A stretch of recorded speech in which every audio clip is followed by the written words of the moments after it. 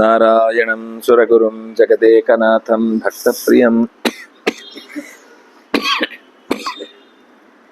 ಸಕಲಲೋಕ ನಮಸ್ಕೃತಂಚ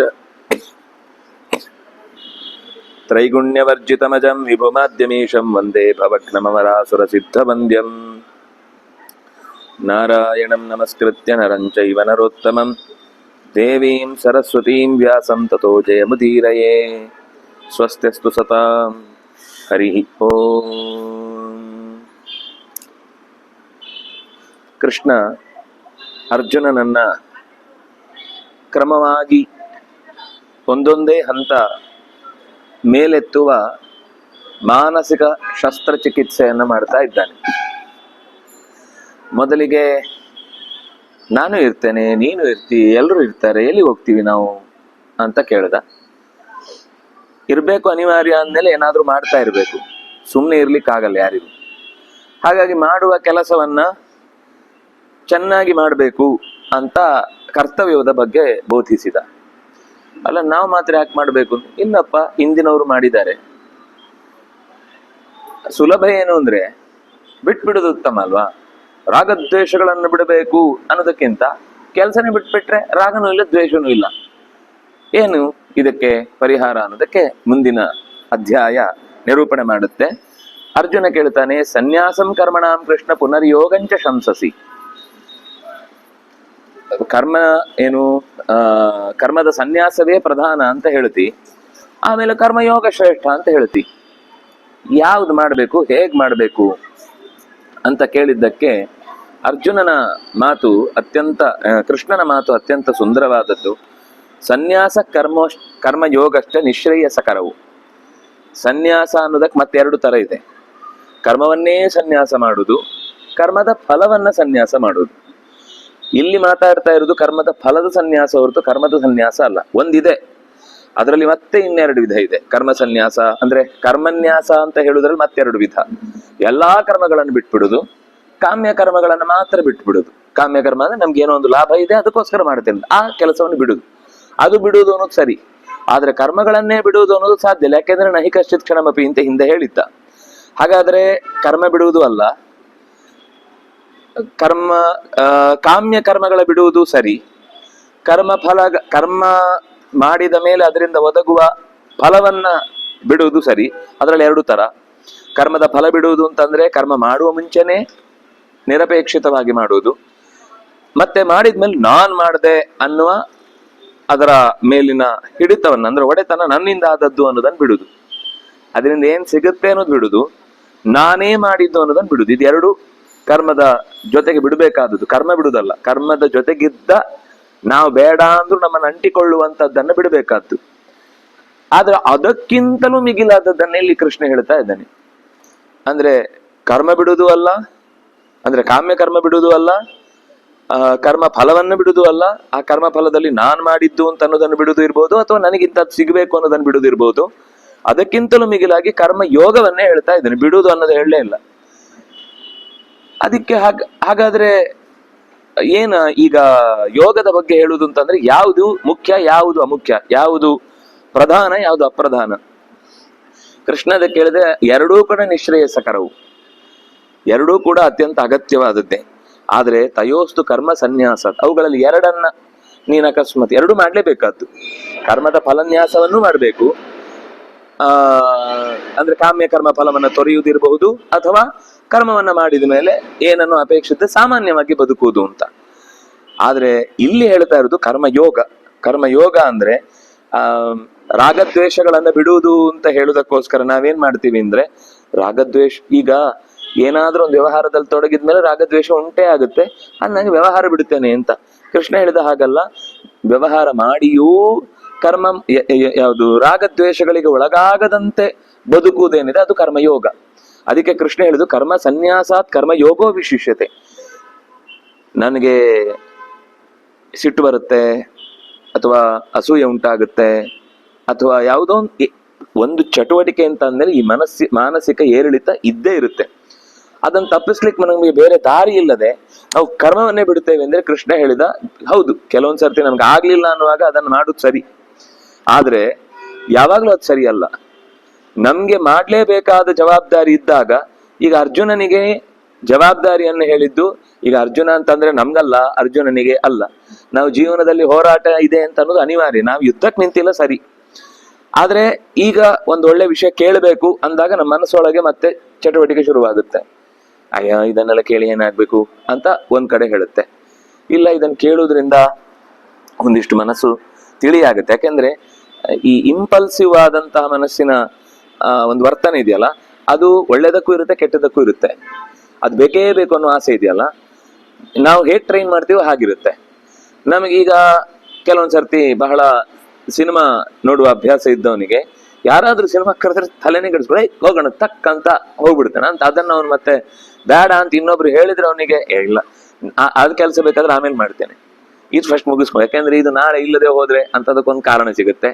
ಆಮೇಲೆ ಈಗ ಅವ್ನು ಕರ್ಕೊಂಡು ಹೋಗ್ತಾ ಇರೋದು ಫ್ರೀ ಆಗುತ್ತೆ ಅಂತ ಇನ್ನೊಂದು ಕಾರಣ ಸಿಗುತ್ತೆ. ಅವ್ರ ಜೊತೆಗೆ ಹೋಗುದು ಅಂದ್ರೆ ನಂಗೆ ತುಂಬಾ ಇಷ್ಟ, ಅವ್ರಾದ್ರೆ ಹೋದ್ರೆ ಒಂದು ಚೆನ್ನಾಗಿರುತ್ತೆ ಅನ್ನೋ ಒಂದು ಏನಂತೇವೆ ಸಂಬಂಧ, ಅಂದ್ರೆ ಏನ್ ಹೇಳ್ತೇವೆ, ಜೊತೆಗೆ ಸೇರ್ಕೊಂಡು ಹೋಗುದು, ಒಂದು ಕಂಬೈಂಡ್ ಆಗಿ ಜೊತೆಯಾಗಿ ಹೋಗುದು, ಒಂದು ಕನ್ ಸಂತೋಷ. ಈಗ 100 ಕಾರಣ ಸಿಗುತ್ತೆ.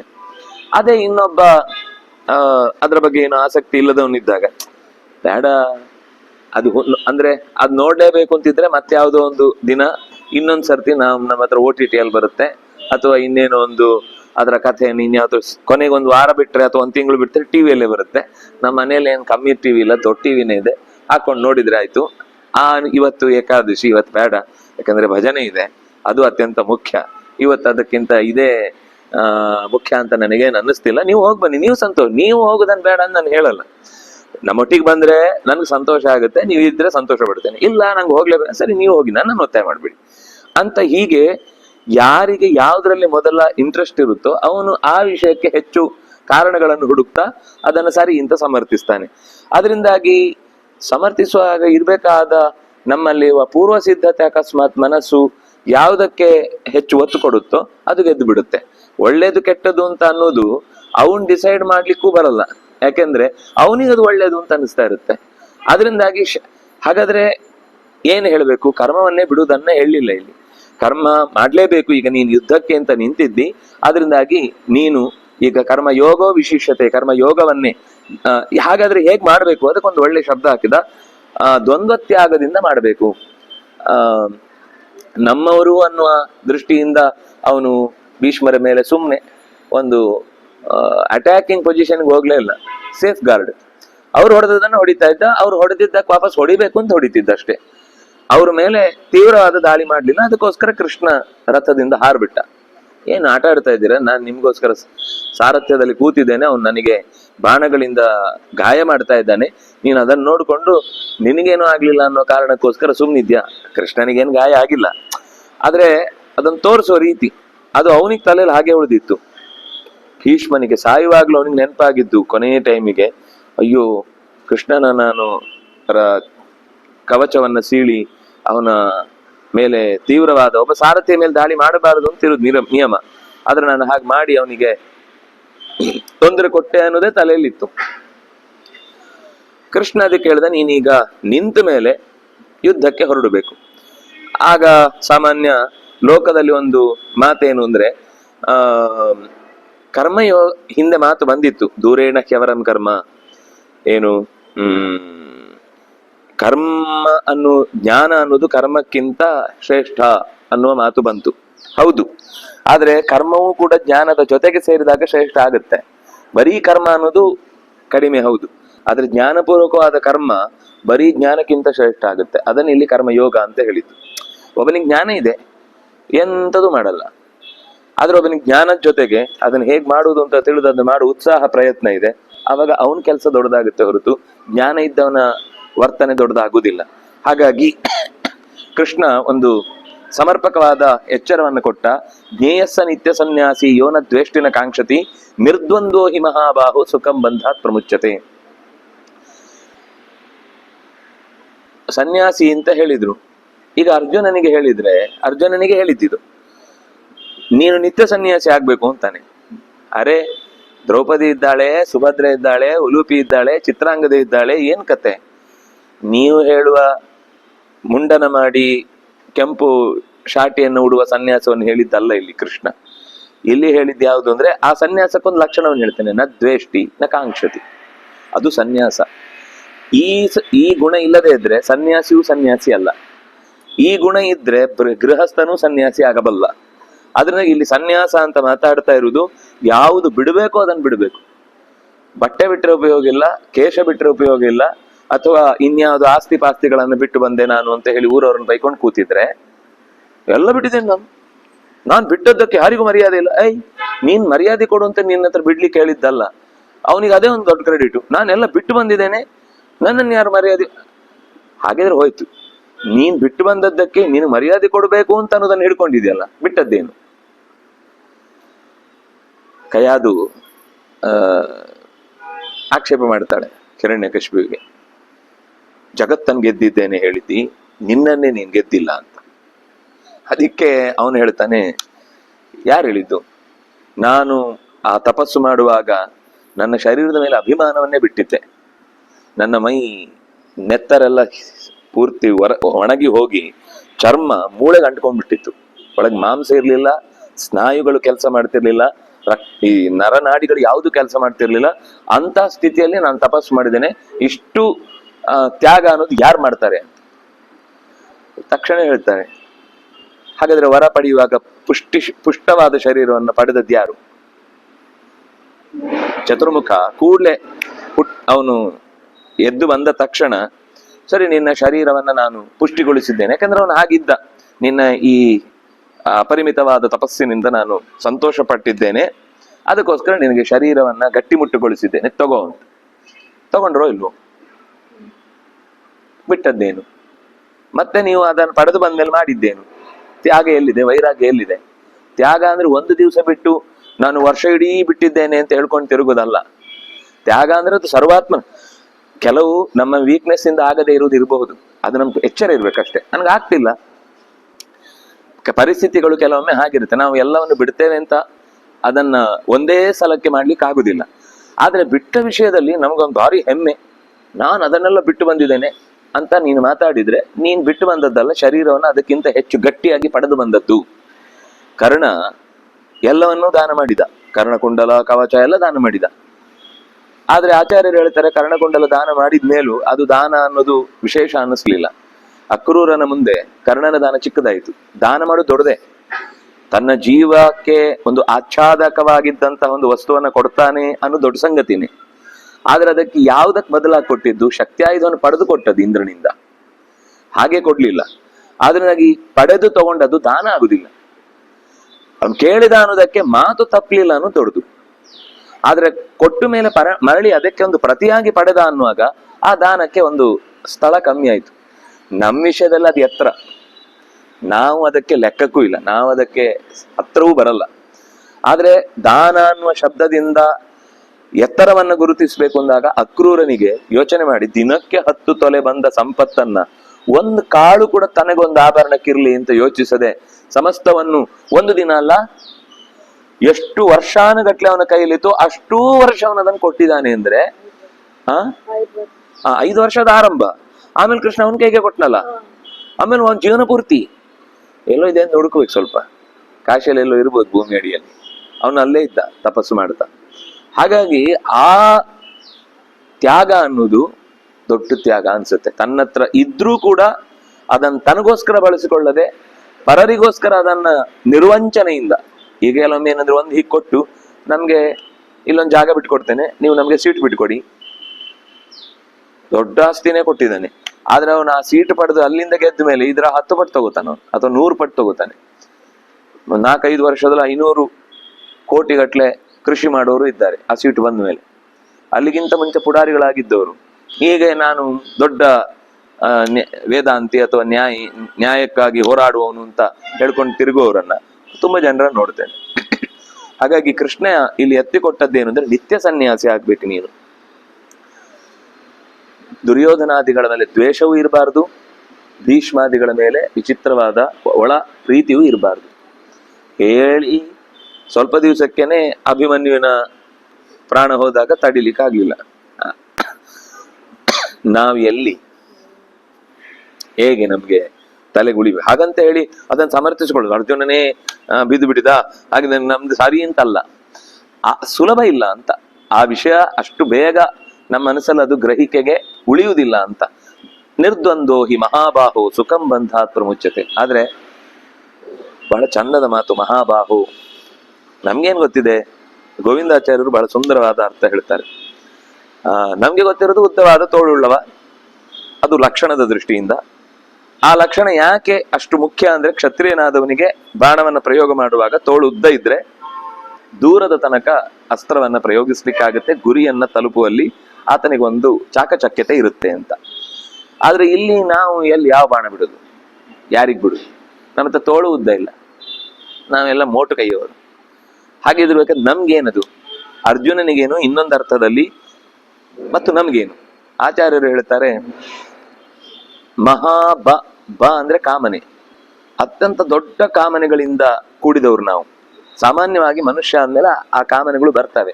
ಕಾಮಯೇಶ ಕ್ರೋಧಯೇಶ ರಜೋಗುಣ ಸಮುದ್ಭವ ಮಹಾಶನಃ ಮಹಾಪಾಪ್ಮ ವಿದ್ಯೇನಮೇ ವೈರಿಣಂ ಅಂತ. ಅದು ದೊಡ್ಡ ಶತ್ರು. ಮಹಾಬ ತಂ ಜಹಾತಿ, ಅಂದ್ರೆ ಬಿಟ್ಟವನು ಅಂತ. ಕಾಮಕ್ರೋಧಗಳನ್ನ, ದ್ವೇಷ ಅಸೂಯೆಗಳನ್ನ, ಅಂದ್ರೆ ದ್ವಂದ್ವಗಳು ಎರಡು ಪ್ರಧಾನ ಅಲ್ಲಿ. ಅದಕ್ಕೆ ನಿರ್ದ್ವಂದ್ವ ಅನ್ನೋ ಶಬ್ದ ಹಾಕಿದ್ದಲ್ಲಿ. ಮಹಾಬಾಹು ಅಂದ್ರೆ ನಿನಗೆ ಮಾಡ್ಲಿಕ್ಕಾಗತ್ತೆ. ಮಹಾಬಾಹು ಅಂದ್ರೆ ಉದ್ದ ತೋಳಿರುವವನು ಅಂತ. ಅದರ ಅರ್ಥ ಏನ್ ಗೊತ್ತಾ? ತೋಳಿದೆ ಅಂತ ಅರ್ಥ ಅಲ್ಲ. ಅವನಿಗೆ ತೋಳಿದ್ರು ಕೂಡ ಅವನಿಗೆ ಎತ್ತಲಿಕ್ಕೆ ಇಂಟ್ರೆಸ್ಟ್ ಇಲ್ಲ ಅಂದ್ರೆ ಪ್ರಯತ್ನಶೀಲ ಅಂತ ಅರ್ಥ. ಮಹಾಬಾಹು ಅನ್ನೋ ಶಬ್ದಕ್ಕರ್ಥ ಮಹಾಪ್ರಯತ್ನಶೀಲ ಅಂತ. ಯಾವ ಮನುಷ್ಯ ಬಹಳ ಪ್ರಯತ್ನದಿಂದ ಈ ದ್ವೇಷ ಮತ್ತು ಅಸೂಯೆಗಳನ್ನು ಬಿಡ್ಲಿಕ್ಕೆ ಪ್ರಯತ್ನ ಪಡ್ತಿರ್ತಾನೋ ಅಂಥವನು ಸುಖಂ ಬಂಧಾತ್ ಪ್ರಮುಚ್ಯತೆ. ಬಂಧಾತ್, ಈ ಬಂಧನದಿಂದ ಪ್ರಮುಚ್ಯತೆ, ಬಿಡುಗಡೆಯಾಗಿ ಸುಖವನ್ನು ಹೊಂದುತ್ತಾನೆ. ಅಥವಾ ಇನ್ನೊಂದು ಸುಂದರವಾದ ಇಲ್ಲಿಯ ನೇರ ಅರ್ಥ ತಗೊಂಡ್ರೆ, ಬಂಧಾತು ಸುಖಂ ಪ್ರಮುಚ್ಯತೆ, ಸುಖವಾಗಿ ಸುಲಭವಾಗಿ ಬಿಡುಗಡೆ ಹೊಂದುತ್ತಾನೆ. ಯಾವಾಗ ಅವನು ಮಹಾಬಾಹು ಆಗ್ತಾನೆ ಆವಾಗ ಅವನಿಗೆ ಬಿಡಿಸ್ಕೊಳ್ಳೋದು ಸುಲಭ. ಯಾವಾಗ ಅವನು ಮಹಾಬಾಹು ಆಗುದಿಲ್ಲ ಆಗ ಅವನಿಗೆ ಅದನ್ನು ತಪ್ಪಿಸ್ಕೊಳ್ಳಿಕ್ಕೆ ಕಷ್ಟ ಆಗುತ್ತೆ, ಅವನು ಕಷ್ಟ ಪಡ್ಲೇಬೇಕಾಗತ್ತೆ. ಹಾಗೆ ಸರಿ, ಲೋಕದಲ್ಲಿ ಸಾಂಖ್ಯಯೋಗ ಅಥವಾ ಕರ್ಮಯೋಗ ಅಂತ ವಿಭಾಗ ಮಾಡಿ ಹೇಳ್ತಾರಲ್ವಾ ಅಂದ್ರೆ, ಕೃಷ್ಣ ಹೇಳ್ತಾನೆ ಅವ್ರು ದಡ್ರು. ನ ವದಂತಿ ಪಂಡಿತಾ, ಪಂಡಿತರು ಹಾಗೆ ಹೇಳುದಿಲ್ಲ. ಬಾಲಾಹ ತಥಾ ಪ್ರವದಂತಿ, ದಡ್ರು ಹಾಗೆ ಹೇಳ್ತಾರೆ. ಮತ್ತೇನು? ಏಕಮಪ್ಯಾಸ್ಥಿತ ಸಮ್ಯಕ್ ಉಭಯೋ ವಿಂದತೆ ಫಲಂ. ಎರಡು ದಾರಿ ಇದೆ, ಹೌದು, ಲೋಕದಲ್ಲಿ ಹಾಗೆ ಮಾತಿದೆ. ಯಾಕಂದ್ರೆ ಜ್ಞಾನಯೋಗ ಕರ್ಮಯೋಗ ಅಂತ ಮಾತಾಡ್ತಾರೆ. ಆದ್ರೆ ಅದೆರಡು ಬೇರೆ ಬೇರೆ ದಾರಿ ಅಲ್ಲ. ಮತ್ತೇನು ಅಂತಂದ್ರೆ, ಎರಡರಲ್ಲಿ ಯಾವುದು ಒಂದನ್ನ ಅವನು ಹೊಂದಿದ್ರು ಕೂಡ ಎರಡರ ಫಲವನ್ನು ಅನುಭವಿಸ್ತಾನೆ. ಹಾಗಂದ್ರೆ ಏನ್ರಿ ಎರಡರ ಫಲವನ್ನು ಅನುಭವಿಸುವುದು ಅಂದ್ರೆ? ಒಂದಕ್ಕೆರಡು ಫಲನ ಅಂದ್ರೆ ಅದು ಹಿಂದೆಯೂ ಬಂತು. ಕರ್ಮ ಮತ್ತು ಜ್ಞಾನ ಎರಡೂ ಪರಸ್ಪರ ಒಂದಕ್ಕೊಂದು ಹೊಂದಿಕೆಯಲ್ಲಿ ಇರಬೇಕಾದಂತಹ ವಿಷಯಗಳು. ಯಾಕೆಂದ್ರೆ ಜ್ಞಾನ ಇದ್ದು ಕರ್ಮ ಇಲ್ಲದೆ ಹೋದ್ರೆ ಅವನು ತಿಳಿದದ್ದು ಎಷ್ಟಾಯ್ತು? ಯಕ್ರಿಯಾವಾನ್ ಸ ಪಂಡಿತ. ಯಾರು ತಿಳಿದದ್ದನ್ನ ಕ್ರಿಯೆಯಲ್ಲಿ ತರ್ತಾನೋ ಅವನು ಪಂಡಿತ ಆಗ್ತಾನೆ. ಯಾರು ಕ್ರಿಯೆಗೆ ತರದೆ ಅದನ್ನು ಹೊರಗೆ ಇಡುತ್ತಾನೆ ಅವನಿಗೆ ಜ್ಞಾನ ಇದೆ ಅಂತ ಆಗುತ್ತೆ. ತಿಳಿಯದೇ ಇರುವುದಕ್ಕಿಂತ ಇವನು ಬೆಟರು, ಆದ್ರೆ ತಿಳಿದು ಮಾಡುವವನಿಗಿಂತ ಇವನು ಸ್ವಲ್ಪ ಹಿಂದೆ. ಈ ಅರ್ಥದಲ್ಲಿ ಬಾಲಾಹ ಅಂದ್ರೆ ಇನ್ನು ಶಾಸ್ತ್ರದ ಸರಿಯಾದ ಚೌಕಟ್ಟನ್ನ ಅರಿತುಕೊಳ್ಳುವಲ್ಲಿ ಸೋಲುವವರು ಅಂತ. ಅದನ್ನು ಕೃಷ್ಣ ಮತ್ತೆ ಗಟ್ಟಿ ಮಾಡಿದ. ಯಾವ ಸ್ಥಾನವನ್ನ ಸಾಂಖ್ಯರು ಪಡೀತಾರೋ ಅದೇ ಗಮ್ಯವನ್ನ ಯೋಗಸ್ಥರು ಕೂಡ ಪಡೀತಾರೆ. ಯಾಕೆಂದ್ರೆ ಏಕಂ ಸಾಂಖ್ಯಂಚ ಯೋಗಂಚ ಯಃ ಪಶ್ಯತಿ ಸ ಪಶ್ಯತಿ. ಎರಡೂ ದಾರಿಯ ಗುರಿ ಭಗವಂತನೇ. ಈ ಕರ್ಮಯೋಗಕ್ಕೆ ಬೇರೆ ಗುರಿ, ಜ್ಞಾನ ಯೋಗಕ್ಕೆ ಬೇರೆ ಗುರಿ ಇಲ್ಲ. ಎರಡಕ್ಕೂ ಗುರಿ ಭಗವಂತನೇ. ಅದರಿಂದಾಗಿ ಒಂದು ಅನ್ನೋದನ್ನ ತಿಳಿಬೇಕು. ಹಾಗಾದ್ರೆ ಏನರ್ಥ? ಸನ್ಯಾಸವನ್ನ ಬಿಡಬೇಕು ಅಥವಾ ಯೋಗವನ್ನ ಮಾಡಬೇಕು ಅಂದ್ರೆ ಏನರ್ಥ? ಸನ್ಯಾಸದ ಧರ್ಮಕ್ಕಿಂತ ಯೋಗ ಪ್ರಧಾನ ಅಂತ ಹೇಳಿದ್ದು ಅಂದ್ರೆ ಅವನು ಹೇಳ್ತಾನೆ, ಸನ್ಯಾಸ ಮಾಡಿದ್ರೆ ಕೆಲವೊಂದು ಸರ್ತಿ ಆ ಕರ್ಮವನ್ನು ಮಾಡಿದಿದ್ರೆ ಚೆನ್ನಾಗಿತ್ತು ಅಂತ ಆಮೇಲೆ ನಮಗೆ ಕೆಲವೊಂದು ಸರ್ತಿ ಅವ್ಯವಸ್ಥೆ ಉಂಟಾಗುತ್ತೆ. ಅಯೋಗತಃ ದುಃಖಂ ಆಪ್ತುಂ. ಅಯೋಗತಃ ಅಂದ್ರೆ ಯೋಗ ಇಲ್ಲದೆ ಹೋದಾಗ, ಯೋಗದ ದಾರಿಯಲ್ಲಿ ಅಂದ್ರೆ ಕಾರ್ಯದಲ್ಲಿ ತೊಡಗದೇ ಹೋದಾಗ ಕೆಲವೊಂದು ಸರ್ತಿ ಮತ್ತೆ ದುಃಖ ಆಗತ್ತೆ. ದುಃಖವನ್ನೇ ಪಡೆಯುವುದಾಗತ್ತೆ.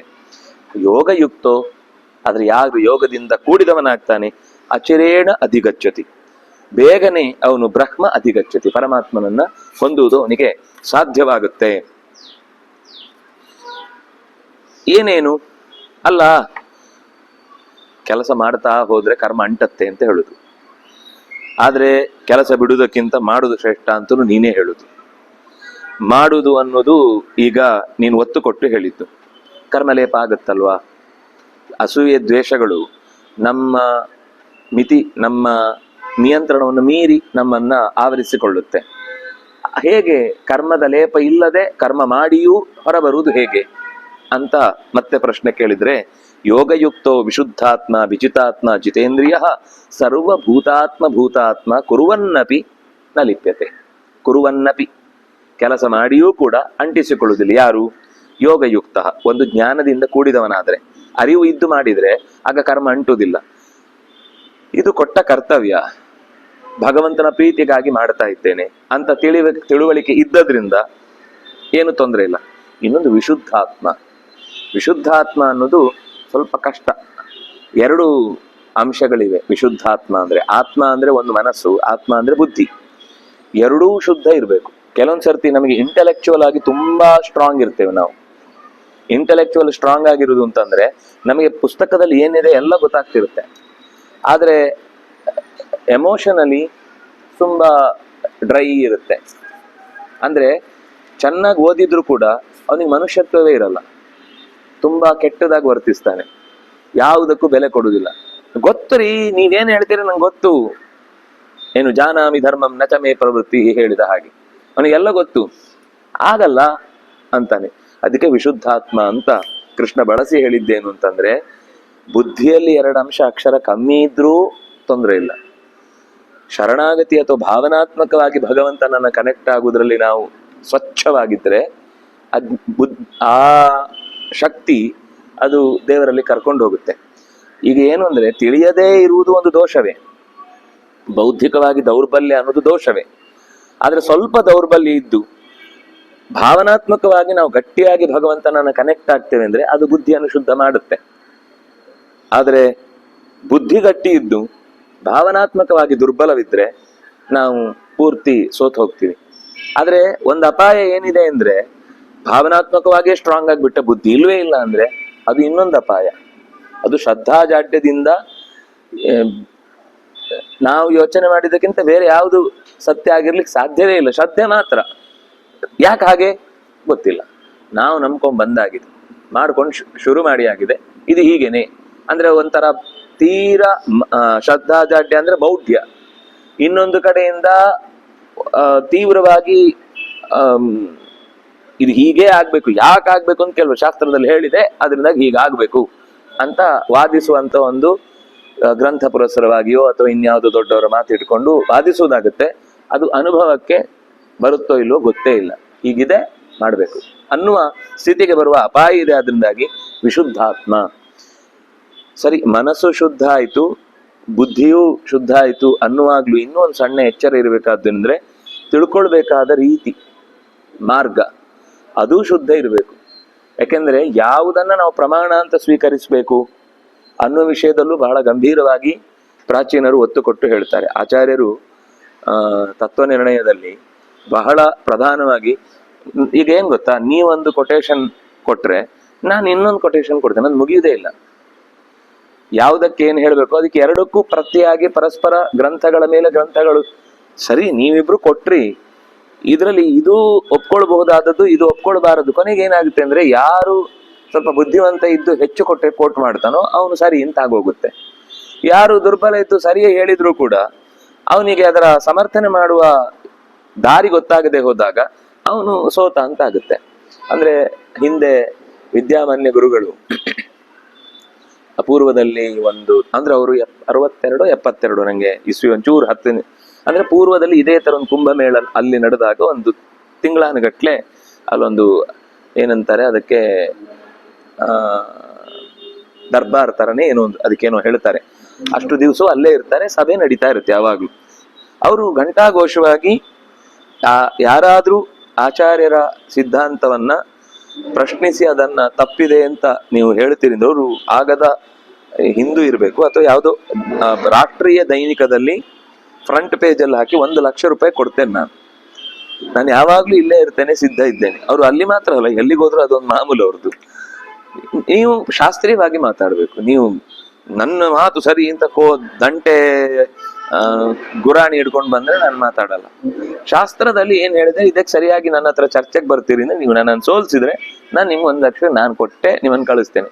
ಮತ್ತೆ ಅವ್ರು ಯಾವತ್ತೂ ಕೂಡ ಎಷ್ಟು ವಿರೋಧಿ ಪಂಥದವ್ರು ಬಂದ್ರು ಕೂಡ ಒಂದು ದಿವಸ ಅವರನ್ನ ಕೋಪದಿಂದಾಗ್ಲಿ ಅಸೂಯೆಯಿಂದಾಗ್ಲಿ ಮಾತಾಡಿಸ್ತಿರ್ಲಿಲ್ಲ. ಅವರಷ್ಟು ಸೌಜನ್ಯ ಬಹುಶಃ ನಮ್ಮ ಕಾಲದಲ್ಲಿ ಇವತ್ತು ನಾವು ಯಾರನ್ನು ಹುಡುಕಿದ್ರು ಸಿಗ್ಲಿಕ್ಕಿಲ್ಲ.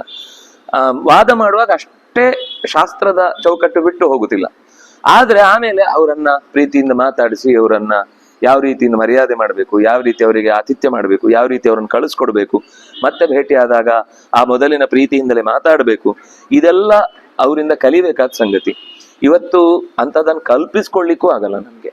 ಎಷ್ಟು ಅವರು ಕೈ ಹಾಕಿ ಮಾತಾಡಿದ್ರು ಮತ್ತೆ ವಾಪಸ್ ಪ್ರೀತಿಸುವ ಗುಣ ಉಂಟಲ್ಲ, ಅದು ಸುಲಭದಲ್ಲಿ ಬರುವುದಿಲ್ಲ. ಅದು ಅವರಿಂದ ಕಲಿಬೇಕಿದ್ದ ಗುಣ. ಒಂದು ಸಭೆಯಲ್ಲಿ ಆಯ್ತು, ಮಾತುಕತೆ ಆಯ್ತು, ಜಗತ್ತಿನ ಸತ್ಯತ್ವದ ಬಗ್ಗೆನೋ ಏನೋ ಒಂದು ಚರ್ಚೆ ಆಯ್ತು. ಚರ್ಚೆ ಆದಾಗ ಆಗಿನ ಒಬ್ರು ಕರಪಾತ್ರಿ ಸ್ವಾಮಿಗಳು ಅಂತಿದ್ರು. ಅವರು ಆ ಮತೀಯರಲ್ಲಿ ಅವರಷ್ಟು ದೃಢವಾದ ಮತದಲ್ಲಿ ಪ್ರಭಾವಿಗಳು ಯಾರೂ ಇಲ್ಲ. ಅಂದ್ರೆ ಶಾಸ್ತ್ರದಲ್ಲಿ ಅಧ್ಯಯನದಲ್ಲಿ ಅಷ್ಟೇ ಅದ್ಭುತ ಅವರು. ಮಾತುಗಳಲ್ಲಿ ಏನಾಯ್ತು, ಯಾವುದೋ ಒಂದು ಭೂತ ಅನ್ನುವ ಶಬ್ದಕ್ಕೆ ಜಡ ಅನ್ನುವ ಅರ್ಥದ ನಿರೂಪಣೆ ಮಾಡಿತ್ತು. ಒಟ್ಟು ಇದೇ ಶಬ್ದದ ಮೇಲೆ 2 ಅರ್ಥ ಇದೆ. ಒಂದು ಭೂತಗಳು ಅಂದ್ರೆ ಜೀವಿಗಳು ಅಂತ ಅರ್ಥ, ಇನ್ನೊಂದು ಭೂತ ಅಂದ್ರೆ ಪ್ರಕೃತಿ, ಅಂದ್ರೆ ಜಡ ಪ್ರಕೃತಿ ಅಂತ ಅರ್ಥ. ವಿದ್ಯಾಮಾನ್ಯರು ಅದನ್ನ ಆ ಪ್ರಸಂಗದಲ್ಲಿ ಆ ಶ್ಲೋಕಕ್ಕೆ ಅರ್ಥ ಹೇಳಬೇಕಾದ್ರೆ, ಗೀತಾ ಭಾಷ್ಯದಲ್ಲಿ ಅರ್ಥ ಹೇಳಬೇಕಾದ್ರೆ ಅಲ್ಲಿ ಅದು ಜಡ ಅಂತ ವಿವರಣೆ ಕೊಡ್ತಾ ಬಂದ್ರು. ಅವ್ರು ಇದ್ದಕ್ಕಿದ್ದಾಗೆ ಅದು ಗೀತಾ ಭಾಷ್ಯದಲ್ಲಿ ವಿವರಣೆ ಇಲ್ಲ ಹಾಗೆ, ಆದ್ರಿಂದಾಗಿ ಇವರು ತಪ್ಪು ಹೇಳ್ತಾ ಇದ್ದಾರೆ, ಇದು ಅಪಸಿದ್ಧಾಂತ, ಅವರ ಸಿದ್ಧಾಂತವನ್ನೇ ಸರಿಯಾಗಿ ಓದ್ಕೊಳ್ಳದೆ ಮಾತಾಡ್ತಾ ಇದ್ದಾರೆ ಅಂತ ಹುಯಿಲೆಬ್ಬಿಸಿ ಇಡೀ. ಈಗಾದ್ರೆ ತಕ್ಷಣ ಹೀಗೂ ನಾವೊಂದು ಫೋನಲ್ಲಿ ಹುಡುಕಿ ನೋಡಿ ಇಲ್ಲಿದೆ ಅಂತ ಹೇಳುದು. ಆಗ ಆ ಪುಸ್ತಕ ಸಿಗ್ಲಿಲ್ಲ ಅಲ್ಲಿ ತಕ್ಷಣಕ್ಕೆ. ಸಿಗದೆ ಇದ್ದಾಗ ಏನಾಯ್ತು ಅಂತಂದ್ರೆ ಅವ್ರಿಗೆ ತಲೆಯಲ್ಲಿದೆ, ಅವ್ರು ಏನು ಹೇಳಿದ್ರು ಆ ವಿಷಯ ತಲೆಯಲ್ಲಿದೆ. ಆದ್ರೆ ಅವರಿಗೆ ನೀವು ಪುಸ್ತಕ ತೋರಿಸಿ ಅಂದ್ರೆ ತಕ್ಷಣ ಸಿಗ್ಲಿಲ್ಲ. ಅವರು ರಾಡಿ ಎಬ್ಬಿಸಿ ಹುಡುಡುವ ಅಂತ ಅವರ ಪರಂಪರೆಯವರು ಅಂದ್ರೆ ಜೊತೆಗಿದ್ದ ಅನುಯಾಯಿಗಳೆಲ್ಲ ಜೋರಾಗಿ ಬೊಬ್ಬೆ ಹಾಕಿದ್ರು, ಅದನ್ನ ಉದ್ಘೋಷಣೆ ಮಾಡಿದ್ರು. ಆದ್ರೆ ಅದು ಮತ್ತೆ ಮರು ದಿವಸ ಏನೋ ಚರ್ಚೆಗೆ ಬಂದಾಗ ಅವರ ಪರಿವಾರದಲ್ಲೇ ಒಬ್ರು, ಆ ಕಾಲದಲ್ಲಿ ಒಬ್ರು ದಕ್ಷಿಣದವರೇ ಒಬ್ರು ಸನ್ಯಾಸಿಗಳು, ಅವರ ಪರಂಪರೆಯವರೇ, ಅವ್ರು ಹೇಳಿದ್ರ ಆಮೇಲೆ ಇಲ್ಲ, ಅವ್ರು ಹೇಳಿದ ಮಾತು ಸರಿ ಇದೆ. ಅದು ಅವರ ಇನ್ನೊಂದು ಆಚಾರ್ಯರು 2 ಗ್ರಂಥ ಬರೆದಿದ್ದಾರೆ ಗೀತೆಗೆ, ಒಂದು ಗೀತಾ ಭಾಷ್ಯ, ಇನ್ನೊಂದು ಗೀತಾ ತಾತ್ಪರ್ಯ. ಗೀತಾ ತಾತ್ಪರ್ಯದಲ್ಲಿ ಆ ಮಾತು ಬಂದಿದೆ ಅಂತ ಅವರೇ ಆಮೇಲೆ ಬಿಡಿಸಿ ಹೇಳಿದ್ಮೇಲೆ, ಆದ್ರೆ ಅಷ್ಟೊತ್ತಿಗೆ ಅದು ಹುಯಿಲೆ ಎದ್ದು ಹೋದಾಗ ದಿಗ್ವಿಜಯ ಸೋಲಿಸಿದ್ವಿ ಹಾಗೆ ಹೀಗೆ ಅಂತೆಲ್ಲ ಹಬ್ಬಿ ಹೋಯ್ತು. ಆಮೇಲೆ ಮತ್ತೆ ಅದು ಪತ್ರಿಕೆಯಲ್ಲಿ ಬಂತು, ಇಲ್ಲ ನಿನ್ನೆ ಹೀಗೆ ನಾವು ಮಾತಾಡಿದ ವಿಷಯದಲ್ಲಿ ನಿನ್ನೆ ಆ ವಿಷಯವನ್ನ ಅಪಸಿದ್ಧಾಂತ ಅಂತ ಮಾತಾಡಿದ್ದು ಅದು ಇನ್ನೊಂದು ಗ್ರಂಥದಲ್ಲೂ ಇರುವುದನ್ನ ಗಮನಿಸದೆ ಆಡಿದ ವ್ಯವಸ್ಥೆ. ಆದ್ರೆ ಅದು ಸರಿಯಾದ ಉತ್ತರ ಇದೆ ಅಂತ ಅವರ ಆ ಜ್ಞಾನವನ್ನ ಅಷ್ಟೇ ಶ್ರದ್ಧೆಯಿಂದ ಹೊಗಳಿ ಅವರು ನಿರೂಪಣೆ ಮಾಡಿದ್ದರ ಹಿನ್ನೆಲೆ ಏನು ಅಂದ್ರೆ ಅವರ ಆ ನಿಷ್ಪಕ್ಷಪಾತವಾದಂತ ವಾದದ ಶೈಲಿ. ಇಲ್ಲಾಂದ್ರೆ ಅವರ ಕಡೆಯವರೇ ಒಬ್ರು ಇಲ್ಲ ಅವ್ರು ಹೇಳಿದ್ ಕರೆಕ್ಟ್ ಇದೆ ಅಂತ ಯಾರು ಹೇಳ್ತಾರೆ? ಯಾವಾಗ ಹಠಕ್ಕೆ ಬಿದ್ದು ನಾವು ವಾದ ಮಾಡ್ತೇವೆ ಆವಾಗ ಸತ್ಯ ಹೊರಗೆ ಬರಲ್ಲ. ಅಷ್ಟು ನಿರ್ಮಲವಾದ ಮನಸ್ಸಿನಿಂದ ವಿಶುದ್ಧಾತ್ಮ ಅನ್ನೋದಕ್ಕೊಂದು ನಾವು ಉದಾಹರಣೆ ಕೊಡಬೇಕು ಅಂದ್ರೆ ಅದು ವಿದ್ಯಾಮಾನ್ಯರಲ್ಲಿದ್ದಂತಹ ಗುಣ. ವಿಜಿತಾತ್ಮ ಅದು ಕೂಡ ಹಾಗೆ, ತನ್ನನ್ನು ತಾನು ಗೆದ್ದು ನಿಲ್ಲೋದು, ಸಿಟ್ಟು ಮಾಡಿಕೊಳ್ಳದೆ ಪ್ರತಿಕ್ರಿಯೆ ಕೊಡುವಾಗ ಯಾವುದೋ ಒಂದು ಹಿಂದಿದ್ದನ್ನ ಖಾರವನ್ನ ಎತ್ತಿ, ಅವತ್ತು ನೀವು ಹಾಗೆ ಹೇಳಿದ್ರಿ, ಇವತ್ತು ನೋಡಿ ನಿಮ್ಗೂ ಅದೇ ಪರಿಸ್ಥಿತಿ ಅಂತ ಆ ವಾದದ ಹಿಂದಿನ ವಾಕ್ಯವನ್ನ ಎತ್ತಿಕೊಟ್ಟು, ಇಲ್ಲಿ ನೀವು ತಪ್ಪಾಯ್ತಲ್ವಾ, ಇಲ್ಲಿ ನೀವು ಎಡವಟ್ಟಾಯ್ತಲ್ವಾ ಅಂತ ಎಂದೂ ಕೂಡ ಇಲ್ಲ. ಈಗ ಹಾಗಾದ್ರೆ ಈ ವಿಷಯಕ್ಕೆ ಈ ಸಮಸ್ಯೆ ಇದೆಯಾ, ಸರಿ, ಅದಕ್ಕೆ ಸಮಾಧಾನದಿಂದ ಯೋಚನೆ ಮಾಡಿ. ವ್ಯಕ್ತಿಶಃ ಇರ್ಬೋದು, ಗ್ರಂಥತಃ ಇರ್ಬೋದು, ಅಥವಾ ಸಾಮಾಜಿಕವಾಗಿರ್ಬೋದು, ಎಲ್ಲಿಯೂ ಕೂಡ ತಾನು ಓವರ್ ರಿಯಾಕ್ಟ್ ಆಗುವುದು ಅವರ ಜೀವಮಾನದಲ್ಲಿ ಇರಲಿಲ್ಲ. ಹಣ್ಣು ಮುದುಕಾದಾಗ್ಲೂ ಅವರು ಏಕಾದಶಿ ವ್ರತ ಒಂದಾಗಬೇಕು ಅನ್ನೋದಕ್ಕೋಸ್ಕರ ಈಗ ಇರುವ ಆ ಕಾಲದ ಎಲ್ಲಾ ಪೀಠಾಧಿಪತಿಗಳ ಹತ್ರನೂ ಹೋಗಿ ಮಾತಾಡಿದ್ದಾರೆ. ಬೆನ್ನು ಬಿದ್ದು ಹೋಗಿದೆ, ಮೆಟ್ಲು ಹತ್ತಿ ಹೋಗಿದ್ದಾರೆ. ಅಂದ್ರೆ ಅವರು ಸಾಮಾನ್ಯ ಏನಾಗ್ಬೋದಿತ್ತು, ನಾನು ವಯಸ್ಸಲ್ಲಿ ಹಿರಿಯವನು, ಎಲ್ಲ ನನ್ನ ಹತ್ರ ಬಂದು ಮಾತಾಡ್ಕೊಂಡು ಹೋಗ್ಬೇಕು ಅಂತ ಹೇಳ್ಬೋದಿತ್ತು ಅವರು. ಅವರಿಗೆ ನಾನ್ ಹಿರಿಯ ನಂಗೆ ಮರ್ಯಾದೆ ಕೊಡುವುದು ಮುಖ್ಯ ಅಲ್ಲ. ಆಚಾರ್ಯರ ಸತ್ಯ ಶಾಶ್ವತವಾಗಿ ನಮ್ಮ ಒಳಗಿನ ಒಡಕುಗಳೆಲ್ಲ ದೂರವಾಗಿ ಒಂದಾಗಬೇಕು, ಪರಿಹಾರ ಆಗಿ ಒಂದು ಏಕಾದಶಿ ಮಾಡುವಂತ ಆಗಬೇಕು ಅಂತ ಅವರು ಪ್ರಾಣ ಬಿಡುವಾಗ್ಲೂ ಕೊನೆಗೆ ಕೇಳಿದ ಮಾತು ಅವರು ಏಕಾದಶಿ ಒಂದಾಗ್ಲೇ ಇಲ್ಲ, ಒಂದಾಗಬೇಕು ಅಂತಿತ್ತು, ಮಾಡ್ಲಿಕ್ಕೆ ಆಗ್ಲೇ ಇಲ್ಲ. ಅವರ ಎಷ್ಟು ಆ ಮನಸ್ಸಿನ ಪರಿಶುದ್ಧತೆ ಅಂತಂದ್ರೆ, ಅವರ 80ರ ವಯಸ್ಸಿನಲ್ಲಿ ಅವರು ಅದಕ್ಕೋಸ್ಕರ ವರಾಹ ಪುರಾಣ ಓದಿದ್ರು. ಯಾಕಂದ್ರೆ ಅದು ಜ್ಯೋತಿಷ್ಯದ ತುಂಬಾ ಸಂಗತಿಗಳನ್ನ ಅಲ್ಲಿ ಚರ್ಚೆ ಮಾಡ್ತಾರೆ. ಆಮೇಲೆ ಜ್ಯೋತಿಷ್ಯ ಗ್ರಂಥಗಳನ್ನು ಓದಿದ್ರು, ಜ್ಯೋತಿಷ್ಯದಲ್ಲಿ ಪರಿಣಿತರಾದವರ ಜೊತೆಗೆ ಡಿಸ್ಕಸ್ ಮಾಡಿದ್ರು. ಆಗ ಒಳ್ಳೆ ಲೆಕ್ಕಾಚಾರ. ಜ್ಯೋತಿಷ ಅಂದ್ರೆ ಇವತ್ತು ಬರೀ ಯಾವುದೋ ಒಂದು ಫಲ ಹೇಳುದು, ನಿಮ್ಗೆ ಹಾಗಾಗಿದೆ ಹೀಗಾಗಿದೆ, ನಾನು ಅಂದ್ರೆ ಸಂಖ್ಯೆ ಅಂದ್ರೆ ನಾನು ಅಂತ ಬೊಬ್ಬೆ ಹೊಡೆಯುವ ಉಲ್ಟಂ ಪಲ್ಟ ಮಂದಿಗಳ ನಡುವೆ ನಾವು ಅಂಥವ್ರನ್ನ ಇವತ್ತು ಹುಡುಕೋದು ಕಷ್ಟ. ಅವ್ರು ಯಾವತ್ತೂ ಕೂಡ ಬೋರ್ಡ್ ಹಾಕಲ್ಲ, ಅಂಥವ್ರು ಯಾವತ್ತೂ ಕೂಡ ಟಿವಿಯಲ್ಲಿ ಬರಲ್ಲ. ನಾನು ಹೀಗೆ ಹೇಳಿದ್ರೆ ನಿಮ್ಗೆ ಏನ್ ಬೇಕಾದ್ರೂ ಆಗುತ್ತೆ ಅಂತ. ಚೆನ್ನಾಗಿರೋರು ಯಾವಾಗ್ಲೂ ಗುಟ್ಟಾಗೆ ಇರ್ತಾರೆ. ಅಂತ ಒಳ್ಳೊಳ್ಳೆ ವಿದ್ವಾಂಸರನ್ನ ಕರೆಸಿ ಚರ್ಚೆ ಮಾಡಿ ಅವ್ರು ಹೇಳಿದ್ರಲ್ಲಿ ಮನಸ್ಸಿಗೆ ಹೌದು ಇದು ಒಪ್ಕೊಳ್ಬೇಕಾದದ್ದು ಅಂತ ಗೊತ್ತಾದಾಗ ಅವರು ಮೊದಲಿನ ಪದ್ಧತಿಯನ್ನು ಬಿಟ್ರು. ಮೊದಲು ಯಾವ ಆಚರಣೆ ಮಾಡ್ತಿದ್ರೋ ಆ ಆಚರಣೆಯನ್ನು ಬಿಟ್ಟು ಹೊಸ ಪದ್ಧತಿಗೆ ತನ್ನನ್ನು ಅಡಾಪ್ಟ್ ಮಾಡಿಕೊಂಡ್ರು. ಅಲ್ಲಿ ತನಕ ಈ ಅಷ್ಟಮಠದಲ್ಲಿ ದೃಕ್ ಪರಿಚಯ ಅಂತ ಇರಲಿಲ್ಲ. ಎಲ್ರು ಏನ್ ಹೇಳುದು ಅಂದ್ರೆ, ದೃಕ್ ಅಂದ್ರೆ ಇವತ್ತು ಹೇಳ್ತಾ ಇರೋದು ಎಫೆಮರಿಸ್ ಇತ್ಯಾದಿ ಉಪಗ್ರಹದಿಂದ ಹೇಳುವ ಸಂಗತಿ ಏನಿದೆ. ತೀರಾ ಆಧುನಿಕರು ಧರ್ಮಶಾಸ್ತ್ರವನ್ನು ಬಿಟ್ಟು ಹೋಗಿರ್ತಾರೆ, ಅವರಿಗೆ ಅದರಲ್ಲಿ ಏನು ಗೊತ್ತಿರುವುದಿಲ್ಲ. ಕೆಲವು ಅಂಶ ಹೌದದು, ಆದ್ರೆ ಲೆಕ್ಕ ತಗೊಳ್ಳೋದ್ರಲ್ಲಿ ಧರ್ಮಶಾಸ್ತ್ರ ಎಲ್ಲಿ ಬರುತ್ತೆ? ನೀವು ಆಚರಣೆ ಮಾಡುವ ಕ್ರಮದಲ್ಲಿ ಇಷ್ಟು ಗಂಟೆಯಿಂದ ಇಷ್ಟು ಗಂಟೆಗೆ ಇದನ್ನು ತಗೊಳ್ಳು. ಈಗ ಇದು ನೋಡಿ, ಏಕಾದಶಿಗೆ ಹಿಂದಿನ ದಿವಸ ಅಕಸ್ಮಾತು ದಶಮಿ ವೇದ ಆಗಿದೆ ಅಂತ ಅನ್ನೋದನ್ನ ಗಣಿತದಿಂದ ಏನು ಹೇಳುದಲ್ಲ. ಆಗಿದೆ ಅಂದ್ರೆ ಆಗಿದೆ, ಆಗಿಲ್ಲ ಅಂದ್ರೆ ಆಗಲ್ಲ. ಆದ್ರೆ ಈ ದಶಮಿ ಸಂಪರ್ಕ ಆದ್ರೆ ಬಿಡ್ಬೇಕು ಅನ್ನೋದನ್ನ ವಿಜ್ಞಾನ ಹೇಳಲ್ಲ. ಅವ್ರಿಗೆ ದಶಮಿನೂ ಗೊತ್ತಿಲ್ಲ, ಏಕಾದಶಿನೂ ಗೊತ್ತಿಲ್ಲ. ಆದ್ರೆ ಲೆಕ್ಕ ತಗೊಳ್ಳುವಾಗ ಅದು ಎಲ್ಲಿಂದ ಬರುತ್ತೆ ಅನ್ನೋದು ದಶಮಿ ಆಗಿದೆ ಇಲ್ಲೋ ಅಂತ ಗೊತ್ತಾಗತ್ತಲ್ವಾ. ಅದರ ನಂತರ ಆಚರಣೆ ಏನಿದೆ, ದಶಮಿ ಇದ್ದಾಗ ವೇದ ಆಗುತ್ತೆ, ವೇದ ಆದದ್ದು ಅವತ್ತು ಉಪವಾಸ ಮಾಡಬಾರದು. ಇದು ವಿಜ್ಞಾನದಲ್ಲಿ ಹೇಳಲಿಕ್ಕೆ ಬರುದಿಲ್ಲ. ಏನು ಅದೇ ಎಲ್ಲವೂ ಇದೆ. ಇದು ಎಲ್ಲದಕ್ಕಿಂತ ಆಚೆಗೆ ದೃಕ್ಕಿಗೆ ಕಾಣುವಂತದ್ದೇ ಸತ್ಯ ಆಗ್ಬೇಕು ಹೊರತು. ಒಪ್ಕೊಂಡ್ರು ಅವರು.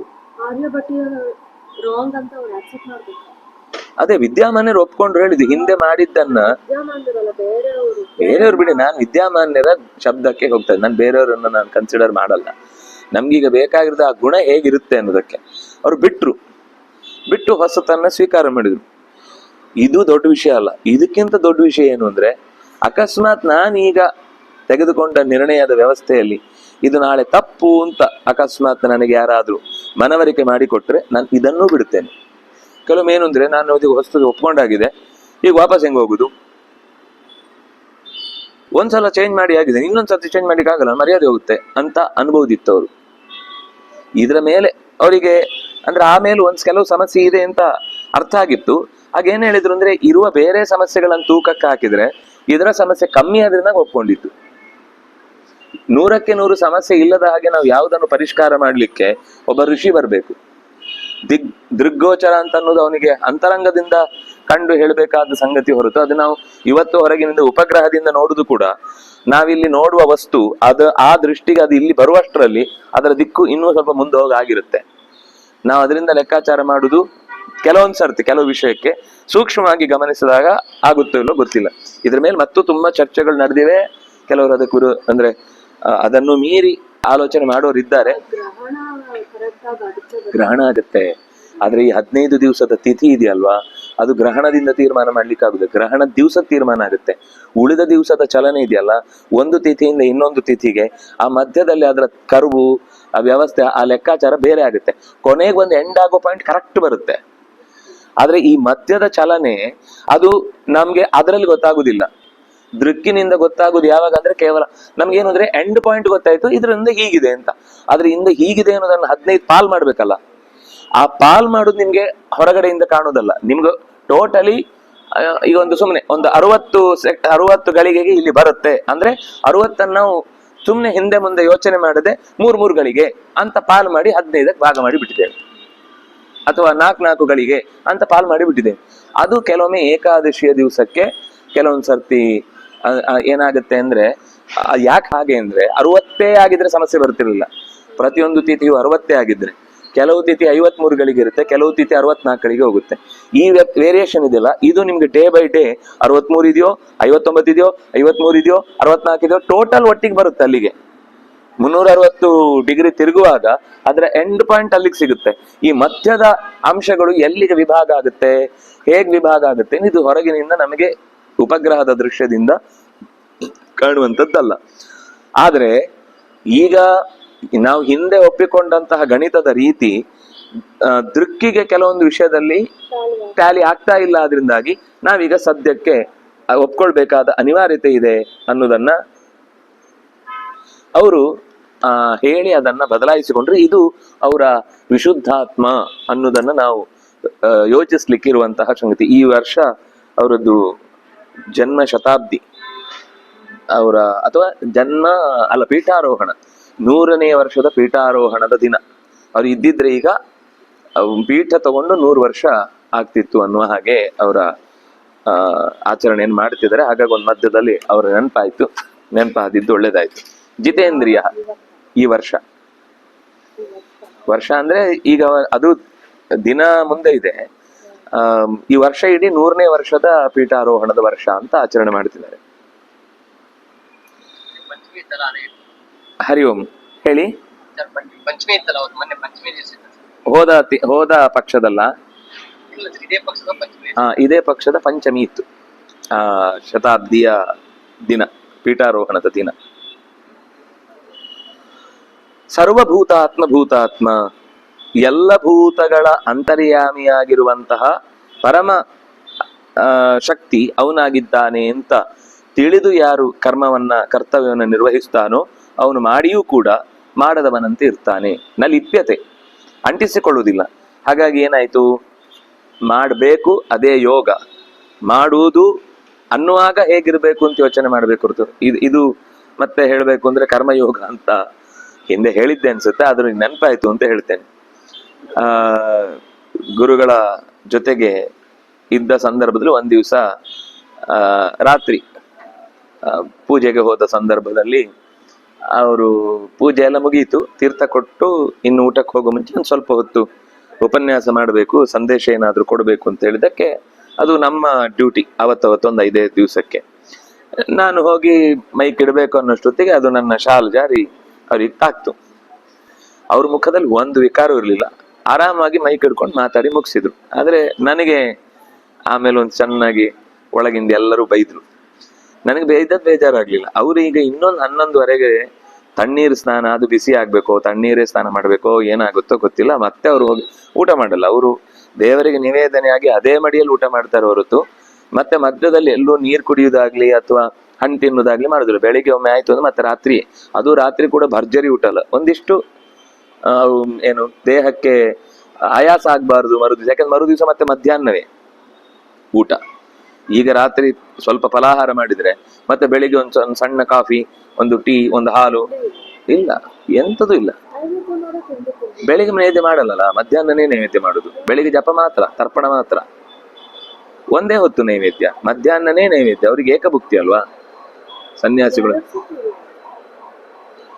ರಾತ್ರಿ ಹೊತ್ತು ಬರೀ ಕೆಲವೊಂದ್ಸರ್ತಿ ಹಾಲು ಮಾತ್ರ ಕುಡಿತಾರೆ, ಕೆಲವೊಮ್ಮೆ ಚೂರು ರವೆ ಬೇಯಿಸಿದ್ದಕ್ಕೆ ಒಂಚೂರು ಸಾರೋ ಮೊಸರು ಏನಾದ್ರು ಹಾಕೊಂಡು ತಿಂದು ಮುಗಿಸ್ತಾರೆ.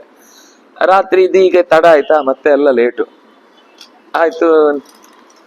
ಎಲ್ರು ಬೈದಾದ್ರಿಂದ ಸ್ವಾಮಿಗಳು ಸುಮ್ಮನಿದ್ರು ಅನ್ಸುತ್ತೆ, ಪಾಪ ನಾನ್ ಬೇಡ ಇವರೇ ಎಲ್ಲ ಬೈದು ಮುಗಿಸ್ತಾರೆ ಅಂತ. ಮರು ದಿವಸ ಅದೇನಾಯ್ತು, ಇನ್ನೊಬ್ಬ ಯಾರು ಬರ್ಲಿಕ್ಕಿರ್ಲಿಲ್ಲ, ನನಗೆ ವಾಪಸ್ ಡ್ಯೂಟಿ ಬಿತ್ತು. ನಾನೇ ಮತ್ತೆ ಅವ್ರ ಜೊತೆಗೆ ಹೋಗ್ಬೇಕಿತ್ತು. ಇಲ್ಲೇ ಮೇಲೆ ಇಲ್ಲೊಂದು ಮಧ್ವ ವಿಜಯ ಸೌಧ ಅಂತಿದೆ, ಆ ಜಾಗದಲ್ಲಿ ಅವತ್ತು ಪೂಜೆ ಇತ್ತು. ಪೂಜೆ ಇದ್ದಾಗ ನಾನು ಏನ್ ಮಾಡಿದೆ, ಮಾಮೂಲಲ್ಲೂ ತುಂಬಾ ಜನ ಸೇರಿದ್ರು, ಉಪನ್ಯಾಸಕ್ಕೆ ವ್ಯವಸ್ಥೆಗೆ ಅಂತ ಹೇಳಿದ್ರು. ನಾನು ದೂರಕ್ಕೆ ಹೋಗಿ ಕೂತಿದ್ದೆ, ಸುವಾಸ ಬೇಡ ಅಂತ. ಯಾರೋ ಒಬ್ಬ ತಗೊಂಡೋಗಿ ಇಟ್ಟ ಮೈಕು, ಅಲ್ಲೇ ಇಡು ಅಂದ್ರು ಅವನಿಗೆ. ಅಲ್ಲೇ ಇಟ್ಟ ಅವನು. ನಾನು ಅಲ್ಲಿ ತುದಿಯಲ್ಲಿ ನಿಂತಿದ್ದೆ, ಇಲ್ಲಿಂದ ಇಲ್ಲಿ ಚೂರು ಇನ್ನೂ ದೂರ, ಆ ಕೊನೆಗಿಂತ ಆಚೆ. ಕರೆದ್ರು, ಬಾ ಇಲ್ಲಿ. ಅಯ್ಯೋ ದೇವ್ರೆ, ಇವತ್ತು ಈಗ ಬೈತಾರೆ ಅನ್ಸುತ್ತೆ ಅಂತ ಅನ್ಕೊಂಡೆ. ಮೈಕ್ ಇಡು ಅಂದ್ರು. ಸರಿ ಮೈಕ್ ತಂದಿಟ್ಟೆ. ನಕ್ರು. ನಕ್ ಮೇಲೆ ಹೇಳಿದ್ರು, ಕೆಲಸ ತಪ್ಪಾಯ್ತು ಅಂತ ಕೆಲಸ ಬಿಡುದಲ್ಲ, ತಪ್ಪಾಗ್ದ ಕೆಲಸ ಮಾಡ್ಬೇಕು. ಇದು ಕರ್ಮಯೋಗ. ಇದು ಬಹುಶಃ ಬೇರೆ ಯಾರು ಕೂಡ ಹೀಗೊಂದು ಪಾಠ ಮಾಡ್ಲಿಕ್ಕೆ ಸಾಧ್ಯ ಇಲ್ಲ. ನಾವೇನ್ ಮಾಡ್ತೀವಿ, ತಪ್ಪಾಯ್ತಾ, ಸಮಸ್ಯೆ ಆಯ್ತಾ, ಇನ್ನೊಮ್ಮೆ ಆ ಕೆಲಸಕ್ಕೆ ಹೋಗುದು ಬೇಡ ಅಂತ, ಆ ವ್ಯವಸ್ಥೆಯೇ ಬೇಡ ಅಂತ. ಆದ್ರೆ ಹಾಗಲ್ಲ ಅವ್ರು ಹೇಳಿದ್ದು. ಕೆಲಸ ಮಾಡುವಾಗ ತಪ್ಪಾಗುತ್ತೆ, ಸದೋಷಮಪಿ ನತ್ಯಜೇತ್. ಕೆಲಸ ಆಗೋದು ಮನುಷ್ಯ ಅಲ್ವಾ, ದೋಷ ಇಲ್ಲದೆ ಕೆಲಸ ಆಗುತ್ತಾ? ಕೆಲಸ ತಪ್ಪಾಗದಷ್ಟು ಇನ್ನೆಷ್ಟು ಶುದ್ಧಿ ಮಾಡಬಹುದು ಅನ್ನೋದನ್ನ ಯೋಚನೆ ಮಾಡ್ಬೇಕು. ಅದು ಕರ್ಮಯೋಗ. ಅದನ್ನು ಕೃಷ್ಣ ಇಲ್ಲಿ ಹೇಳುದು. ನೀನೀಗ ಯುದ್ಧ ಮಾಡುವಾಗ ದ್ವೇಷ ಬರುತ್ತೆ, ಯಾಕಂದ್ರೆ ಯುದ್ಧ ಮಾಡುವಾಗ ಸಿಟ್ಟು ಬರದಿದ್ರೆ ಅಂತ ಮಾಡದೆ ಯುದ್ಧ ಮಾಡುದು ಹೇಗೆ? ಆದ್ರೆ ಆ ಕೆಚ್ಚು ಬರುವಾಗ್ಲೂ ದ್ವೇಷ ಇರಬಾರ್ದು, ಅಸೂಯೆ ಇರಬಾರ್ದು. ಸಿಟ್ಟು ಬರುವುದಕ್ಕೂ ದ್ವೇಷಕ್ಕೂ ಅಸೂಯೆಗೆ ಸಂಬಂಧವೇ ಇಲ್ಲ. ನಮ್ಗೆ ಅದೊಂದೇ ಗೊತ್ತಿರುವುದಾದ್ರಿಂದ ನಮ್ಗೇನಂದ್ರೆ ಸಿಟ್ಟು ಅಂದ್ರೆ ಅದು ದ್ವೇಷ ಅಸೂಯೆಯಲ್ಲೇ ಪರಿಸಮಾಪ್ತಿ ಆಗುತ್ತೆ. ಇದು ಸಿಟ್ಟು ತಗೊಳ್ಳೋದು ಯಾಕೆ ಅಂದ್ರೆ ಯುದ್ಧದಲ್ಲಿ ಪರಿಪೂರ್ಣವಾದ ತೊಡಗಿಸಿಕೊಳ್ಳುವಿಗೋಸ್ಕರ ಅಷ್ಟೇ ಸಿಟ್ಟು ಹೊರತು ಈ ಸಿಟ್ಟಿನಲ್ಲಿ ಅಸೂಯೆಯು ದ್ವೇಷವು ಇಲ್ಲದೆ ಆಗಬೇಕು ಅನ್ನೋದನ್ನು ನಮ್ಮ ಕಡೆಯಿಂದ ಧರ್ಮಕ್ಕೆ ಜಯ ಆಗಬೇಕು, ಅದಕ್ಕೋಸ್ಕರ ನಾನು ಹೋರಾಡ್ತೇನೆ ಅನ್ನುವುದಷ್ಟೇ ಅಲ್ಲಿ ಹೋರಾಟದ ಕೆಚ್ಚು ಇರಬೇಕು ಹೊರತು ಅವನನ್ನು ಕಂಡ್ರಾಗಲ್ಲ ಅದರಿಂದಾಗ ಅವನ ಹತ್ರ ಯುದ್ಧ ಮಾಡ್ತಾ ಇದ್ದೇನೆ, ಅಯ್ಯೋ ಇವ್ ನಂಗೆ ತುಂಬಾ ಇಷ್ಟ ಆದ್ರೆ ಇವನ ಹತ್ರ ಯುದ್ಧ ಮಾಡಲ್ಲ, ನಾನು ಈಶೆ ಹೋಗ್ಬಿಡ್ತೇನೆ ಅಂತ ತಪ್ಪಿಸ್ಕೊಂಡು ಹೋಗುವಂಗಿಲ್ಲ.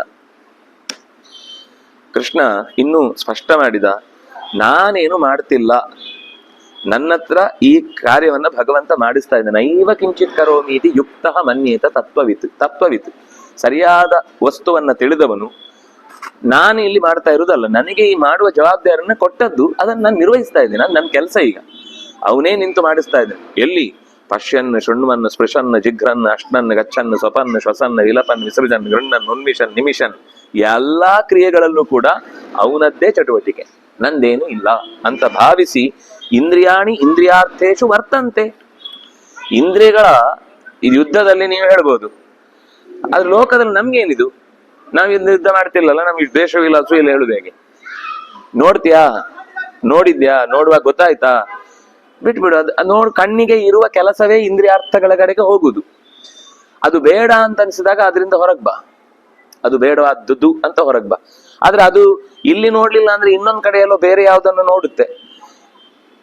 ಬೇರೆ ಯಾವ್ದನ್ನು ತೋರಿಸದೇ ಇದ್ರೆ ಮತ್ತೆ ಮನಸ್ಸು ಆ ಕಡೆ ಹೇಳುತ್ತೆ, ಅದನ್ನೇ ನೋಡಿದ್ರೆ ಚೆನ್ನಾಗಿತ್ತು, ಆ ಕಡೆ ಹೋಗು ಅಂತ.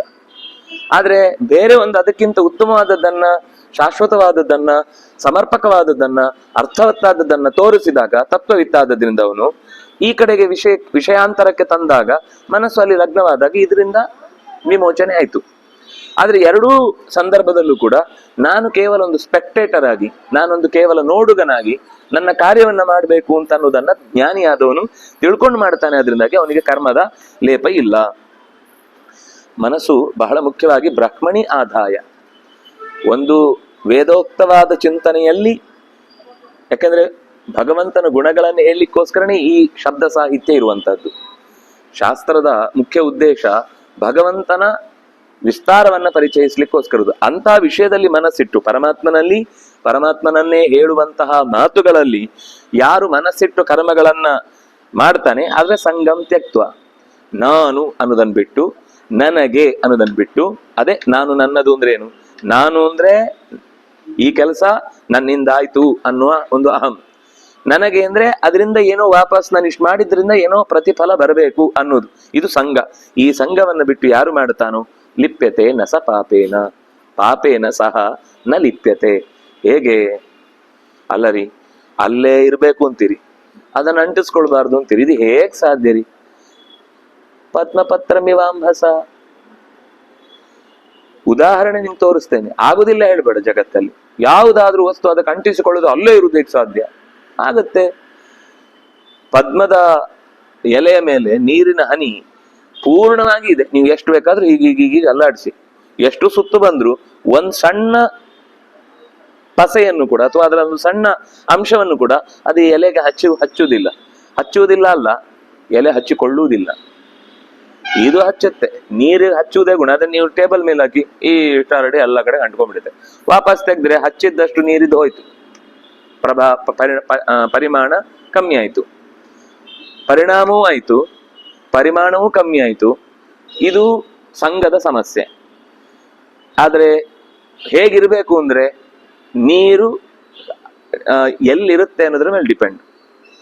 ಅದು ಎಲೆ ಮೇಲಿದ್ದಾಗ ಅಂಟಿಸಿಕೊಳ್ಳುವುದಿಲ್ಲ, ಅದು ಸ್ಫಟಿಕದ ಹಾಗೆ ಹೊಳಿತಾ ಇರುತ್ತೆ. ಯಾವ್ದೋ ಬಾಳೆ ಎಲೆನೋ ಅಥವಾ ಇನ್ಯಾವುದೋ ಎಲೆ ಇದ್ರ ಮೇಲೆ ಬಿದ್ರೆ ಸ್ವಲ್ಪ ಕೆಲವೊಂದ್ ಸರ್ತಿ ಅದರಲ್ಲೂ ಹಾಗೆ ಒಂದು ನೇಚರ್ ಇರುತ್ತೆ, ಚೂರು ಇರುತ್ತೆ. ಅದು ಸ್ವಲ್ಪ ಹೊತ್ತಾದ್ಮೇಲೆ ಮತ್ತೆ ಅದು ಅಂಟ್ಕೊಂಡು ಜಾರಿ ಹೋಗುತ್ತೆ. ಎಲ್ಲಿ ಇರ್ತೇವೆ ಅನ್ನೋದ್ರ ಮೇಲೆ ಡಿಪೆಂಡ್. ನಾವು ಅಂತಹ ಮನಸ್ಥಿತಿಯಲ್ಲಿ ಕಾರ್ಯವನ್ನ ಮಾಡಿದಾಗ ಅವಾಗ ಅದರ ದೋಷ ನಮ್ಮನ್ನ ಅಂಟಿಕೊಳ್ಳುವುದಿಲ್ಲ. ಅಂಬಸ ಪದ್ಮಪತ್ರಂ ಯಥಾ ತಥಾ.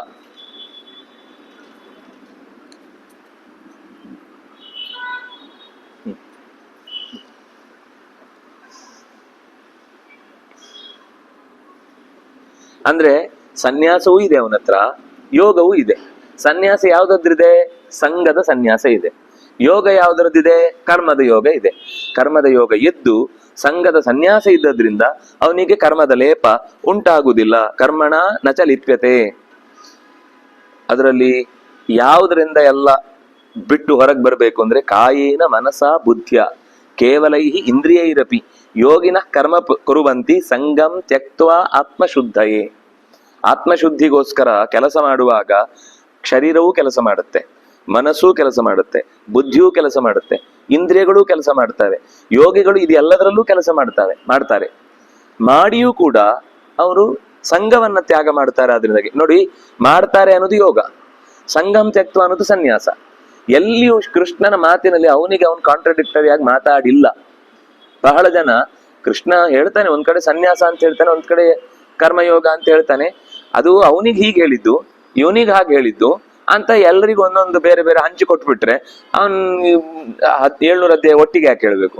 ಅದನ್ನ ಬೇರೆ ಮಾಡಿ ಇದನ್ನ ಬೇರೆ ಮಾಡಿ ಅಲ್ಲಲ್ಲಿ ಬಿಟ್ಬಿಡ್ಬೋದಿತ್ತಲ್ಲ. ವಸ್ತುತಃ ಕೃಷ್ಣ ಹೇಳಿದ್ದು ಸ್ಪಷ್ಟವಾಗಿದೆ ಮತ್ತು ಎಲ್ಲಾ ಕಾಲಕ್ಕೂ ಹೊಂದುವಂತದ್ದಾಗಿದೆ, ಎಲ್ಲರಿಗೂ ಹೊಂದುವಂತದ್ದಾಗಿದೆ. ಇದು ಯಾರೋ ಒಬ್ಬನಿಗೆ ಇಬ್ಬರಿಗೆ ಹೊಂದುವಂತದ್ದು, ಉಳಿದವರಿಗೆಲ್ಲ ಅಲ್ಲ. ಎಲ್ಲರನ್ನೂ ಗಮನದಲ್ಲಿಟ್ಟುಕೊಂಡೇ ಹೇಳಿದ ಮಾತು. ಆದ್ರಿಂದಾಗಿ ಆತ್ಮಶುದ್ಧಯೇ ಸಂಗಂ ತ್ಯಕ್ತ್ವ ಕರ್ಮ ಕುರುವಂತಿ. ಕರ್ಮ ಮಾಡ್ಲೇಬೇಕು. ಅದಕ್ಕೊಂದು ಫಲ ಏನು ಅಂದ್ರೆ ಆತ್ಮಶುದ್ಧಿ. ಆತ್ಮ ಅಂದ್ರೆ ಜೀವ ಮಾತ್ರ ಅಲ್ಲ, ಆತ್ಮ ಅಂದ್ರೆ ಮನಸ್ಸು, ಆತ್ಮ ಅಂದ್ರೆ ಬುದ್ಧಿ. ಈ ಬುದ್ಧಿ ಮತ್ತು ಮನಸ್ಸು ಎರಡರ ಶುದ್ಧಿ ಆಗದೆ ಚಿತ್ತ ಶುದ್ಧಿ ಆಗುದಿಲ್ಲ.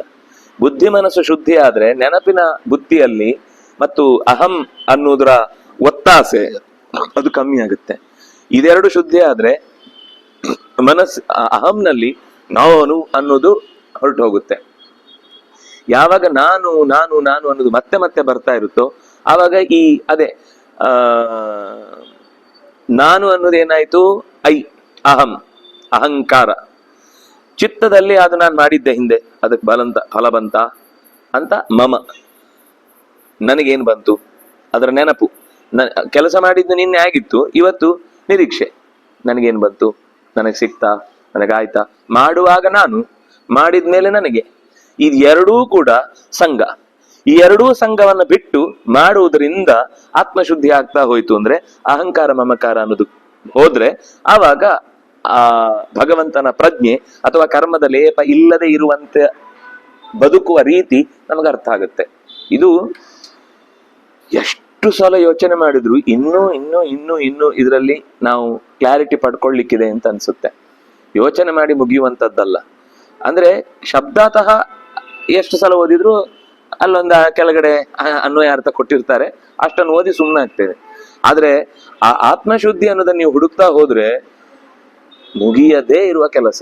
ಎಷ್ಟು ಯೋಚನೆ ಮಾಡಿದಷ್ಟು ಆತ್ಮಶುದ್ಧಿಯ ದಾರಿಗಳು ಬೇರೆ ಬೇರೆ ರೀತಿಯಿಂದ ತೆರ್ಕೊಂಡು ಹೋಗ್ತಾ ಇರುತ್ತೆ. ಹಾಗಾಗಿ ಇಂದ್ರಿಯಗಳಿಂದಲೂ ನಾನು ಮನಸ್ಸಲ್ಲಿ ಯೋಚನೆ ಮಾಡುದಿಲ್ಲ, ಸುಮ್ಮನೆ ಕಣ್ಣಲ್ಲಿ ಕೂತ್ಕೊಂಡು ನೋಡ್ತಾ ಇರ್ತೇನೆ ಅಂತ ನಾವು ಕೆಲವೊಂದ್ ಸರ್ತಿ ನಮ್ಮನ್ನು ನಾವು ಸಂರಕ್ಷಿಸಿಕೊಳ್ಳಿಕ್ಕೋಸ್ಕರ ಹೇಳೋದಿರುತ್ತೆ. ಅದು 1 ನಿಮಿಷ ಆಗ್ಬೋದು, 2ನೇ ನಿಮಿಷಕ್ಕೆ ಮನಸ್ಸು ಮತ್ತೆ ಅಲ್ಲಿಗೆ ಹೋಗಿರುತ್ತೆ. ನಾವು ಎಲ್ಲೋ ಇಟ್ಟಿರ್ತೀವಲ್ಲ ಅಲ್ಲಿ ಕಳೆದೋಗಿರುತ್ತೆ, ಎಲ್ಲಿ ಇಡಬಾರ್ದು ಅಂತ ಇರ್ತೇವಲ್ಲ ಅಲ್ಲಿ ಬಂದು ಕೂತಿರುತ್ತೆ. ನಾವು ಅಲ್ಲಿ ಹುಡುಕ್ತಾ ಇರ್ತೇವೆ ಎಲ್ಲೋ ಇತ್ತು ಮನಸ್ಸು ಅಂತ, ಅದು ಇಲ್ಲಿ ಕೂಟ ಆಟ ಆಡಿಸ್ತಾ ಇರುತ್ತೆ ನಮ್ಮನ್ನೇ. ಅದರಿಂದಾಗಿ ಇಂದ್ರಿಯಗಳನ್ನೂ ಕೂಡ ಮನಸ್ಸಿಲ್ಲ ನನಗೆ, ಆದ್ರೂ ನಾನು ಒಂದು ಅವ್ರಿಗೆ ಸಮಾಧಾನ ಆಗ್ಲಿ ಅನ್ನೋದಕ್ಕೋಸ್ಕರ ಚೂರು ಕುಡಿತೇನೆ, ಅವ್ರಿಗೆ ಸಮಾಧಾನ ಆಗ್ಲಿ ಅನ್ನೋದಕ್ಕೋಸ್ಕರ ಚೂರು ಅವ್ರ ಜೊತೆಗೆ ವಿಹಾರಕ್ಕೆ ಹೋಗ್ತೇನೆ.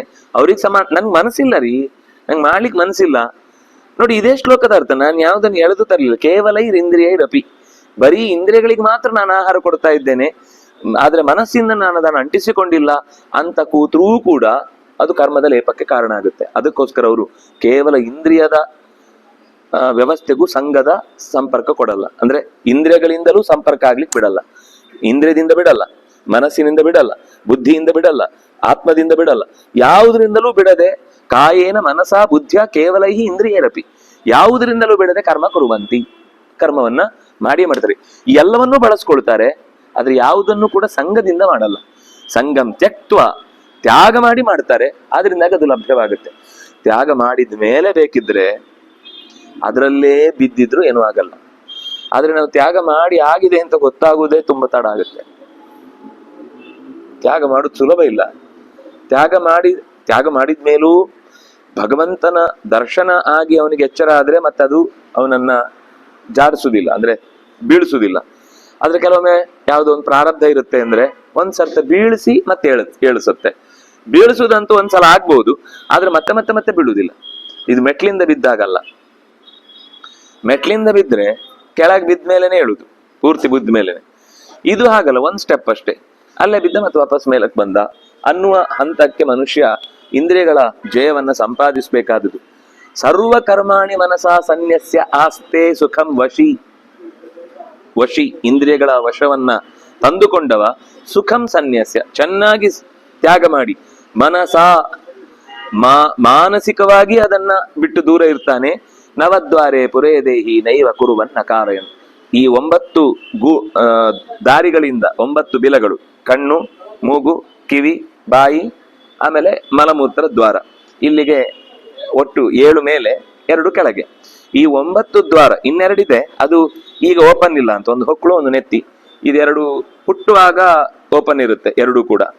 ಯೋಗ ಸಾಧನೆ ಮಾಡುವಾಗ ನೆತ್ತಿ ಅವನಿಗೆ ಓಪನ್ ಆಗಿದೆ, ಇದು ಯಾವುದು ಮಾಡ್ಲಿಕ್ಕಿಲ್ಲ ಓಪನ್, ಇದು ಬಿಟ್ಬಿಡ್ಬೇಕು. ಆದ್ರೆ ಸಾಮಾನ್ಯ ನಾವು ಅಲ್ಲಿಗೆ ಹೋಗೋ ಮುಂಚೆ ಅದು ತೆರ್ಕೊಳ್ಳಿಲ್ಲ ಅಂದಾಗ ಇನ್ನೆಲ್ಲೋ ಹೋಗುತ್ತೆ. ದುಷ್ಟ ಆದ್ರೆ ಇನ್ನು ಕೆಲ ಅಧೋ ಮಾರ್ಗಗಳಲ್ಲೆಲ್ಲ ಸಾಗುತ್ತೆ ಅನ್ನೋ ದೃಷ್ಟಿಯಿಂದ 9 ದ್ವಾರಗಳಿಂದ ಕೂಡಿದ ಮನೆಯಲ್ಲಿರುವಂತಹ ಒಬ್ಬ ಜೀವ ಎಲ್ಲಾ ಕರ್ಮಗಳನ್ನು ಮಾಡಿಯೂ ಕೂಡ ಮನಸ್ಸಿನಿಂದಲೇ ಅದರ ಫಲಗಳನ್ನ ತ್ಯಾಗ ಮಾಡಿರ್ತಾನೆ. ಅದರಿಂದಾಗಿ ನೈವ ಕುರುವನ್ ನ ಕಾರ್ಯನ್, ಬೇರೆಯವ್ರ ಹತ್ರ ಮಾಡಿಸುವಾಗ್ಲೂ ಅವನಿಗೆ ತನಗೇನೋ ಲಾಭ ಬೇಕು ಅಂತಿರಲ್ಲ, ತಾನು ಮಾಡುವಾಗ್ಲೂ ಕೂಡ ಅದ್ರ ಮಾಡಿಸ್ಬೇಕು ಅಂತ ಅರ್ಥ. ಕಾರಯನ್ ಮಾಡಿಸ್ಬೇಕು, ಆದ್ರೆ ಸಂಗಂ ತ್ಯಕ್ತ್ವ ಕುರುವನ್, ಸಂಗಂ ತ್ಯಕ್ತ್ವ ಕಾರಯನ್. ನಾನು ಸಂಪತ್ತನ್ನ ಬಯಸುವುದಿಲ್ಲ, ಅವನಿಗೆ ಕೊಡಿ, ಯಾಕಂದ್ರೆ ಅವನು ಇವನು ಸೇವಕ, ಅವನೆಲ್ಲದನ್ನು ಇಲ್ಲೇ ಆಗ್ತಿರ್ತಾನೆ, ನಾನು ಮಾತ್ರ ತಗೊಳ್ಳಲ್ಲ ಅಂತ. ಹೀಗೆ ಅದನ್ನೇನು ನಾವು ಕೈಯಲ್ಲಿ ಮುಟ್ಟಲ್ಲಪ್ಪ ಅಂತಂದ ಒಬ್ಬ. ಭಾರಿ ಖುಷಿ ಆಯ್ತು ಅವನಿಗೆ, ಅಂತ ಒಬ್ಬನ ನಾಜೂಕ್ನವನಿದ್ದಾನೆ ಅಂತ. ಆಮೇಲೆ ಹೋಗುವಾಗ ಯಾವುದು ಕೋಟಿನ ಜೋಬ್ ತೋರಿಸಿದ, ಇಲ್ಲ ಹಾಕಿ ಬಿಡಿ ತೊಂದ್ರೆ ಇಲ್ಲ, ಅದ್ ನಾನ್ ಮುಟ್ಟಿದಾಗಲ್ಲ. ಇನ್ನೂ ಒಂದು ಚಿತ್ರ ಇದೆ, ಯಾವುದೋ ಒಂದು ನಾಟಕದಲ್ಲೋ ಅಥವಾ ಸಿನಿಮಾದಲ್ಲೋ ಬಂದ ಪ್ರಸಂಗ. ಅವನು ಬಹಳ ಸ್ಟ್ರಿಕ್ಟ್ ಆಫೀಸರ್ ಅಂತ ಪ್ರಸಿದ್ಧಿ ಇರುತ್ತೆ. ಬೈದು ಬಿಡ್ತಾನೆ ಅವನು ರಿಶ್ವತ್ ಕೇಳಿದ್ದಕ್ಕೆ. ಆಮೇಲೆ ಏನ್ ಹೇಳ್ತಾನೆ, ಕೆಳಗೆ ಹೋಗಿ ಒಂದು ಕಾಫಿ ತಗೊಂಡ್ ಬಾ ಅಂತಾನೆ. ಕಾಫಿ ತಗೊಂಡ್ ಬರ್ತಾನೆ, ನಾನು ಎಷ್ಟಾಯ್ತು ಕೇಳ್ತಾನೆ, 3.5 ಲಕ್ಷ ಅಂತಾನೆ. ಅವನಿಗೆ ತಲೆ ಕೆಟ್ಟು ಹೋಗ್ಬಿಡುತ್ತೆ. ಏನು ನಾನು ಇಡೀ ಊರವರಿಗೆ ದೇಶದವರಿಗೆ ಹಂಚಲಿಕ್ಕೆ ತಗೊಳ್ತಾ ಇಲ್ಲ, ಅವನ್ ನಮ್ಮ ಯಾರ ಹತ್ರ ನಾನು ಮಾತಾಡ್ಲಿಕ್ಕೆ ಹೋಗ್ತೇನೆ ಅವ್ರಿಗೆ ಮಾತ್ರ ನಂಗೂ ಒಂದು ಅವ್ರಿಗೊಂದು ಅಷ್ಟೇ. ಹೌದ್ರಿ, ಅಷ್ಟಕ್ಕೆ ಹೇಳಿದ್ದು, ಆಗತ್ತೆ ಅಂದ್ರೆ ತಗೊಂಡೋಗಿಲ್ಲ ಅಂದ್ರೆ ಬಿಡಿ. ಅವನು ಹೇಳಿರ್ತಾನೆ ಅವನಿಂದನೇ ತಗೊಂಡ್ಬರ್ಬೇಕು ಅಂತ. ಅಂದ್ರೆ ಇವನು ಅಲ್ಲಿ ತಗೊಳ್ತಾ ಇರುದಿಲ್ಲ, ಕಾಫಿ ತಗೊಂಡ್ ಬಾ ಅಂತ ಅಷ್ಟೇ ಹೇಳಿರ್ತಾನೆ. ನಾನು ನೋಡೋರೇನು ನಾರ್ಮಲ್ ಆಗಿ ಕಾಫಿ ಕುಡಿತಾ ಇದ್ದಾನೆ ಅಷ್ಟೇ ಇರುತ್ತೆ. ಅದು ಕೆಳಗೆ ಅವನ ಹತ್ರ ಡೀಲ್, ನಾನು ಕೊಡ್ತೇನೆ, ನೀನ್ ಇಸ್ಕೊಂಡಿರು, ಆಮೇಲೆ ನಿನ್ಗೆ ಒಂದು ಪರ್ಸೆಂಟೇಜ್ ಕೊಟ್ಟು ನಾನು ತಗೋತೇನೆ ಅಂತ. ಅಂದ್ರೆ ಇದು ಒಂದೊಂಥರ ನ ಕುರುವನ್ ಪರಂತು ನ ಕಾರಯನ್, ನಾನ್ ಮಾಡ್ತಾ ಇಲ್ಲ, ಆದ್ರೆ ಬೇರೆಯವ್ರ ಹತ್ರ ಬೇಕಾದ್ ಮಾಡಿಸ್ಕೊತೇನೆ. ಇದು ಅಲ್ಲ, ನಮ್ಮನ್ನ ಹೊಗಳ್ಕೊಳ್ಬೇಕು ಅಂತ ಇರುತ್ತೆ. ಹಾಗೆ ಹೊಗಳ್ಕೊಂಡ್ರೆ ಬೇರೆಯವರೆಲ್ಲ ನಮ್ಮನ್ನ ವಿಚಿತ್ರವಾಗಿ ನೋಡ್ತಾರೆ. ಅದಕ್ಕೇನು 4 ಜನರ ಹತ್ರ ಕಳಿಸಿ, ನೀವು ನಮ್ಮನ್ನೊಂಚೂರು ಅಪರೋಕ್ಷ ಜ್ಞಾನಿಗಳು ಅಂತ ಒಂಚೂರು ಹೇಳ್ಬಿಡಿ, ಎಲ್ಲರ ಹತ್ರ ದಯವಿಟ್ಟು ಹಿಂಗೆ ಹೇಳಿಬಿಡಿ, ನಿಮ್ಗೆ ಏನ್ ಬೇಕು, ನಿಮ್ಗೆ ಬೇಕಾದ ಎಲ್ಲ ವ್ಯವಸ್ಥೆ ನಾನ್ ಮಾಡ್ತೇನೆ. ಒಂದು 10 ಜನರ ಹತ್ರ ಹೇಳ್ಕೊಂಡು ಬನ್ನಿ, ನನಗೆ ಯಾರು ಹೇಳಿದ್ರು, ಅದಕ್ಕೆ ಹೇಳಿದ್ ನಾನು. ನೀವು ಹೇಳ್ಬೇಕು ಹೇಳ್ಬೇಕು ಹೇಳ್ಬೇಕು ಅಂತ 10 ಸಲ ನನ್ನ ಹತ್ರ ಒತ್ತಾಯ ಮಾಡಿ ಹೇಳ್ತಿದ್ರು. ನಂದೇ ಅಪರೋಕ್ಷ ಆಗಿಲ್ಲ, ನಿಮ್ಮನ್ನ ಹೆಂಗ್ ಅಪರೋಕ್ಷ ಆಗ್ಲಿ ಅಂತ ಸುಮ್ನಾಗಿದ್ದೆ ನಾನು. ಹಾಗಾಗಿ ಲೋಕದಲ್ಲಿ ಯಾವ ವ್ಯಕ್ತಿಗೂ ಕೂಡ ಅವನಿಗೆ ಕರ್ಮ ಅಲ್ಲ, ಕರ್ಮದ ತ್ಯಾಗ ಮಾಡ್ತಾನೆ ಅಂತ ಹೇಳುವುದು ಒಂದು ಅಂಶ ಆಯ್ತು. ಅದು ಅವನ ಒಂದು ತಿಳುವಳಿಕೆಯಿಂದ ಅವ್ನು ಮಾಡ್ಲಿಕ್ಕಾಗತ್ತೆ. ಸತ್ಯ ಏನು, ನೀವು ಬಿಡುದು ದೊಡ್ಡದಾಯ್ತು, ಆದ್ರೆ ಮಾಡ್ತಿದ್ದೀರೋ ಇಲ್ವೋ, ನೀವು ಮಾಡಿದ್ರಿಂದ ಮಾಡಿದ ಮೇಲೇನೆ ಆ ಕೆಲಸ ಆಗ್ತಾ ಇರೋದು ಕಾಣಿಸ್ತಾ ಇದೆ. ಆದ್ರಿಂದ ನಿಮ್ಗೊಂದು ಕರ್ತೃತ್ವ ಇರ್ಬೇಕಲ್ವಾ ಅಂದ್ರೆ ಕೃಷ್ಣ ಹೇಳಿದ ನ ಕರ್ತೃತ್ವ ನ ಕರ್ಮಾಣಿ ಲೋಕಸ್ಯ ಸೃಜತಿ ಪ್ರಭು. ಪ್ರಭು ಪರಮಾತ್ಮ ಲೋಕಸ್ಯ ಲೋಕಕ್ಕೆ ಕರ್ತೃತ್ವವಾಗಲಿ ಕರ್ಮವನ್ನಾಗಲಿ ಸೃಷ್ಟಿ ಮಾಡಿಲ್ಲ. ಅಂದ್ರೆ ಅವ್ರ ಕೆಲಸದ ಅವರಿಗಾಗತ್ತೆ ಅನ್ನುವ ಹಾಗೆ ಮಾಡಿಲ್ಲ. ಹಾಗಾದ್ರೆ ಏನರ್ಥ? ಸ್ವತಂತ್ರ ಕರ್ತೃತ್ವ ಇಲ್ಲ, ಪರಾಧೀನ ಕರ್ತೃತ್ವ ಇದೆ. ನಾನ್ ಮಾಡಿಸಿದಾಗ ಮಾಡುವ ಶಕ್ತಿ ನಿಮಗಿದೆ, ನಾನು ಮಾಡಿಸಿದಾಗ ಮಾಡುವ ಶಕ್ತಿ ಟೇಬಲಿಗಿಲ್ಲ. ಪಾಠ ಮಾಡು ಅಂದ್ರೆ ಮಾಡುತ್ತಾ? ಆಗುದಿಲ್ಲ. ಯಾಕಂದ್ರೆ ಅದರ ಕ್ವಾಲಿಟಿ ಅಷ್ಟೇ, ಅದಕ್ಕೆ ಎಂದೂ ಕೂಡ ಮಾತನಾಡಿಸ್ಲಿಕ್ಕಾಗಲ್ಲ. ಅಲ್ಲ, ನೀವು ಟೇಬಲ್ ಹೇಳ್ಬೇಡಿ, ಆದ್ರೆ ಏ ಮಾಡುತ್ತಲ್ಲ ಪಾಠ, ಮಾಡುದಿಲ್ವಾ? ಮಾಡುತ್ತೆ. ನಿಮ್ಮ ನಿಯಮ ಬಿದ್ದೋಯ್ತಲ್ಲ.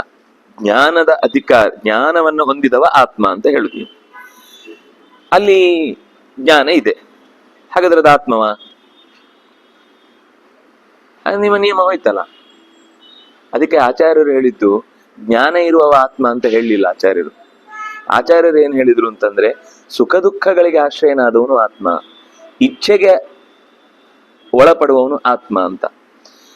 ಇಚ್ಛೆಯನ್ನ ನೀವು ನೀನ್ ಇಚ್ಛೆ ಪಡಬೇಕು ಅಂತ ಹೇಳಲಿಕ್ಕೆ ಆಗಲ್ಲ. ನಿನಗೆ ಈ ಇಚ್ಛೆ ಬರಬೇಕು ಅಂತ, ನಿಮ್ಗೆ ಇಚ್ಛೆ ಬರಬೇಕು ಅಂತ ನಾನು ಹೇಳಲಿಕ್ಕೆ ಆಗತ್ತಾ? ಸ್ಥಿತ ಪ್ರಜ್ಞನಾದ್ರೆ ಅಲ್ಲಲ್ಲ, ಇರಲ್ಲ ಅಲ್ಲ, ಅದು ಅವನು ಕಂಟ್ರೋಲ್ ಮಾಡಿದಾನೆ ಅಂತ ಇದೆ ಅಲ್ವಾ? ಇಲ್ಲ ಮೀರುದಲ್ಲ, ಹೇಳಿ ಇರಬಾರ್ದು, ಸುಖವೂ ಇರಬಾರ್ದು ದುಃಖ ಇರುದು, ಕಲ್ಗುಂಡ ಅದು. ಅವನಿಗೆ ದೇವರನ್ನ ಕಂಡಾಗ ಸುಖ ಆಗುತ್ತೋ ಇಲ್ವೋ? ದೇವರನ್ನ ಬೈತಾ ಇದ್ರೆ ಅವನಿಗೆ ಒಂದ್ಸತಿ ಮನಸ್ಸಿಗೆ ಬೇಸರ ಆಗುತ್ತೋ ಇಲ್ವೋ? ಬಂತಲ್ಲ, ಅಸಂಪ್ರಜ್ಞಾತ ಸ್ಥಿತಿಯಲ್ಲಿರೋ ಸಮಾಧಿಯಲ್ಲಿರೋವನಿಗಾದ್ರೂ ಕೂಡ ಹೊರಗೆ ಬಂದ್ಮೇಲಾದ್ರೂ ಇದೆಯಲ್ವಾ? ಜೀವನ ಲಕ್ಷಣ ಇಚ್ಛೆ, ಜೀವನ ಲಕ್ಷಣ ಸುಖ, ಜೀವನ ಲಕ್ಷಣ ದುಃಖ, ಹೊರತು ಜ್ಞಾನ ಅಲ್ಲ. ಜ್ಞಾನವೂ ಇದೆ, ಆದ್ರೆ ಜ್ಞಾನ ಇರುವುದು ಮಾತ್ರ ಜೀವನ ಲಕ್ಷಣ ಅಂತ ಹೇಳಲಿಲ್ಲ. ಯಾಕಂದ್ರೆ ಕೆಲವು ಮತದಲ್ಲಿ ಜ್ಞಾನಾಧಿಕರಣ ಆತ್ಮ ಅಂತಿದೆ, ಕೂಡ ಆತ್ಮ, ಯಾಕೆಂದ್ರೆ ಅದಕ್ಕೆ ಜ್ಞಾನ ಇದೆ, ಆದ್ರೆ ಸುಖ ದುಃಖ ಇಲ್ಲ. ನಾವು ಅಯ್ಯೋ ಅದೇನು ಅಂತಾನೆ ನೆನಪಾಗ್ತಾ ಇಲ್ಲ ಅಂತ ನಾವು ಅಂತೀವಿ, ಅನ್ಲಿಕ್ಕೆ ಆಗಲ್ಲ. ಅದೇ ಹೇಳಿದ, ಆದ್ರಿಂದ ಅದು ಆತ್ಮ ಅಲ್ಲ ಅಂತ. ಮತ್ತ ಸ್ಮೃತಿ ಜ್ಞಾನ ಮರ್ತು ಹೋಗುತ್ತೆ ಅನ್ನುವ ಗುಣ ಆತ್ಮದ ಲಕ್ಷಣ, ನೆನಪಾಗುತ್ತೆ ಅನ್ನೋದು ಆತ್ಮದ ಲಕ್ಷಣ. ಆ ಹೊತ್ತಿಗೆ ಬರ್ಲಿಲ್ಲ ಹೊರಗೆ, ಇದೇ ಒಳಗೆ ಹೊರಗೆ ಬರ್ಲಿಲ್ಲ, ಈಗ ಆಗಲ್ಲ. ಇನ್ನೂ ಒಂದೇನಂದ್ರೆ, ಒಂದು ಎಕ್ಸ್ಪೆರಿಮೆಂಟ್ ನ ಹಿನ್ನೆಲೆಯಲ್ಲಿ ಇಚ್ಛೆಯೂ ಕೂಡ ಅದು ಏನೊಂದು ಈ ಗಾಯತ್ರಿ ಎಲ್ಲ ಪಠನ ಮಾಡೋರ ತಲೆ ಮೇಲೆ ಏನೋ ಒಂದಿಷ್ಟೆಲ್ಲ ನರ್ವ್ ಸಿಸ್ಟಮ್ ಹೇಗೆ ವರ್ಕ್ ಆಗುತ್ತೆ ಅಂತ ಮಾಡುವಾಗ ಅವನು ಇಚ್ಛೆ ಪಟ್ಟಾಗ ಅಲ್ಲೊಂದು ಏನಂತಾರೆ ಅದಕ್ಕೆ, ಬ್ಲಿಂಕ್ ಆಗುತ್ತೆ. ಹಾಗಾಗಿ ಇಚ್ಛೆಯು ಕೂಡ ನಮ್ಮ ಗ್ರಹಿಕೆಗೆ ಸಿಕ್ತು, ಆದ್ರಿಂದಾಗಿ ಅದು ಕೂಡ ಆತ್ಮದ ಲಕ್ಷಣ ಆಗ್ಬೇಕಾಗಿಲ್ಲ, ಬ್ರೈನಿನ ಲಕ್ಷಣ ಅದು. ಬ್ರೈನ್ ಅನ್ನೋದು ಒಂದು ಜಡ, ಬ್ರೈನ್ ಅನ್ನೋದು ಮಣ್ಣು ನೀರು ಗಾಳಿ ಬೆಂಕಿ ಆಕಾಶ ಸೇರಿದ ಒಂದು ವಸ್ತು. ಅದು ಬ್ರೈನ್ ಅಲ್ಲಿ ಬ್ಲಿಂಕ್ ಆಯ್ತು, ಆದ್ರಿಂದಾಗಿ ಅದನ್ನು ಕೂಡ ನಾವು ಆ ಯಂತ್ರದಿಂದ ಕಂಡು ಹಿಡಿತಾ ಇದ್ದೇವೆ. ಆದ್ರಿಂದಾಗಿ ಬ್ರೈನಿಗಿಂತ ಅತಿರಿಕ್ತವಾದ ಒಂದು ಆತ್ಮ ಬೇಡ, ವಾದ ಬಂತು. ಆಶ್ಚರ್ಯ ಏನಾಯ್ತು ಅಂದ್ರೆ, ನಾನು ಈ ಪುಸ್ತಕವನ್ನ ಹೀಗೆ ಬಿಡಿಸಿ ಇಡಬೇಕು ಅಂತ ಅನ್ಕೊಂಡೆ. ಆಮೇಲೆ ಬಿಡಿಸಿ ಇಡುವಷ್ಟರಲ್ಲಿ ಅನ್ನಿಸ್ತು ಬೇಡ, ತಲೆ ಶ್ಲೋಕ ನೆನ್ಪಾಯ್ತು. ಪುಸ್ತಕ ಯಾವ್ದು ಶ್ಲೋಕ ನೋಡ್ಬೇಕು ಅಂತ ನಾನು ಹೀಗೆ ಬಿಡಿಸ್ಬೇಕು ಅಂತ ಅನ್ಕೊಂಡೆ. ಶ್ಲೋಕ ನೆನ್ಪಾಯ್ತು ಬಿಡಿಸೋ ಮುಂಚೆನೆ, ಈಗ ಅನ್ನೋ ಮುಂಚೆನೆ ಹಿಂಗ ಅಂದೆ. ಅಥವಾ ಬಿಡಿಸೋದು ಬೇಡ ಅಂತ ಅಂದ್ರೆ ಎತ್ತಬೇಕು ಅಂತ ಹೋದವನೇ ಎತ್ತಲೇ ಇಲ್ಲ, ಪುಸ್ತಕ ನೋಡ್ಬೇಕು ಅಂತ ಅನ್ನಿಸ್ತು, ಬೇಡ ಅಂತ ಅನ್ನಿಸ್ತು. ಈ ಪುಸ್ತಕ ನೋಡ್ಬೇಕು ಅಂತಾಗ ಅಲ್ಲಿ ಬ್ಲಿಂಕ್ ಆಯ್ತು, ಆದ್ರೆ ಬೇಡ ಅಂತ ಹೇಳಿದಾಗ ಬ್ಲಿಂಕ್ ಆಗ್ಲೇ ಇಲ್ಲ. ಅದು ಬ್ರೈನಿನ ಲಕ್ಷಣ ಅಲ್ಲ, ಅದು ಜೀವದ ಲಕ್ಷಣ. ಅದು ಜೀವದಿಂದ ಬಂದದ್ದು, ಬೇಡ ಅನ್ನೋದು ಇಚ್ಛೆ. ಹಾಗಾದ್ರೆ ಒಂದ್ ಕಡೆ ಬಂತು ಒಂದ್ ಕಡೆ ಬರ್ಲಿಲ್ಲ ಅಂದ್ರೆ ಏನರ್ಥ ಅಂದ್ರೆ, ಈಗ ನಾನು ಬಿಡಿಸ್ಬೇಕು ಅಂತ ಅನ್ಕೊಳ್ಳುವಾಗ ನಾನು ಬಿಡಿಸ್ಬೇಕು ಅಂತ ಅಂದುಕೊಂಡದ್ದನ್ನ ಕ್ರಿಯಾರೂಪವಾಗಿ ದೇಹಕ್ಕೆ ಹೇಳ್ಬೇಕಲ್ಲ, ಅದಕ್ಕೋಸ್ಕರ ಅದು ಬ್ರೈನ್ ಅಲ್ಲಿ ವರ್ಕ್ ಆಗಿದ್ದು. ಆದ್ರೆ ಬೇಡ ಅಂತ ಕೆಲಸ ಮಾಡ್ಲಿಕ್ಕೆ ಯಾವ ಇಂದ್ರಿಯೂ ಬೇಡ. ಹಾಗಾಗಿ ಅಲ್ಲಿ ಜೀವ ವರ್ಕ್ ಆಯ್ತು, ಆದ್ರೆ ಬ್ರೈನ್ ವರ್ಕ್ ಆಗ್ಲಿಲ್ಲ. ಯಾಕಂದ್ರೆ ಅಲ್ಲಿ ಬೇಡ ಅನ್ನೋದಕ್ಕೆ ಬ್ರೈನ್ಗೆ ಏನ್ ಕೆಲಸ ಇಲ್ಲ. ಬೇಡ ಅಂತ ಹೇಳಲಿಕ್ಕೆ ಮತ್ತೊಂದು ಬೇಕಾ ಇಂದ್ರಿಯದಲ್ಲಿ ಪ್ರವೃತ್ತಿ? ಈ ಎಸೆಯುವುದಾಗಿದ್ರೆ ಬೇಕಿರ್ತಿತ್ತೋ ಏನೋ. ಇಚ್ಛೆ ಆಯ್ತು, ಆದ್ರೆ ಆಮೇಲೆ ಇಚ್ಛೆ ಬೇಡ ಅನ್ಸ್ತು. ಪುಸ್ತಕ ಬೇಕು ಅಂತ ತೆಗಿಬೇಕು ಅಂತ ಹೀಗೆ ಅನ್ಕೊಂಡ, ಆಗ ಬ್ಲಿಂಕ್ ಆಯ್ತು, ಆಮೇಲೆ ಬೇಡ ಅನ್ಸು ಸುಮ್ನಾದ. ಆ ಸುಮ್ನಾಗುವಾಗ ಉಂಟಲ್ಲ, ಅಲ್ಲಿ ಮತ್ತೆ ಇನ್ನೊಂದು ಪ್ರವೃತ್ತಿ ಇಲ್ಲ. ಹಾಗಾದ್ರೆ ಇದು ಬ್ರೈನಿಗಿಂತ ಅತಿರಿಕ್ತವಾದ ಒಂದು ಕೆಲಸ ಮಾಡುವ ಶಕ್ತಿ ಅಬ್ಸರ್ವರ್ ಒಬ್ಬ ಇದ್ದಾನೆ. ಅವರು ಹೇಳುದೇನು ಅಂದ್ರೆ ಭೌತಶಾಸ್ತ್ರದಲ್ಲಿ ಜೀವ ಬೇಡ, ಎಲೆಡಿಕೆ ಸುಣ್ಣ ಚೆನ್ನಾಗಿ ಜಗದು ತಿಂದ ಅಂದ್ರೆ ನಾಲಿಗೆ ಕೆಂಪಾಗುತ್ತೆ. ಹಾಗೆ ಈ ಜ್ಞಾನ ಅನ್ನೋದು ಈ ಶರೀರದಲ್ಲಿ ಎಲ್ಲ ಒಂಥರ ಮಿಕ್ಸ್ ಆದಾಗ ತಲೆಯಲ್ಲಿ ಜ್ಞಾನ ಉತ್ಪತ್ತಿ ಆಗುತ್ತೆ ವಸ್ತುಗಳನ್ನು ನೋಡಿದಾಗ ಅಂತ ಹೀಗೊಂದು ವಾದ. ಆದ್ರೆ ಈ ಎಕ್ಸ್ಪೆರಿಮೆಂಟಿಗೆ ಅದು ಸೋತೋಯ್ತು. ಹಾಗಾಗಿ AI ಅದಕ್ಕೆ ಇಚ್ಛೆ ಇಲ್ಲ, ಅದಕ್ಕೆ ಸುಖ ಇಲ್ಲ, ಎಷ್ಟು ತಿಳ್ಕೊಂಡೆ ಅಂತ ಭಾರಿ ಎದೆ ಉಬ್ಬಿ ಅದು ಖುಷಿ ಪಡೋದು ಏನಿಲ್ಲ. ಅಥವಾ ಅದರಲ್ಲಿ ಯಾವುದೋ ವಿಷಯ ಬೇಡ ಅಂತ ಡಿಲೀಟ್ ಮಾಡಿ ಕಿತ್ತಾಕಿದ್ರು. ಆಗ ಅದಕ್ಕೆ ಅಯ್ಯೋ ನನ್ನ ವಿಷಯಗಳನ್ನು ಕಿತ್ತಾಕ್ಬಿಟ್ರು, ನಂಗೆ ಈಗ ಅದು ಏನಂತ ನೆನಪೇ ಆಗ್ತಾ ಇಲ್ಲ, ಬೇಜಾರು ಆಗ್ಲಿಲ್ಲ. ಸುಖವೂ ಇಲ್ಲ, ದುಃಖವೂ ಇಲ್ಲ, ಇಚ್ಛೆಯೂ ಇಲ್ಲ, ಅನಿಚ್ಛೆಯೂ ಇಲ್ಲ. ಯಾರಾದ್ರೂ ಒಬ್ಬ ದುಷ್ಟನ ಕೈಗೆ ಸಿಕ್ಕಿದ್ರೆ ಅಪಾಯ ಇದೆ. ಇದೇ ಬುದ್ಧಿಯನ್ನ, ಆರ್ಟಿಫಿಷಿಯಲ್ ಇಂಟೆಲಿಜೆನ್ಸ್ ಅನ್ನ ಒಬ್ಬ ಅಕಸ್ಮಾತ್ ದುಷ್ಟ ಏನಾದ್ರೂ ತನ್ನ ಸ್ವಾರ್ಥಕ್ಕೋಸ್ಕರ ಬಳಸಿದಾಗ ಅವನ ದುಷ್ಟತನದಿಂದ ಅದು ದುರುಪಯೋಗ ಆಗದೆ ಬಿಟ್ರೆ ಸ್ವತಃ AI ಅನ್ನೋದೊಂದು ಅಸ್ತ್ರ. ಅದು ಒಳ್ಳೇದು ಅಲ್ಲ, ಕೆಟ್ಟದು ಅಲ್ಲ.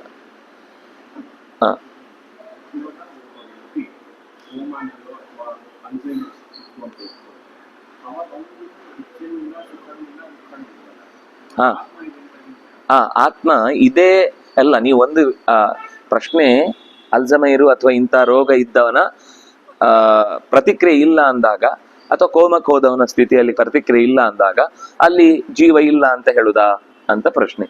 ಒಂದಂತೂ ಸ್ಪಷ್ಟ, ಉಸಿರಾಡ್ತಾ ಇದೆ ಅಂದ್ರೆ ಉಸಿರಾಡ್ಬೇಕು ಅನ್ನೋ ಇಚ್ಛೆ ಇದ್ದದ್ರಿಂದ ಆಗ್ತಾ ಇರುದು. ಇಲ್ಲಾಂದ್ರೆ ಉಸಿರಾಟ ಆಗ್ತಿರ್ಲಿಲ್ಲ. ಉಸಿರಾಟ ಇಲ್ಲ, ಅದು ಬರೀ ಆದ್ರೂ ಆಗ್ಬೇಕು ಅಂದ್ರೆ ಹೆಣವು ಮಾಡ್ಬೇಕಿತ್ತು ಉಸಿರಾಟ. ಇಲ್ಲೇನೇನಿದೆ ಕಂಟೆಂಟು ಎಲ್ಲ ಅಲ್ಲೂ ಇದೆ.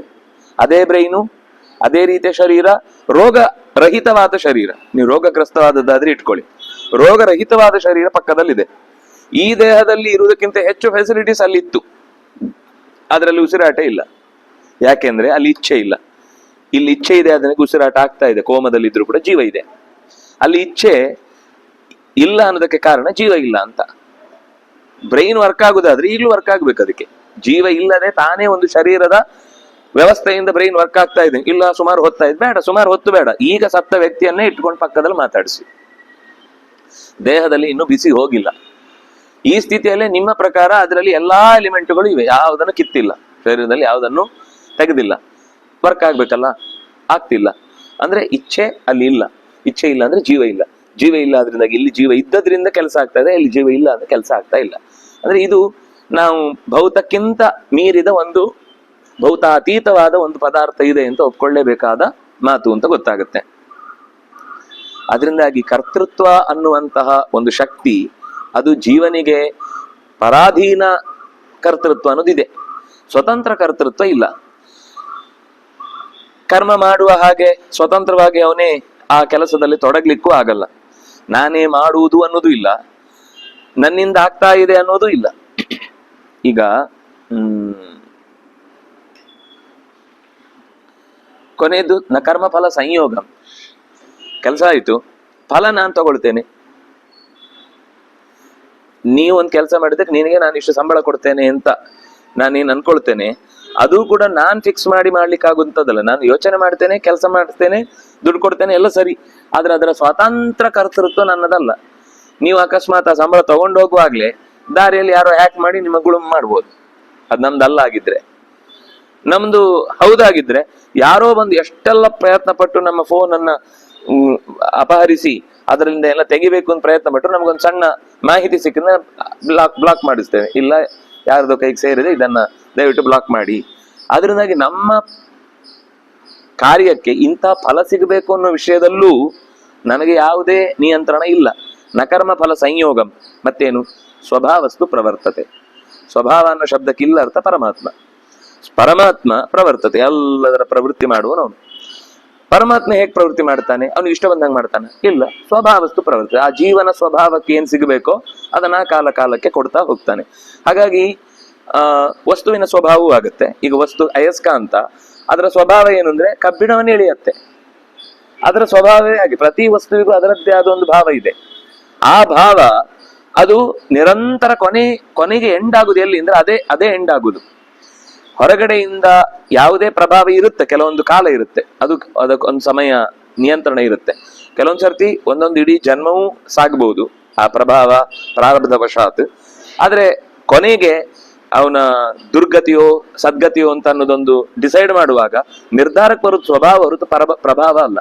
ಅವನಿಗೆ ದುರ್ಗತಿ ಆಗ್ಬೇಕು ಅಂದ್ರೂ ಸ್ವಭಾವೇ ಡಿಸೈಡ್ ಮಾಡುತ್ತೆ, ಅವನಿಗೆ ಸದ್ಗತಿ ಆಗ್ಬೇಕು ಅಂದ್ರೂ ಸ್ವಭಾವವೇ ಡಿಸೈಡ್ ಮಾಡುತ್ತೆ, ಹೊರತು ಮಧ್ಯದಲ್ಲಿ ಯಾರೋ ಒಬ್ಬ ಇನ್ಫ್ಲುಯೆನ್ಸ್ ಮಾಡಿ ನನಗೆ ಅವನನ್ನು ಕಂಡ್ರೆ ಇಷ್ಟ ಇಲ್ಲ ಆದ್ರಿಂದ ದೇವ್ರೆ ಅವನ ನರಕಕ್ಕೆ ಹಾಕಿ ಅಂತ ಇನ್ನೊಬ್ಬ ಯಾರೋ ಇನ್ಫ್ಲುಯೆನ್ಸ್ ಮಾಡಿದ್ರು ಆಗಲ್ಲ. ನಂಗೆ ತುಂಬಾ ಉಪದ್ರ ಕೊಟ್ಟಿದ್ದಾನೆ, ನನ್ನ ಕಂಡ್ರಾಗಲ್ಲ, ನನಗೆ ಕಂಡ್ರಾಗಲ್ಲ ಅಂದ್ರೆ ನಿಂದೇ ಸಮಸ್ಯೆ, ಆಗಲ್ಲ ಅನ್ನೋದು ನಿನ್ನ ದೋಷ ಅಂತ ಹೇಳಿ ಸ್ವಭಾವನ ಕನ್ಸಿಡರ್ ಮಾಡ್ತಾರೆ ಹೊರತು ಶಾಸ್ತ್ರದಲ್ಲಿ ಈ ಪ್ರಭಾವನ ಕನ್ಸಿಡರ್ ಮಾಡ್ಲಿಕ್ಕೆ ಆಗುದೇ ಇಲ್ಲ, ಸ್ವಭಾವವೇ ಕೆಲಸ ಮಾಡ್ತಾ ಇರುವುದು.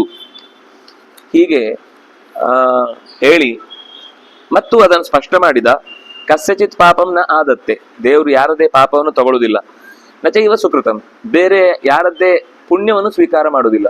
ನಾವೆಲ್ಲ ಏನ್ಕೊಳ್ಳೋದು ಅಂದ್ರೆ ನಾವೇನೋ ದೇವರಿಗೆ ಸೇವೆ ಮಾಡಿದ್ರಿಂದ ಅವನಿಗೆ ಹೊಟ್ಟೆ ತುಂಬಿತು, ಅಥವಾ ನಾವೇನೋ ಅವನಿಗೆ ಕೊಡದೇ ಇದ್ದದ್ರಿಂದ ಪಾಪ ಅವನಿಗೆ ಇವತ್ತು ಕಷ್ಟ ಆಯ್ತು ಅಂತ ನಮ್ಮದೇ ಕೆಲವೆಲ್ಲ ಲೋಕದ ವ್ಯಕ್ತಿಗಳ ಮೇಲೆ ನಡೆಯುವ ಪರಿಣಾಮವನ್ನ ಭಗವಂತನ ಮೇಲೂ ನಡೆಯುತ್ತೆ ಅಂತ ಭಾವಿಸಿ ಯೋಚನೆ ಮಾಡಿದ್ರೆ ಅದು ದಡ್ಡತನ ಆಗುತ್ತೆ.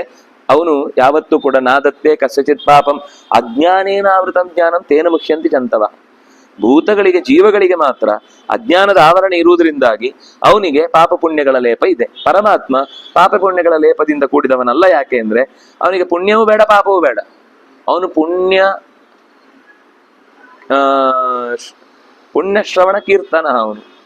ಅವನ ಹೆಸರನ್ನು ಹೇಳೋದ್ರಿಂದ ಪುಣ್ಯ ಬರುತ್ತೆ ಹೊರತು ಅವನಿಗೊಂದು ನಾನೊಂದು ಜಪ ಮಾಡ್ತೀನಿ ನಂಗೊಂದು ಪುಣ್ಯ ಬರಲಿ ಮಾಡ್ಬೇಕಾದಾಗ ಅವನು ಪುಣ್ಯ ಸ್ವರೂಪ. ಅವನು ಪುಣ್ಯ ಅಂದ್ರೆ ಏನು?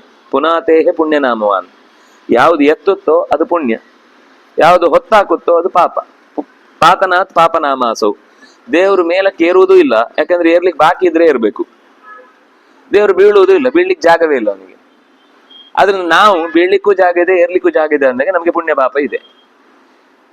ಏರ್ಲಿಕ್ಕೆ ಜಾಗ ಇರುವುದು ಅಂದ್ರೆ ಇನ್ನಷ್ಟು ಹೆಚ್ಚಿನ ಪ್ರವೃತ್ತಿಯನ್ನ ಮಾಡಿ ಒಳ್ಳೆ ಕೆಲಸವನ್ನ ಮಾಡಿ ನಮ್ಮನ್ನ ನಾವು ಎತ್ತರಕ್ಕೆ ಏರಿಸಿಕೊಳ್ಳುವುದು ಅಂದ್ರೆ ಜ್ಞಾನಪೂರ್ಣರಾಗುವುದು.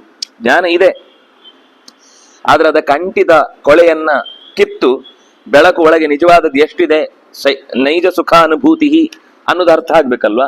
ಆ ಅರ್ಥಕ್ಕೆ ಬೇಕಿರುವಂತಹ ಚಿತ್ರಣವನ್ನ ನಮಗೆ ಈ ಹೊರಗಿನ ಕರ್ಮ ಪ್ರವೃತ್ತಿ ಅನ್ನೋದು ಕರ್ಮ ಶುದ್ಧಿ ಅಂದ್ರೆ ಅಂತಃಕರಣ ಶುದ್ಧಿಯ ಮೂಲಕ ಜ್ಞಾನವನ್ನು ವಿಸ್ತಾರ ಮಾಡ್ತಾ ಹೋಗುತ್ತೆ, ಇರುವುದೇ ಕಾಣ್ತಾ ಹೋಗುತ್ತೆ. ಈಗ ಲ್ಯಾಂಪಿಗೆ ಹೊರಗಡೆ ಪೂರ್ತಿ ಮಸಿ ಅಂಟಿದೆ ಅಂತ ಇಟ್ಕೊಳ್ಳಿ, ದೀಪಾವಳಿ ಒಳಗೆ ಇದೆ, ಅದಕ್ಕೆ ಕರಿ ಕಟ್ಟಿದೆ, ಒಂದು ಕಡೆಯಿಂದ ಕರಿ ತೆಗೆದ್ರಿ, ಆಮೇಲೆ ಆ ಗ್ಲಾಸಿಗೆ ಅಂಟಿದಂತಹ ಕಸವನ್ನ ಅಂಟಿದದ್ದನ್ನೆಲ್ಲ ತೆಗ್ದಾಗ ದೀಪ ಇತ್ತು, ದೀಪ ಇರ್ಲಿಲ್ಲ ಅಂತಲ್ಲ.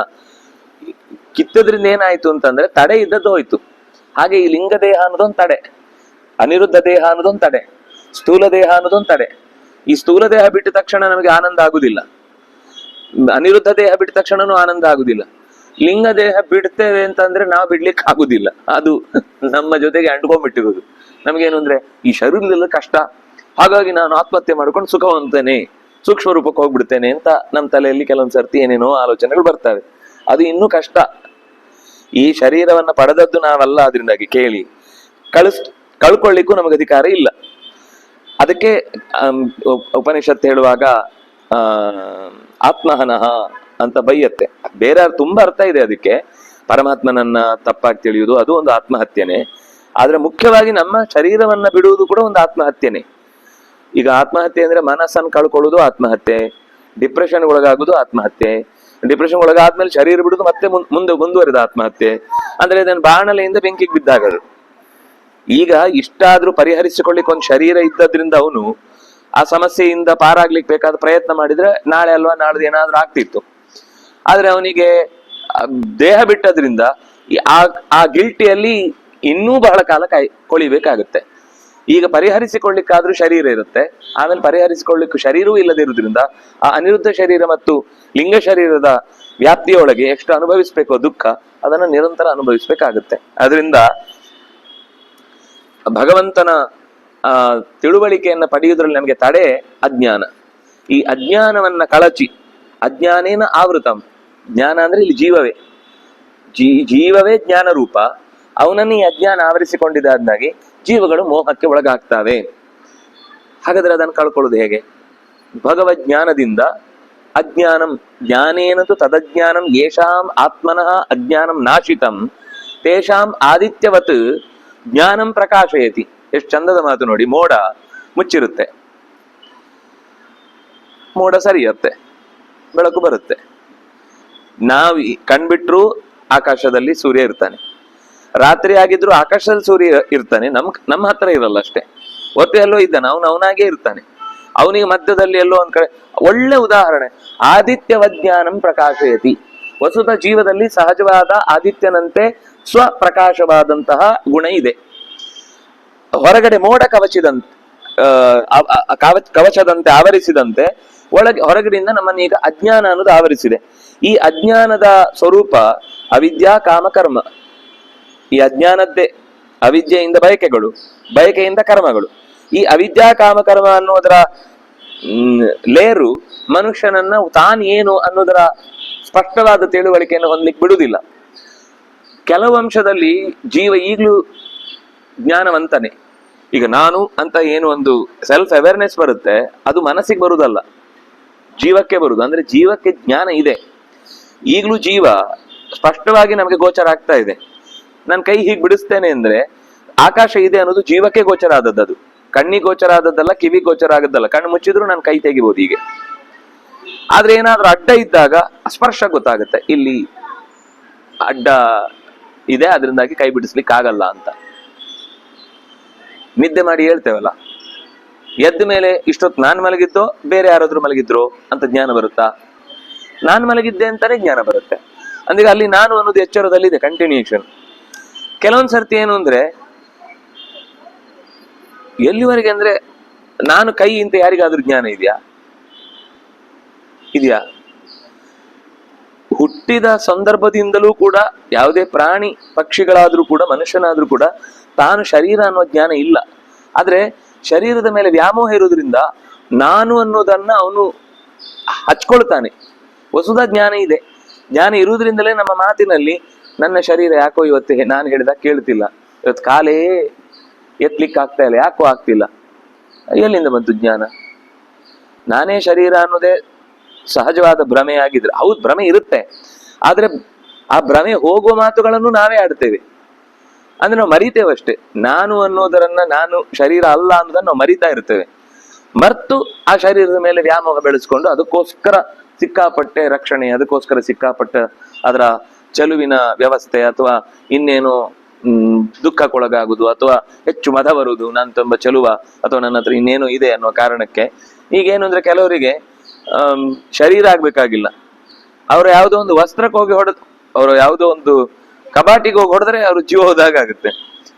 ನನಗೆ ಯಾಕೆ ಕೊಡುತ್ತೆ ಅಂದ್ರೆ ಅವ್ರು ತನಗೆ ಹೊಡೆದ್ರಷ್ಟು ಅಳುತ್ತಿರ್ಲಿಲ್ಲ, ಆ ಕಬಾಟಿಗೆ ಹೊಡೆದ ತಕ್ಷಣ ಕೋಪ ಬರುತ್ತೆ. ಯಾಕಂದ್ರೆ ತಾನು ಬಹಳ ಮುತುವರ್ಜಿ ವಹಿಸಿ ತಯಾರು ಮಾಡಿದ. ಕೆಲವರಿಗೆ ಕಾರಿಗೆ ಗೀಚಿ ಹೋದ್ರೆ ಯಾವ್ದೋ ಪಕ್ಕದವನು ಹೋದವನು ಬಾಯಿಗೆ ಬಂದ ಕಿರಿಸ್ತಾ ಇರ್ತಾರೆ. ಬೇರೆಯವರಿಗಲ್ಲ, ಅವ್ರ ಮಗುನೇ ಬಹಳ ಪ್ರೀತಿಯಿಂದ ಅಪ್ಪ ನಾನು ನಿನ್ನನ್ನು ಪ್ರೀತಿಸುತ್ತೇನೆ ಅಂತ ಕಲ್ಲಲ್ಲಿ ಗೀಚಿದ್ರೆ ಮೊದಲು ಕೈ ತುಂಡು ಮಾಡ್ತಾನೆ, ಆಮೇಲೆ ನೋಡಿದ್ರೆ ಯಾಕೆ ಗೀಚಿದೆ ಅಂತ ಹೇಳ್ತಾನೆ ಹೊರತು ಅದರ ಪ್ರೀತಿ ಅರ್ಥವೇ ಆಗುದಿಲ್ಲ. ಯಾಕಂದ್ರೆ ಅವನು ನಾನು ಅಂದ್ರೆ ಕಾರು ಅಂದ್ಕೊಂಡಿರ್ತಾನೆ.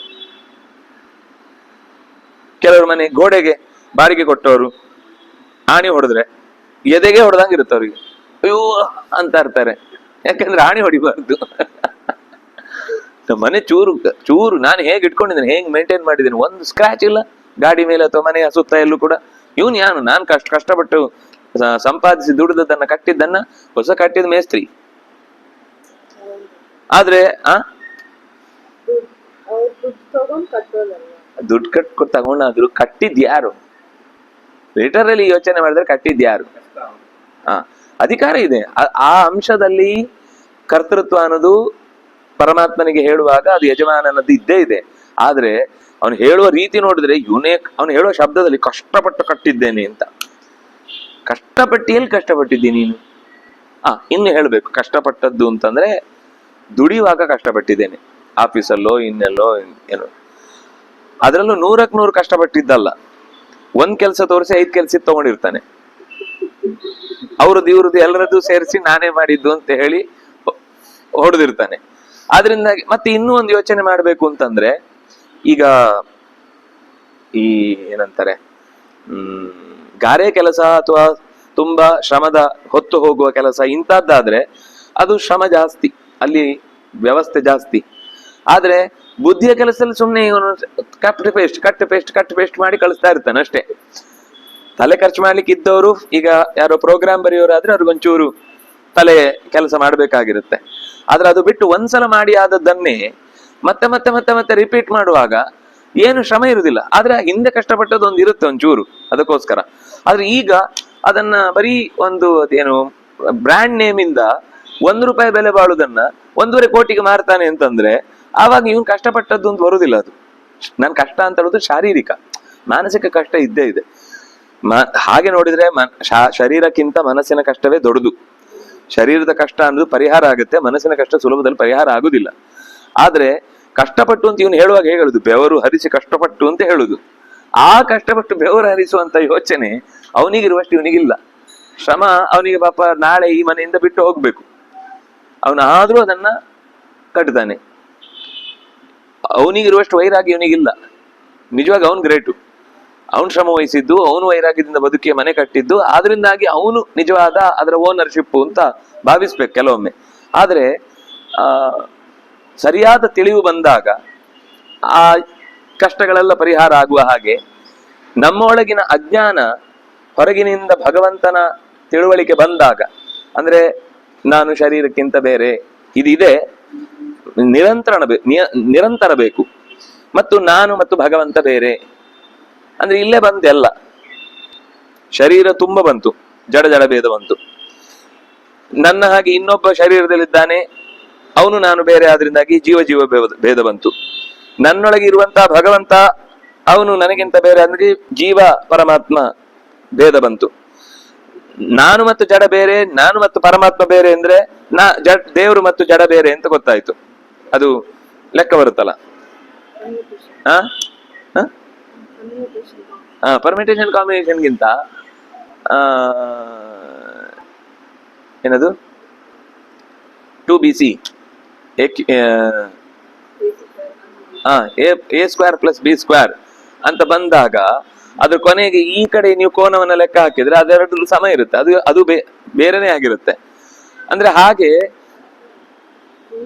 ಜೀವ ಮತ್ತು ಜಡ ಬೇರೆ, ಜೀವ ಮತ್ತು ಪರಮಾತ್ಮ ಬೇರೆ ಅಂದ್ಮೇಲೆ ಜೀವ ಮತ್ತೆ ದೇವರು ಮತ್ತು ಜಡ ಬೇರೆನೆ ಅಲ್ವಾ? ಅಷ್ಟೇ. ಹಾಗೆ ಇಡೀ ಜಗತ್ತಿನ ಎಲ್ಲಾ ವ್ಯವಸ್ಥೆಯು ಕೂಡ ಈ 3 ತಿಳುವಳಿಕೆಯಲ್ಲಿ ಬಂದ್ಬಿಡುತ್ತೆ. ಜೀವ, ಜಡ, ಪರಮಾತ್ಮ. ಅದನ್ನೇ ಪ್ರಕೃತಿ, ಪುರುಷ ಮತ್ತು ಚೇತನ, ಈ 3 ಹೇಳಿದ್ರೆ ಜಗತ್ತಿನ ಎಲ್ಲಾ ವಿಷಯಗಳು ಕೂಡ ಅದು ಆದಿತ್ಯವ ಜ್ಞಾನಂ. ನಮ್ಮನ್ನ ಸರಿಯಾಗಿ ಒಳಗಿನಿಂದ ನಾವು ಯಾರು ಅಂತ ಗೊತ್ತಾಗಿ, ನಾನೀಗ ವಾಸವಾಗಿರುವಂತಹ ಜಾಗ ಅನ್ನೋದು ಅದು ದೇವರು ನನಗೊಂದು ಈಗ ಒಂದು ಟೆಂಪರರಿ ವಾಸಸ್ಥಾನ ಅಂತ ಕೊಟ್ಟದ್ದು ಅರ್ಥ ಆಗಿ, ನಾನು ಕೇವಲ ರಥಿಕ ಹೊರತು ಸಾರಥಿ ಬೇರೆಯವನಿದ್ದಾನೆ ಅಂತ ಭಗವಂತನ ಅಂತರ್ಯಾಮಿ ಅಂತ ತಿಳ್ಕೊಂಡಾಗ ಅವನಿಗೆ ಈ ಹಿಂದೆ ಹೇಳಿದ ಎಲ್ಲ ಚಟುವಟಿಕೆಯಲ್ಲಿ ಏನೇನು ಸಮಸ್ಯೆಗಳಾಗಬಹುದು ಅದೆಲ್ಲ ಪರಿಹಾರ ಆಗುತ್ತೆ. ಪ್ರಕಾಶಯತಿ ತತ್ಪರಂ, ಪರಮಾತ್ಮನ ಪ್ರಜ್ಞೆ ಅತ್ಯಂತ ಸುಂದರವಾಗಿ ಬರುತ್ತೆ. ತದ್ಬುದ್ಧಯ, ಮತ್ತೆ ಯಾರು ನಿರಂತರವಾಗಿ ಆ ರೀತಿ ಇರ್ತಾರೆ ಅವರು ಮತ್ತೆ ಮರಳಿ ಈ ಲೋಕಕ್ಕೆ ಬರುವುದಿಲ್ಲ. ಗಚ್ಚಂತಿ ಅಪುನರಾವೃತ್ತಿಂ, ಪುನರಾವೃತ್ತಿ ಅಂದ್ರೆ ವಾಪಸ್ಸು ಸಂಸಾರಕ್ಕೆ ಬರುವುದು. ಅಪುನರಾವೃತ್ತಿ ಅಂದ್ರೆ ಬಿಡುಗಡೆಯ ಮೋಕ್ಷದ ದಾರಿಯನ್ನ ಸೇರುವುದು. ಹೇಗೆ? ಜ್ಞಾನ ನಿರ್ಧೂತ ಕಲ್ಮಷಾಹ. ಇದು ಕೃಷ್ಣ ಹೇಳಿದ್ದು. ಈಗ ನಾನು ಹೇಗಿದ್ದೇನೆ ಹಾಗೆ ತಿಳ್ಕೊಂಡ್ರೇನೆ ಅಂತ ಹೇಳಿದ್ದು. ನನಗಿಂತ ಮೇಲೆ ಒಬ್ಬ ಬ್ರಹ್ಮ ಇದ್ದಾನೆ, ಅವನನ್ನು ತಿಳ್ಕೊಂಡು ನೀವು ಹೋಗುದು ಅಂತ ಹೇಳಿಲ್ಲ. ಯಾಕೆಂದ್ರೆ ಅಪುನರಾವೃತ್ತಿ ಅನ್ನೋ ಶಬ್ದ ಬಂತು ಅಂದ್ರೆ ಅದು ಇಲ್ಲಿಗೆ ಮುಗೀತು. ಯಾಕೆಂದ್ರೆ ತತ್ಪರಂ ಅನ್ನೋ ಶಬ್ದ ಬಳಸಿದ್ದಾನೆ. ಪ್ರಕಾಶೈತಿ ತತ್ಪರಂ, ಅದು ಪರಬ್ರಹ್ಮ. ಅದು ಅದರ ಮೇಲೆ ಮತ್ತೊಂದು ಬ್ರಹ್ಮ ಇಲ್ಲ. ಗುಣಗಳಿರುವ ಬ್ರಹ್ಮ, ಇರದ ಬ್ರಹ್ಮ ಅಂತ ಮತ್ತೊಂದನ್ನು ನಾವು ಕಲ್ಪಿಸಿಕೊಳ್ಳಿಕ್ಕೆ ಶಾಸ್ತ್ರದಲ್ಲಿ ಅವಕಾಶವೇ ಇಲ್ಲ. ಒಂದೇ ಬ್ರಹ್ಮ. ಆ ಒಂದೇ ಬ್ರಹ್ಮ ಅನ್ನೋದು ಅದು ಕೆಲವರಿಗೆ ಕಾಲದಿಂದ ಈ ಯುಗಕ್ಕೆ ಅವನು ಪರಂಬ್ರಹ್ಮ, ಮುಂದಿನ ಮನ್ವಂತರಕ್ಕೆ ಬೇರೆ ಬ್ರಹ್ಮ ಒಬ್ಬ ಬರ್ತಾನೆ ಅಂತ. ಹೌದು, ಬ್ರಹ್ಮ ಅಂತ ಬಂದಾಗ ಸೃಷ್ಟಿಯಲ್ಲಿ ಮತ್ತೊಬ್ಬ ಬ್ರಹ್ಮ ಬರುವುದನ್ನು ಶಾಸ್ತ್ರ ಹೇಳುತ್ತೆ. ಆದ್ರೆ ಈ ಮನ್ವಂತರಕ್ಕೊಂದು, ಮುಂದಿನ ಮನ್ವಂತರಕ್ಕೊಂದು ಆ ತರದ ಬ್ರಹ್ಮನ ಕಲ್ಪನೆಯನ್ನ ಶಾಸ್ತ್ರವೂ ಹೇಳಿಲ್ಲ. ಅದರಿಂದಾಗಿ ತದ್ಬುದ್ಧಿ ಉಳ್ಳಂತಹ ಮಂದಿ ಜ್ಞಾನದಿಂದ ನಿರ್ಧೂತವಾದ ಕಲ್ಮಶಗಳುಳ್ಳವರು ಅಂದ್ರೆ ಜ್ಞಾನದಿಂದ ಪಾಪಗಳನ್ನ ದೋಷಗಳನ್ನ ಕಳೆದುಕೊಂಡವರು ಮತ್ತೆ ಮರಳಿ ಸಂಸಾರಕ್ಕೆ ಬರುವುದಿಲ್ಲ. ಹೇಗಿರ್ತಾರವರು? ವಿದ್ಯೆಯಿಂದ ವಿನಯ ಪಡೆದಿರ್ತಾರೆ. ವಿದ್ಯೆ ಅದು ನಾನು ಕಲ್ತದ್ದು ಅಂತ ಬಂದ್ರೆ, ನನ್ನ ಒಂದು 100 ವರ್ಷದ ಎಕ್ಸ್ಪೀರಿಯನ್ಸ್ ಇನ್ನು ಎಷ್ಟು ವರ್ಷ ಅಂತ ಕೇಳ್ಬೇಕು ಮೊದ್ಲು. ಕೆಲವರು ಹೇಳ್ತಿರ್ತಾರೆ, ನಾನು ಅಲ್ಲೊಂದು 15 ವರ್ಷ ಇದ್ದೆ, ಇವನಿಗೆ ಏನ್ ನೋಡ್ಲಿಕ್ಕೆ ಒಂದು 40 ವರ್ಷದ ತರ ಇರ್ತಾನೆ. ಅವ್ರದ್ದು ಎಕ್ಸ್ಪೀರಿಯನ್ಸ್ ಟೋಟಲ್ ಮಾಡಿದ್ರೆ 180 ವರ್ಷ ಇರುತ್ತೆ. ಹೇಳುವಾಗ ತಾನು ಏನ್ ಹೇಳ್ತಾ ಇದ್ದೇನೆ ಅನ್ನೋದು ಗೊತ್ತಿರಲ್ಲ. ಕೊನೆಗೆ ನೀವು ಹೇಳ್ಬೇಕು, ನಾನು ಒಂದು ಸಂಸ್ಥೆಯಲ್ಲಿ ಕೆಲಸ ಮಾಡುವಾಗ್ಲೇ 5-6 ಸಂಸ್ಥೆಯಲ್ಲಿ ಅಧ್ಯಕ್ಷನಾಗಿದ್ದೆ, ಹಾಗಾಗಿ ಅದೆಲ್ಲ ಸೇರಿಸ್ಕೊಂಡು ಹೇಳ್ತಾ ಇದ್ದೇನೆ ಅಂತ ಹೇಳ್ಬೇಕಷ್ಟೆ. 20 ವರ್ಷದ 5 ಸಂಸ್ಥೆಯಲ್ಲಿ ಒಟ್ಟಿಗೆ ಕೆಲಸ ಮಾಡಿದ್ರೆ ಅವಾಗ ಆ 20 ವರ್ಷದ ಸರ್ವೀಸು, ಈ 20 ವರ್ಷದ ಸರ್ವೀಸು, ಈ 20 ವರ್ಷದ ಸರ್ವೀಸು ಅಂತ 150 ವರ್ಷದ ಸರ್ವೀಸ್ ಮಾತಾಡ್ಬೇಕಾಗತ್ತೆ.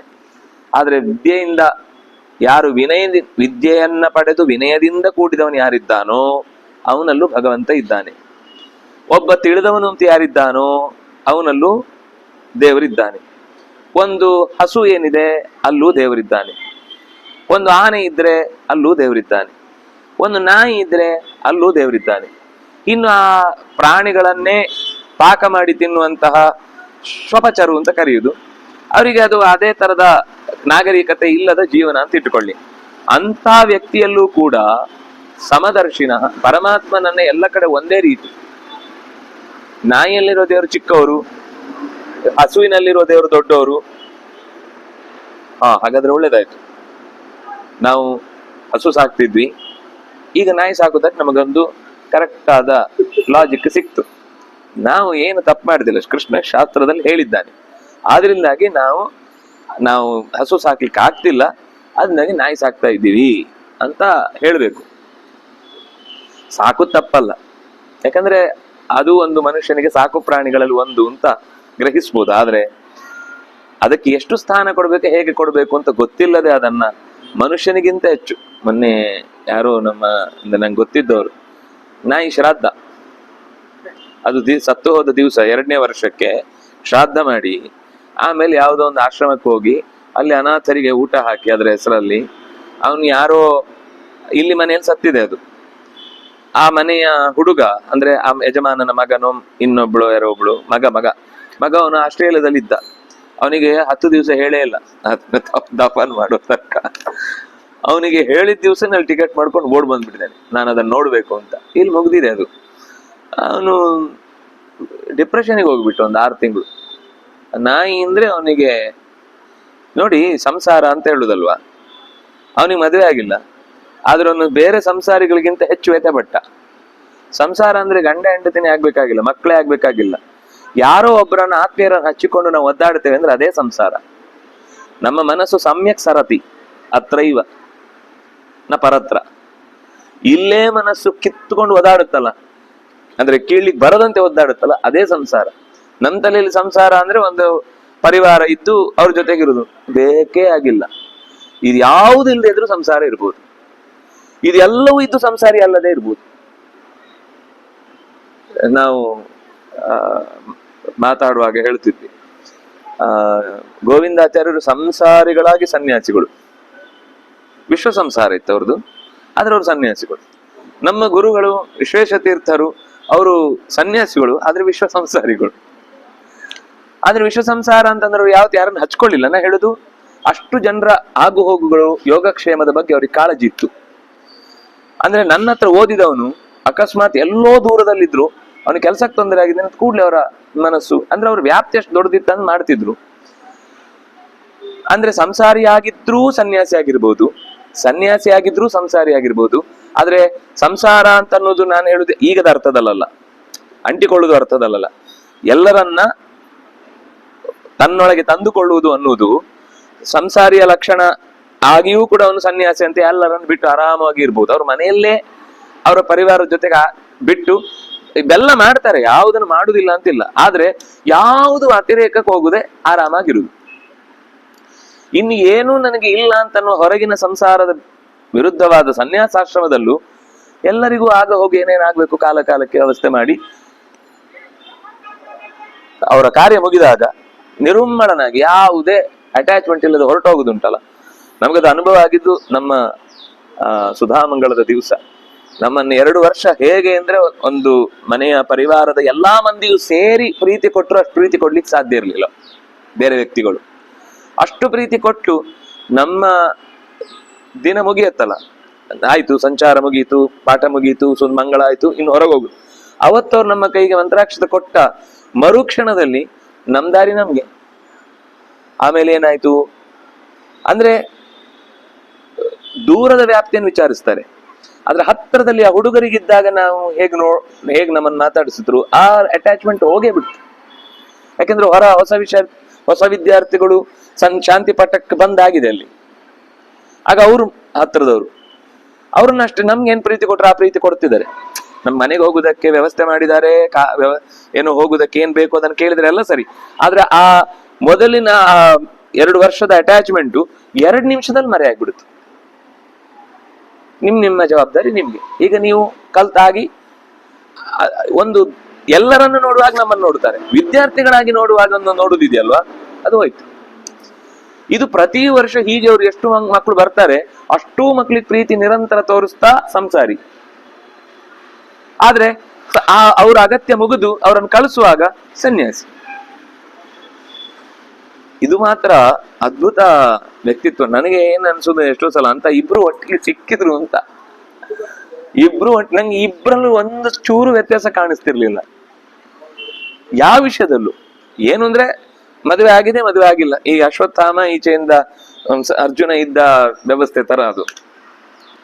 ಆ ಉದಾಹರಣೆ ಇಲ್ಲಿ ಸ್ಫೂರ್ತಿ ಹೊಂದುವಂಥದ್ದಲ್ಲ, ಆದ್ರೆ ಆಲೋಚನಾ ಲಹರಿ, ಶಾಸ್ತ್ರವನ್ನ ತಿಳ್ಕೊಳ್ಳುವ ರೀತಿ, ಅದನ್ನ ಇನ್ನೊಬ್ಬರಿಗೆ ಕನ್ವೆ ಮಾಡುವ ರೀತಿ, ಅಂದ್ರೆ ಭಾಷೆ ಬೇರೆ ಇರ್ಬೋದು, ಎಕ್ಸಾಂಪಲ್ಸ್ ಬೇರೆ ಇರ್ಬೋದು. ಅವರಿಗಿದ್ದ ಸಮಯ ಬಹಳ ಕಮ್ಮಿ ಇರ್ತಿತ್ತು. ಸ್ವಾಮಿಗಳದ್ದು ಉಪನ್ಯಾಸ 5 ನಿಮಿಷ, ಆದ್ರೆ 5 ನಿಮಿಷದಲ್ಲಿ 50 ನಿಮಿಷ ಮಾಡಿದರ ಉಪನ್ಯಾಸಕ್ಕಿಂತ ಹೆಚ್ಚು ಚಪ್ಪಾಳೆ ಬೀಳ್ತಿತ್ತು. ಚಪ್ಪಾಳೆ ಮಾತ್ರ ಅಲ್ಲ, ಆ ಮನುಷ್ಯನಿಗೆ ಅದು ಕನ್ವೆ ಆಗ್ತಿತ್ತು. ಹೌದು, ಇವ್ರು ಹೇಳಿದ್ದು ಹೀಗೇನೆ. ಯಾವುದೋ ಒಂದು ದೊಡ್ಡ ಸಭೆ, ಯಾರೋ ಒಬ್ರು ದೊಡ್ಡ ವ್ಯಕ್ತಿ ಇವರು ಬರ್ತಾರೆ ಅಂತ ಗೊತ್ತಾದಾಗ ಅವರಿಗೆ ಸಮಯ ಕೊಡಬೇಡಿ, ಅವ್ರಿಗೆ 5 ನಿಮಿಷ ಕೊಡಿ ಅಂದ್ರು. ಆ ವ್ಯಕ್ತಿ ಸ್ವಲ್ಪ ಇನ್ಫ್ಲೂಯೆನ್ಸ್ ಇದ್ದವರು, ಎಲ್ಲ ಇಚ್ಛಾದ್ವೇಷ ಒಟ್ಟಿಗೆ ಇದ್ದದ್ದು. ಅವರು ಒಂದು 50 ನಿಮಿಷ ಮಾತಾಡಿದ್ಮೇಲೆ ಕೊನೆಗೆ ಇವರಿಗೆ ಕೊಡಿ, ಆದ್ರೆ ಬೇರೆಯವ್ರದ್ದೆಲ್ಲ ಆದ್ಮೇಲೆ ಕೊಡಿ ಅವರಿಗೆ ಅಂತ ಅಂದ್ರು. ಸರಿ, ಬೇರೆಯವರೆಲ್ಲ ಮಾತ್ರ ನೀವು 5 ನಿಮಿಷನೇ ಕೊಟ್ಟಿದ್ದು, ಇಲ್ಲ ಹೊರಡ್ಬೇಕು, ತಡ ಆಗುತ್ತೆ ಹೇಳುವಾಗ ಹಾಗೆ ಹೇಳಿಕ್ ಆಗಲ್ಲ, ನಿಮ್ಗೆ ಸಮಯ ಕಮ್ಮಿ ಕೊಡಿದೆ, ಕಾರ್ಯಕ್ರಮವನ್ನು ನಾವು ಮುಗಿಸ್ಲೇಬೇಕಾಗಿದೆ 4 ಗಂಟೆ ಒಳಗೆ, ಆದ್ರೆ ನೀವು 5 ನಿಮಿಷ ಮಾತಾಡಿ ಆಯ್ತು. ನಾವು ಸ್ಲ್ಯಾಗ್ ಅವರಲ್ಲೇ ಬರುವವರು, ಬಂದ್ರೆ ಬರೀ ಹೊಡೆಯುತ್ತೆ ಸಿಕ್ಸರೆ. ಸ್ವಾಮಿಗಳು 5 ನಿಮಿಷ ಮಾತಾಡಿದ್ದು, ಇಡೀ ಸಭೆ 1000 ಜನ ಹೋಗುವಾಗ ಏನ್ ಹೇಳಿದ್ರು, ಇವರು ಇಷ್ಟು ಹೊತ್ತು ಹೇಳಿದ್ರಲ್ಲಿ ಏನ್ ನಮಗೆ ಬೇಕಿತ್ತು ಅದು ಒಂದು ಅಂಶ ಸಿಗ್ಲಿಲ್ಲ. ಇವ್ರು 5 ನಿಮಿಷದಲ್ಲಿ ಅಷ್ಟೂ ಜನರ ಮಾತಿನ ಸಾರವನ್ನ ಎತ್ತಿ ಹೇಳಿದ್ರು. ಅಂದ್ರೆ ಅದು ಒಂದು ತಾಕತ್ತು. ಸಮಯ ಎಷ್ಟು ಕೊಡ್ತಾರೆ ಅನ್ನೋದು ಮುಖ್ಯ ಅಲ್ಲ, ಸಮಯದೊಳಗೆ ಎಷ್ಟು ಕೊಡ್ತೇವೆ ಅನ್ನೋದು ಮುಖ್ಯ.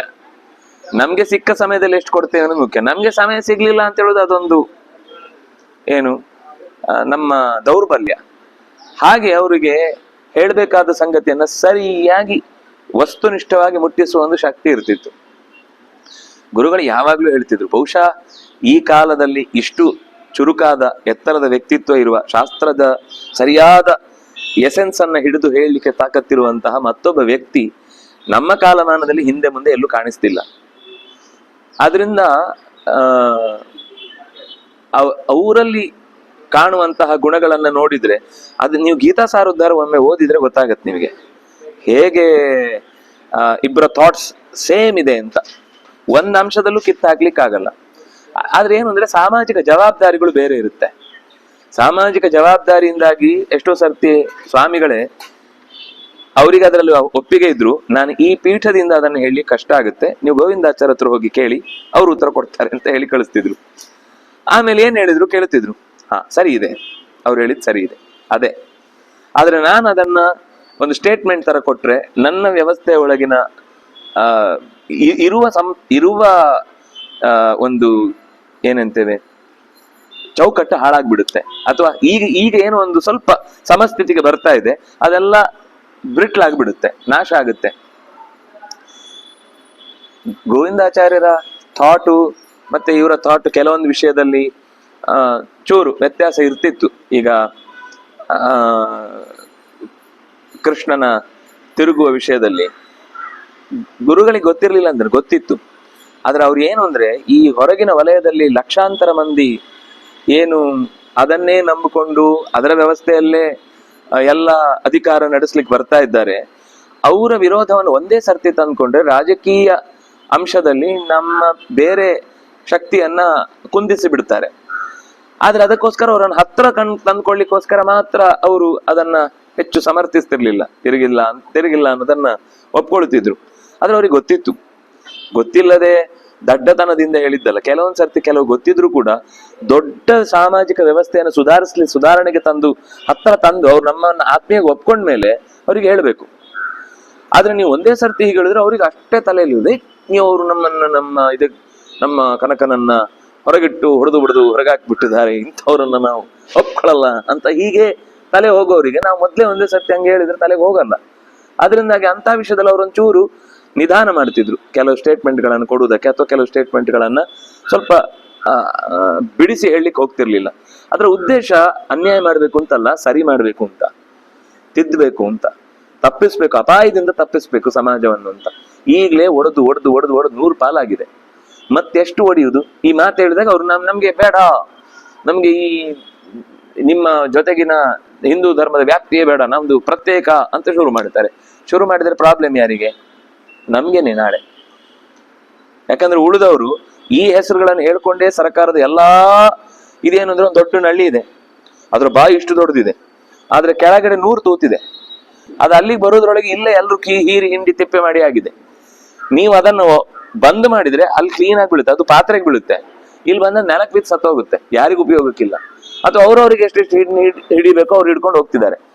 ನೀವು ಅದನ್ನು ಏಕತ್ರಗೊಳಿಸಿದ್ರೆ ಎಲ್ಲರ ಉದ್ಧಾರ ಆಗತ್ತೆ. ನೀವು ಅದನ್ನ ಪಾಲ್ ಮಾಡಿದ್ರೆ ಯಾರಿಗೂ ಸಿಗುದಿಲ್ಲ. ಈ ಹಿಡಿಸುಡಿ ಕಡ್ಡಿಗಿದ್ದ ಹಾಗೆ ನೀವು ಅದನ್ನ ಒಂದೊಂದರಿಂದ ಕಸ ಗುಡಿಸ್ಲಿಕ್ಕಾಗತ್ತ?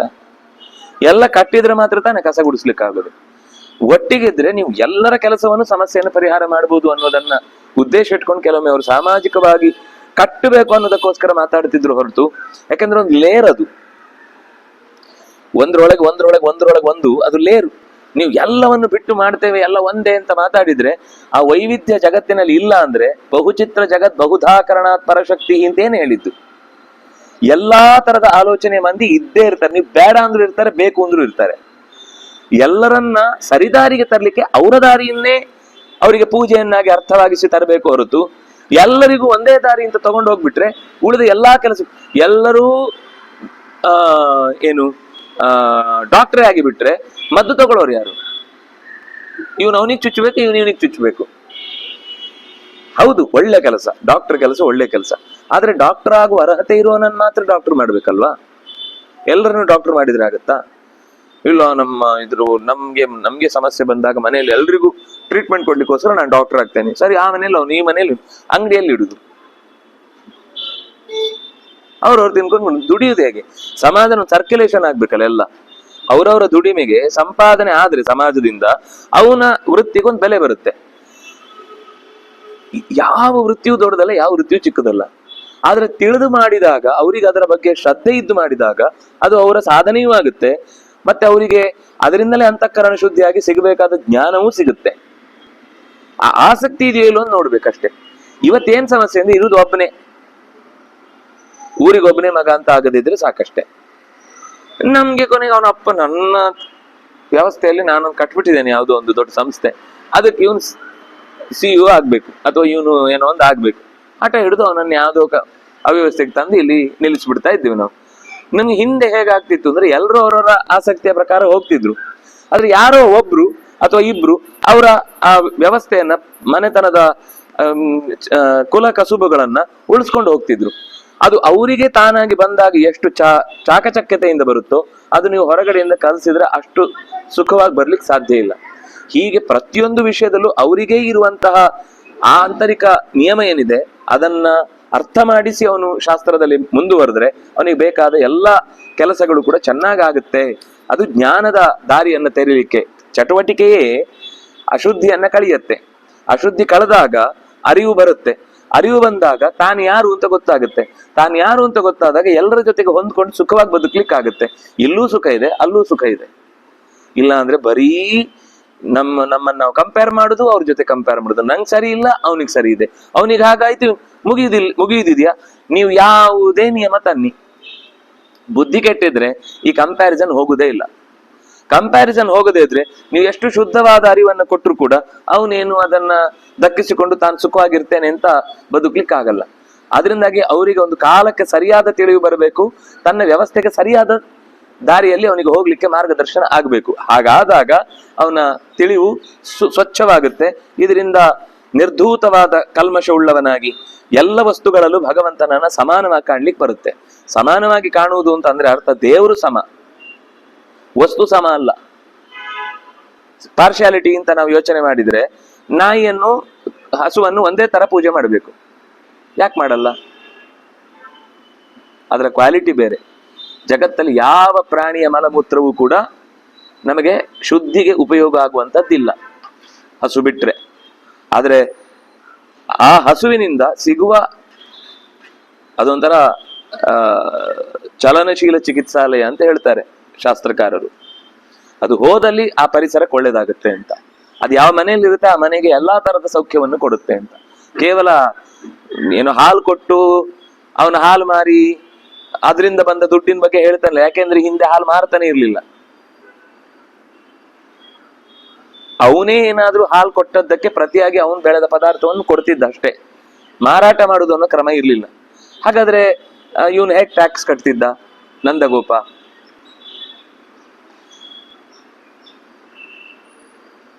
ಅವ್ರು ಬೆಳೆ ಇತ್ಯಾದಿಗಳೇನ್ ಮಾಡ್ತಿದ್ರು, ಅದರಿಂದ ಬೆಳೆ ಮಾರಾಟ ಮಾಡುವುದಿದೆ. ಅಂದ್ರೆ ಕೆಲವು ಪದಾರ್ಥ, ಹಾಲು, ನೀರು, ಒಂದಿಷ್ಟು ದ್ರವ್ಯಗಳಿದೆ, ಉಪ್ಪು, ಇಂಥದ್ದನ್ನೆಲ್ಲ ಮಾರಬಾರದು ಅಂತ. ಯಾಕಂದ್ರೆ ಅದು ಜೀವನದ ಅತ್ಯಂತ ಬೇಸಿಕ್ ಅಗತ್ಯ ವಸ್ತುಗಳು.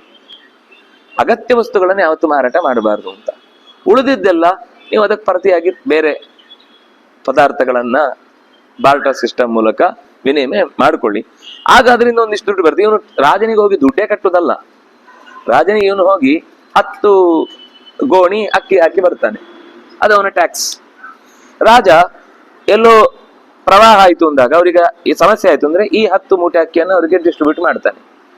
ಅವ್ನು ಮತ್ತೆ ಅದಕ್ಕೋಸ್ಕರ 10 kg ಅಲ್ಲಿಂದ ತರಿಸಿ ಅಂತ ಕೇಂದ್ರ ನಮಗೆ ಕೊಡ್ತಾ ಇಲ್ಲ, ಆದ್ರಿಂದಾಗಿ ನಮ್ಗೆ ಸಮಸ್ಯೆ ಆಗಿದೆ ಅಂತ ಏನೇ ತಪ್ಪಾದ್ರೂ ಇನ್ನೊಬ್ರ ತಲೆ ಮೇಲೆ ಅಥವಾ ಇನ್ನೊಬ್ರ ಮೂಗಿನ ಮೇಲೆ ತುಪ್ಪ ಸವರುವ ಸಮಸ್ಯೆ ಬರುವುದಿಲ್ಲ. ಅಂದ್ರೆ ಈ ರೀತಿ ಸಮದರ್ಶಿ ಅಂತಂದ್ರೆ ವ್ಯಕ್ತಿಯಲ್ಲಿ ಪ್ರತಿಯೊಂದರಲ್ಲೂ ಅದರದ್ದೇ ಆದ ಎಕ್ಸ್ಕ್ಲೂಸಿವ್ ಕ್ವಾಲಿಟಿ ಇದೆ. ಆ ವಿನಯ ಸಂಪನ್ನನಾದ ವ್ಯಕ್ತಿ ಮತ್ತು ಒಂದು ಶ್ವಪಾಕ ಎರಡೂ ಸಮ. ಏನು ಅಂದ್ರೆ ದೇವರು ಸಮ ಎರಡೂ ಕಡೆ. ಆದ್ರೆ ವ್ಯಕ್ತಿತ್ವ ಬೇರೆ, ಇವನ ವ್ಯಕ್ತಿತ್ವ ಬೇರೆ. ಇವನಿಂದ ಆಗುವ ಕಾರ್ಯಭಾರ ಏನು ಲೋಕಕ್ಕಾಗಬೇಕು ಅದು ಅವನು ಹಾಗೇ ಆಗುತ್ತೆ, ಅವನಿಗೂ ಮೋಕ್ಷ ಇದೆ. ಅತ್ಯಂತ ವಿದ್ಯಾವಂತನಾಗಿ ಭಗವಂತನ ಸೇವೆ ಮಾಡಿದವನು ಈ ಕಾಲದಲ್ಲಿ ಅವನಿಗೆ ಈ ಶರೀರ ಇಂಥದ್ದು ಸಿಕ್ಕಿದೆ ಮಾಡ್ತಿದ್ದಾನಷ್ಟೇ. ಆದ್ರೆ ಇವನು ಇದು ಶಾಶ್ವತ ಅಲ್ಲ. ಶ್ವಪಚ ಅನ್ನೋದು ಯಾವುದೋ ಊರಿನಿಂದ ಹೊರಗೆ ಬಾಳ್ತಾ ಇದ್ದಾನೆ ಅನ್ನೋದು ಈ ಜನ್ಮದ ಯಾವುದೋ ಒಂದು ಪ್ರಾರಬ್ಧದ ದುರವಸ್ಥೆ, ಅದು ಅಷ್ಟೇ. ಈಗ ಅವನು ಇಲ್ಲಿದ್ದಾನೆ, ಈಗ ಅವನ ಪರಿಸ್ಥಿತಿ ಕೆಟ್ಟದಿದೆ, ಆದ್ರೆ ಅವನಿಗೆ ಅದರ ಬಗ್ಗೆ ಪೃಷದ್ರ ಅಂತ ಒಬ್ಬ ರಾಜನ ಕಥೆ ಬರುತ್ತೆ. ಅವನು ವಸಿಷ್ಠರ ಆಶ್ರಮದಲ್ಲಿ ಸೇವೆ ಮಾಡ್ತಾ ಇರ್ತಾನೆ, ಗೋ ಸೇವೆ. ಅಲ್ಲಿ ಒಂದು ಹುಲಿ ಬರುತ್ತೆ. ಆಗ ಆ ಹುಲಿ ಇದೆ ಅಂತ ಒಂದು ವದಂತಿ ಇರುತ್ತೆ. ಹಾಗೂ ವಸಿಷ್ಠರು ಹೇಳ್ತಾರೆ, ಆ ಹುಲಿಯನ್ನ ನೀನು ಹುಲಿಯಿಂದ ಹಸುವನ್ನ ನೀನು ರಕ್ಷಣೆ ಮಾಡಬೇಕು ಅಂತ. ರಾತ್ರಿ ಜೋರ್ ಮಳೆ, ಸಿಡಿಲು, ಎಲ್ಲೂ ಹಚ್ಚಿಟ್ಟ ದೀಪ ಆರಿ ಹೋಗ್ಬಿಟ್ಟಿದೆ. ಅವನಲ್ಲಿ ಕಾಯ್ತಿದ್ದಾನೆ, ಹಟ್ಟಿಯಲ್ಲೇ ಕಾಯ್ತಿದ್ದಾನೆ. ಗರ್ಜನೆ ಶಬ್ದ ಕೇಳಿಸ್ತು. ಅದು ಈ ಸಿಡಿಲು ಹೊಡೆದಾಗ ಮಿಂಚಿನ ಬೆಳಕಿಗೆ ಆ ಹುಲಿ ಬರುವುದು ಕಾಣಿಸಿದೆ. ಮತ್ತೊಮ್ಮೆ ಗರ್ಜಿಸಿತು. ಅವನು ಯಾವ ಕಡೆಯಿಂದ ಅದು ಹಾರುತ್ತೆ ಅಂತ ಗಮನಿಸಿದ್ನೋ, ಕತ್ಲೆ. ಅದು ಹಾರುವ ವೇಳೆಗೆ ಅದರ ಮೇಲೆ ಕತ್ತಿಯಿಂದ ಹೊಡಿತಾನೆ. ಹೊಡೆದ ಮೇಲೆ ಶಬ್ದವೂ ಇಲ್ಲ, ಎಂತದೂ ಇಲ್ಲ. ಏನು ಅಂತ ಸ್ಪಷ್ಟ ಗೊತ್ತಿಲ್ಲ ಅವನಿಗೆ, ಕತ್ಲೆನೇ ಇದೆ. ಇದು ಬೆಳಿಗ್ಗೆ ಆಗೋ ಹೊತ್ತಿಗೆ ನೋಡ್ತಾನೆ, ಬೆಳಕಾದಾಗ ಹಸು ಸತ್ತು ಬಿದ್ದಿದೆ. ಇವನು ಆ ಹುಲಿಯನ್ನ ನೋಡುವಾಗ ಬೆಳಕು ಬಂದಾಗ ಅದಕ್ಕೂ ಕಣ್ಣಿಲ್ವಾ? ಅದು ಇವನನ್ನು ನೋಡಿದೆ. ಇವನು ಹೊಡೆಯುವಾಗ ತಪ್ಪಿಸ್ಕೊಂಡು ಹೋಗ್ಬಿಟ್ಟಿದೆ. ಅದು ಹಸುವಿನ ಕುತ್ತಿಗೆಗೆ ಬಿದ್ದು ಸತ್ತೋಯ್ತು. ಅಚಾತುರ್ಯನೇ, ಅವನೇನ್ ಬೇಕು ಅಂತ ಮಾಡಿದ್ದಲ್ಲ. ಆದ್ರೆ ಏನಾಯ್ತು, ಸಿಟ್ಟು ಬಂತು ಅವರಿಗೆ. ಅದು ಹೋಮಧೇನು, ಅದು ಯಜ್ಞಕ್ಕಾಗಿ ಇಟ್ಟಿದ್ದಂತಹ ಹಸು. ಬುದ್ಧಿಪೂರ್ವಕವಾಗಿ ಮಾಡದೇ ಇದ್ರು ಮಾಡಿದ ಕಾರ್ಯ ಅತ್ಯಂತ ಹೀನಾಯವಾದದ್ದಾದ್ರಿಂದ ಅವ್ರಿಗೆ ಸಿಟ್ಟಿನಿಂದ, ನೀನು ಊರ ಹೊರಭಾಗದಲ್ಲಿ ಕೇರಿಯಲ್ಲಿ ವಾಸಿಸು, ನಿನಗೆ ಯಾವತ್ತೂ ಕೂಡ ಅಂದ್ರೆ ಒಂದು ಉತ್ತಮ ವರ್ಗದವರ ಜೊತೆಗಿನ ವ್ಯವಹಾರ ಏನ್ ಮಾಡ್ಲಿಕ್ಕಾಗತ್ತೆ ಅದು ನೀನು ಮಾಡ್ಲಿಕ್ಕಾಗದೆ ನೀನು ಊರಿಂದ ಹೊರಗುಳಿ ಅಂತ ಅವನನ್ನು ಶಪಿಸಿದ್ರು. ಬೇರೆಯವರಾದ್ರೆ ವಾಪಸ್ ಶಾಪ ಕೊಡ್ತಿದ್ರು, ನಾನೇನ್ ತಿಳ್ಕೊಂಡ್ ಮಾಡಿದ್ದಲ್ಲ. ನಿಮಗೆ ಶಾಪ ಕೊಟ್ಟು ಅವನು ಶರೀರ ಕಳ್ಕೊಂಡ, ವಸಿಷ್ಠರ ಶರೀರನು ಕಳೆದ. ಆದ್ರೆ ಇವ್ರು ಹಾಗೆ ಮಾಡ್ಲಿಲ್ಲ. ಇವನು ಆಯ್ತು ಅಂತ ಹಾಗೆ ಒಪ್ಕೊಂಡು ಸೀದಾ ಹೋದ. ಭಾಗವತ ಅವರ ಕಥೆಯನ್ನು ಉಲ್ಲೇಖ ಮಾಡುತ್ತೆ. ಎಷ್ಟು ದೊಡ್ಡ ಅವಧೂತನಾಗಿ ಬೆಳೆದ ಅಂದ್ರೆ, ಅವನು ಹೊರಗೆ ಉಳಿದ್ರು ಕೂಡ ಅವನು ಯಾವತ್ತೂ ಕೂಡ ತನಗೆ ಇಂಥ ಮಾಡದ ತಪ್ಪಿಗೆ ಶಿಕ್ಷೆ ಆಯ್ತು ಅಂತ ವಸಿಷ್ಠರ ಮೇಲೂ ಸಿಟ್ಟು ಮಾಡ್ಲಿಲ್ಲ, ಅಥವಾ ಆ ವ್ಯವಸ್ಥೆಯನ್ನೇ ನೀವು ಏನು ಹೀಗೆ ನನ್ನನ್ನ ಊರಿನಿಂದ ಹೊರಗಿಟ್ಟಿದ್ದೀರಿ ಅಂತ ಆಕ್ಷೇಪ ಮಾಡ್ಲಿಲ್ಲ. ಅವನು ಇರುವ ವ್ಯಾಪ್ತಿಯ ಒಳಗೇನೆ ಅನನ್ಯವಾಗಿ ಭಗವಂತನನ್ನ ಚಿಂತಿಸಿ ಅವಧೂತನಾದ ಅಂತ ಹೇಳುತ್ತೆ. ಅವಧೂತನಾಗಿ ಈ ಉಳಿದವರು 9-10 ಜನ ಯಾರು ಅಣ್ಣ ತಮ್ಮಂದಿರಿದ್ರು ಅವರಿಗಿಂತ ಬಹಳ ಬೇಗ ಭಗವಂತನ ಸನ್ನಿಧಾನವನ್ನು ಪಡೆದ. ಈ ನಾಭಾಗ, ಕರುಷ, ಈ ಶರಿಯಾತಿ ಇವರ ಮಧ್ಯದಲ್ಲಿ ಒಬ್ಬ ವೃಷದ್ರ ಅನ್ನೋದು 9ನೇ ಸ್ಕಂದದ ಆರಂಭದಲ್ಲಿ ಆ ಕಥೆ ಬರುತ್ತೆ. ಅಂದ್ರೆ ಅವನ ಆ ತಾಳ್ಮೆ ಇದೆಯಲ್ಲ, ಅದು ಅವನನ್ನು ಉಳಿಸ್ತು. ಸಿಟ್ಟು ಬರದೇ ಇರುತ್ತಾ ಯಾರಿಗಾದ್ರೂ ಮಾಡದೇ ಇರೋ ತಪ್ಪಿಗೆ ಶಾಪ ಕೊಟ್ರೆ? ಯಯಾತಿ ಹೋಗಿ ಸ್ವಲ್ಪ ಕೇಳ್ಕೊಂಡ, ನಾನು ತಪ್ಪು ಮಾಡಿಲ್ಲ, ಆಮೇಲೆ ಏನೋ ಪ್ರತಿಶಾಪ ಬಂತು. ಆದ್ರೆ ವಸಿಷ್ಠರಿಗೆ ಆಮೇಲೆ ಅವನ ಏನು ನಿರುಪದ್ರವಿಯಾಗಿ ಬದುಕ್ತಾ ಇರುವ ರೀತಿ ನೋಡಿ ಅವರೇ ಮನಸ್ಸಿನಲ್ಲಿ ನಾನೇ ಅವನಿಗೆ ಸ್ವಲ್ಪ ದುಡುಕಿ ಶಾಪ ಕೊಟ್ಟನೋ ಏನೋ ಅಂತ ಅವ್ರು ಸಮಾಧಾನ ಆಗಿದೆ. ಅದ್ರನಾಗ ಅವನಿಗೆ ಆ ಗುರುವಿನ ಮೇಲಿನ ಕೋಪವನ್ನ ಸಹಿಸಿಕೊಂಡದ್ದಕ್ಕೆ ವಸಿಷ್ಠರಿಂದ ಎಲ್ಲ ಅನುಗ್ರಹ ಆಗಿ ಅವನಿಗೆ ಜ್ಞಾನದ ಸಂಪಾದನೆಯಾಗಿ ಅವನು ಬಿಡುಗಡೆಯ ದಾರಿಯನ್ನ ಅನಾಯಾಸವಾಗಿ ಪಡೆದ ಅಂತಿದೆ. ಎಲ್ಲಿದ್ರೂ ಗುರು ಕಾರುಣ್ಯವನ್ನ ಪಡ್ಕೊಂಡದ್ದು ಹೌದಾದ್ರೆ ಅವನಿಗೆ ಭಗವಂತನ ಪ್ರೀತಿ ಒದಗುತ್ತೆ. ಹಾಗಾಗಿ ಒಬ್ಬ ಶ್ವಪಚ ಅಂತ ಹೇಳಿ ನಾವು ಅವನನ್ನು ಹೊರಗಿಟ್ರೆ, ಅಕಸ್ಮಾತ್ ಪೃಷದ್ರನನ್ನು ನಾವು ತಿರಸ್ಕರಿಸಿದ್ರೆ ನಾವು ದೇವರನ್ನೇ ತಿರಸ್ಕರಿಸಿದ ಹಾಗೆ. ಅಂದ್ರೆ ಭಗವಂತ ಎಲ್ಲ ಕಡೆ ಸಮಾನ ಅಂತ ಅರ್ಥ ಹೊರತು ಆ ವ್ಯಕ್ತಿಯನ್ನ ನಾವು ಈಗ ಯೋಗಿಗಳಾದವರು ತಿಳಿದು ಅವನನ್ನ ಬೇಕಾದ್ರೆ ಮುಖ್ಯವಾಹಿನಿಗೆ ತಂದು, ಈಗ ಯಾರು ಅವನು ತ್ರಿಶಂಕುವನ್ನ ಅವನು ವಸ್ತುತಃ ಶಾಪ ಕೊಟ್ಟೆ ಹೊರಗಾಕಿದ್ದು. ವಸಿಷ್ಠರು ಶಾಪ ಕೊಟ್ಟಿದ್ದಾರೆ ಚಂಡಾಲನಾಗು ಅಂತ, ಅವನ ಮಕ್ಕಳು 100 ಜನ ಶಕ್ತಿಯಾದಿಗಳು ಶಾಪ ಕೊಟ್ಟಿದ್ದಾರೆ. ಯಾಕೆಂದ್ರೆ ಅವ್ರು ಶಾಪ ಕೊಟ್ಟ ಉದ್ದೇಶ ಹಿಡಿಸಿ ಹಾಕ್ಲಿಕ್ಕೆ ಹೊರಟ ಅಂತ ಕೋಪ ಬಂತು ಅವರಿಗೆ. ಅಪ್ಪ ಆಗುದಿಲ್ಲ ಹೇಳಿದ್ದನ್ನ ಮಗನ ಹತ್ರ ಹೋಗಿ ಕೇಳಿ, ಅವ್ರು ಹೇಳಿದ ಕೆಲಸವನ್ನೇ ಅವ್ರ ಹತ್ರ ಕೇಳು, ನೀವು ಮಾಡ್ತೀರಾ? ಅಪ್ಪ ಆಗುದಿಲ್ಲ ಹೇಳಿದ್ಮೇಲೆ ನಮ್ಮ ಹತ್ರ ಯಾಕೆ ಕೇಳ್ತೀರಿ ಅಂತ ಅವ್ರಿಗೆ ಸಿಟ್ಟು ಬಂತು, ಮಕ್ಕಳಿಗೆ ಶಾಪ ಕೊಟ್ಟರು. ಆದ್ರೆ ಆಮೇಲೆ ಅವನಿಗೆ ತನ್ನ ಕಾರ್ಯಭಾರದ ಬಗ್ಗೆ ಪ್ರಜೆಗಳನ್ನು ರಕ್ಷಣೆ ಮಾಡುವ ವಿಷಯದಲ್ಲಿ ಅವನಲ್ಲಿ ಮೋಸ ಇರಲಿಲ್ಲ. ಇದೊಂದು ಅವನದೊಂದು ತಪ್ಪು ಕೆಲಸ ಆಗಿತ್ತು. ತ್ರಿಶಂಕು ಅಂತ ಅವನನ್ನ 3 ಶಂಕುಗಳಿಂದ ಅಪರಾಧ ಮಾಡಿದ್ದಾನೆ ಅಂತ ಅವನನ್ನ ದೂರ ಇಟ್ರು.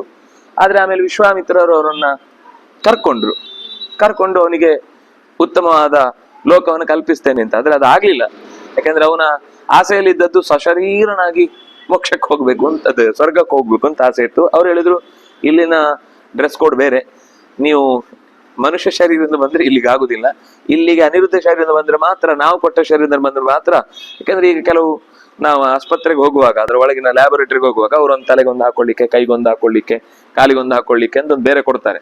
ನೀವು ಇಲ್ಲ ನನ್ ಇದೇ ಸೂಟು, ನಾನು ಕಂಪ್ಲೀಟ್ ಮ್ಯಾನ್, ಅದನ್ನೇ ತಗೊಂಡ್ಬಂದಿರೋದು, ಹಾಕೊಂಡ್ಬಂದಿರೋದು, ಬರಲ್ಲ ಅಂದ್ರೆ ಸರಿ ಹೋಗು, ಅಲ್ಲೇ ಇರು, ಒಳಗೆ ಬರಬೇಡ ಅಂತಾರೆ. ಅಂದ್ರೆ ಅಲ್ಲಿಯ ನಿಯಮ ಏನು ಅಂದ್ರೆ, ಆ ಶರೀರಕ್ಕೆ ಬಂದ ವ್ಯವಸ್ಥೆಯಲ್ಲೇ ಒಳಗೆ ಸುಖ ಇಲ್ಲ, ಸುಖ ಮಾತ್ರ, ಸುಖವನ್ನು ಅನುಭವಿಸ್ಲಿಕ್ಕೆ ಇರುದು. ಈ ಶರೀರ ಅನ್ನೋದು ಸುಖ ದುಃಖ ಎರಡಕ್ಕೂ ಕಾರಣವಾದ ಶರೀರ ಇದು. ಇಲ್ಲಿ ರೋಗ ಬರುತ್ತೆ, ಅಸಹನೆ ಉಂಟಾಗುತ್ತೆ, ಕಾಲಕ್ಕೆ ಹೋದ ಹಾಗೆ ಅದು ಬ್ರಿಟ್ಲಾಗುತ್ತೆ. ವಸ್ತುತಃ ಅದರಲ್ಲೂ ಅಪ್ರಾಕೃತವೇ ಅದು. ಆದ್ರೆ ಆ ಪ್ರಾಕೃತದಲ್ಲಿ ಕ್ವಾಲಿಟಿ ಅದು ಜಾಸ್ತಿ ಇದೆ, ಹೆಚ್ಚು ಕಾಲ ಬಾಳುತ್ತೆ. ಅದು ಸ್ಟೈನ್ಲೆಸ್ ಸ್ಟೀಲ್.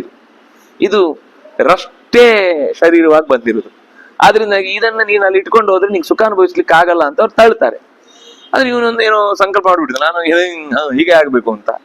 ವಿಶ್ವಾಮಿತ್ರ ತಮ್ಮ ತಪಸ್ಸೆಲ್ಲ ದಾರೆ ಎರೆದು, ಆಯ್ತಪ್ಪ ನಿಂಗೊಂದು ಸ್ವರ್ಗ ಸೃಷ್ಟಿ ಮಾಡಿ ಅಲ್ಲಿ ಇಡ್ತೇನೆ, ತಲೆ ಕೆಳಗಾಗಿ ಬಿದ್ದಿದ್ದಾನೆ.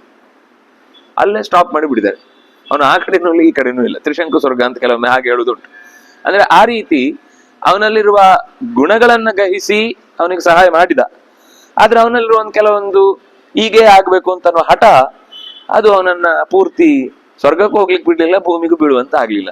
ಅದರಿಂದಾಗಿ ಯಾವತ್ತೂ ಕೂಡ ನಾವು ಇರುವ ಸ್ಥಿತಿಯನ್ನ ಮೀರಿ ಏನೋ ಒಂದು ಮಾಡ್ಲಿಕ್ಕೆ ಹೋಗ್ತೇವೆ ಅಂದ್ರೆ ಅದು ಕೆಲವೊಂದ್ ಸರ್ತಿ ನಮ್ ಪೆಟ್ಟೆ ಕೊಡುತ್ತೆ. ಅದರಿಂದ ಕೆಲವೊಂದನ್ನ ಒಪ್ಕೊಂಡು ಹಾಗೆ ಮುಂದೆ ಹೋದ್ರೆ ಅದಕ್ಕೆ ಸರಿಯಾದ ದಾರಿ ವೃಷದ್ರನ ಹಾಗೆ ಪಡಿಲಿಕ್ಕೆ ಸಾಧ್ಯ ಇದೆ.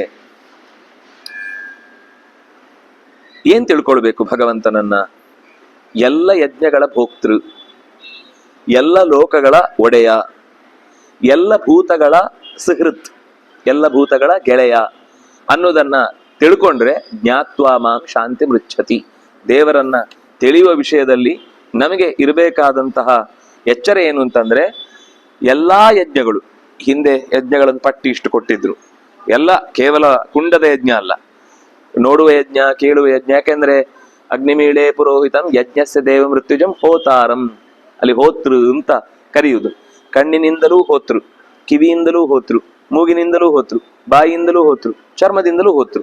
ಭಗವಂತ ಹೋತೃವಾಗಿ ಪ್ರತಿಯೊಂದು ಇಂದ್ರಿಯದಿಂದ ಬಂದ ಸುಖವನ್ನ ಸ್ವೀಕರಿಸಿ ಅದನ್ನ ಆನಂದದ ರೂಪಕ್ಕೆ ಪರಿವರ್ತಿಸಿ ನಮಗೆ ಅದನ್ನ ಕೊಡ್ತಾ ಹೋಗ್ತಾನೆ.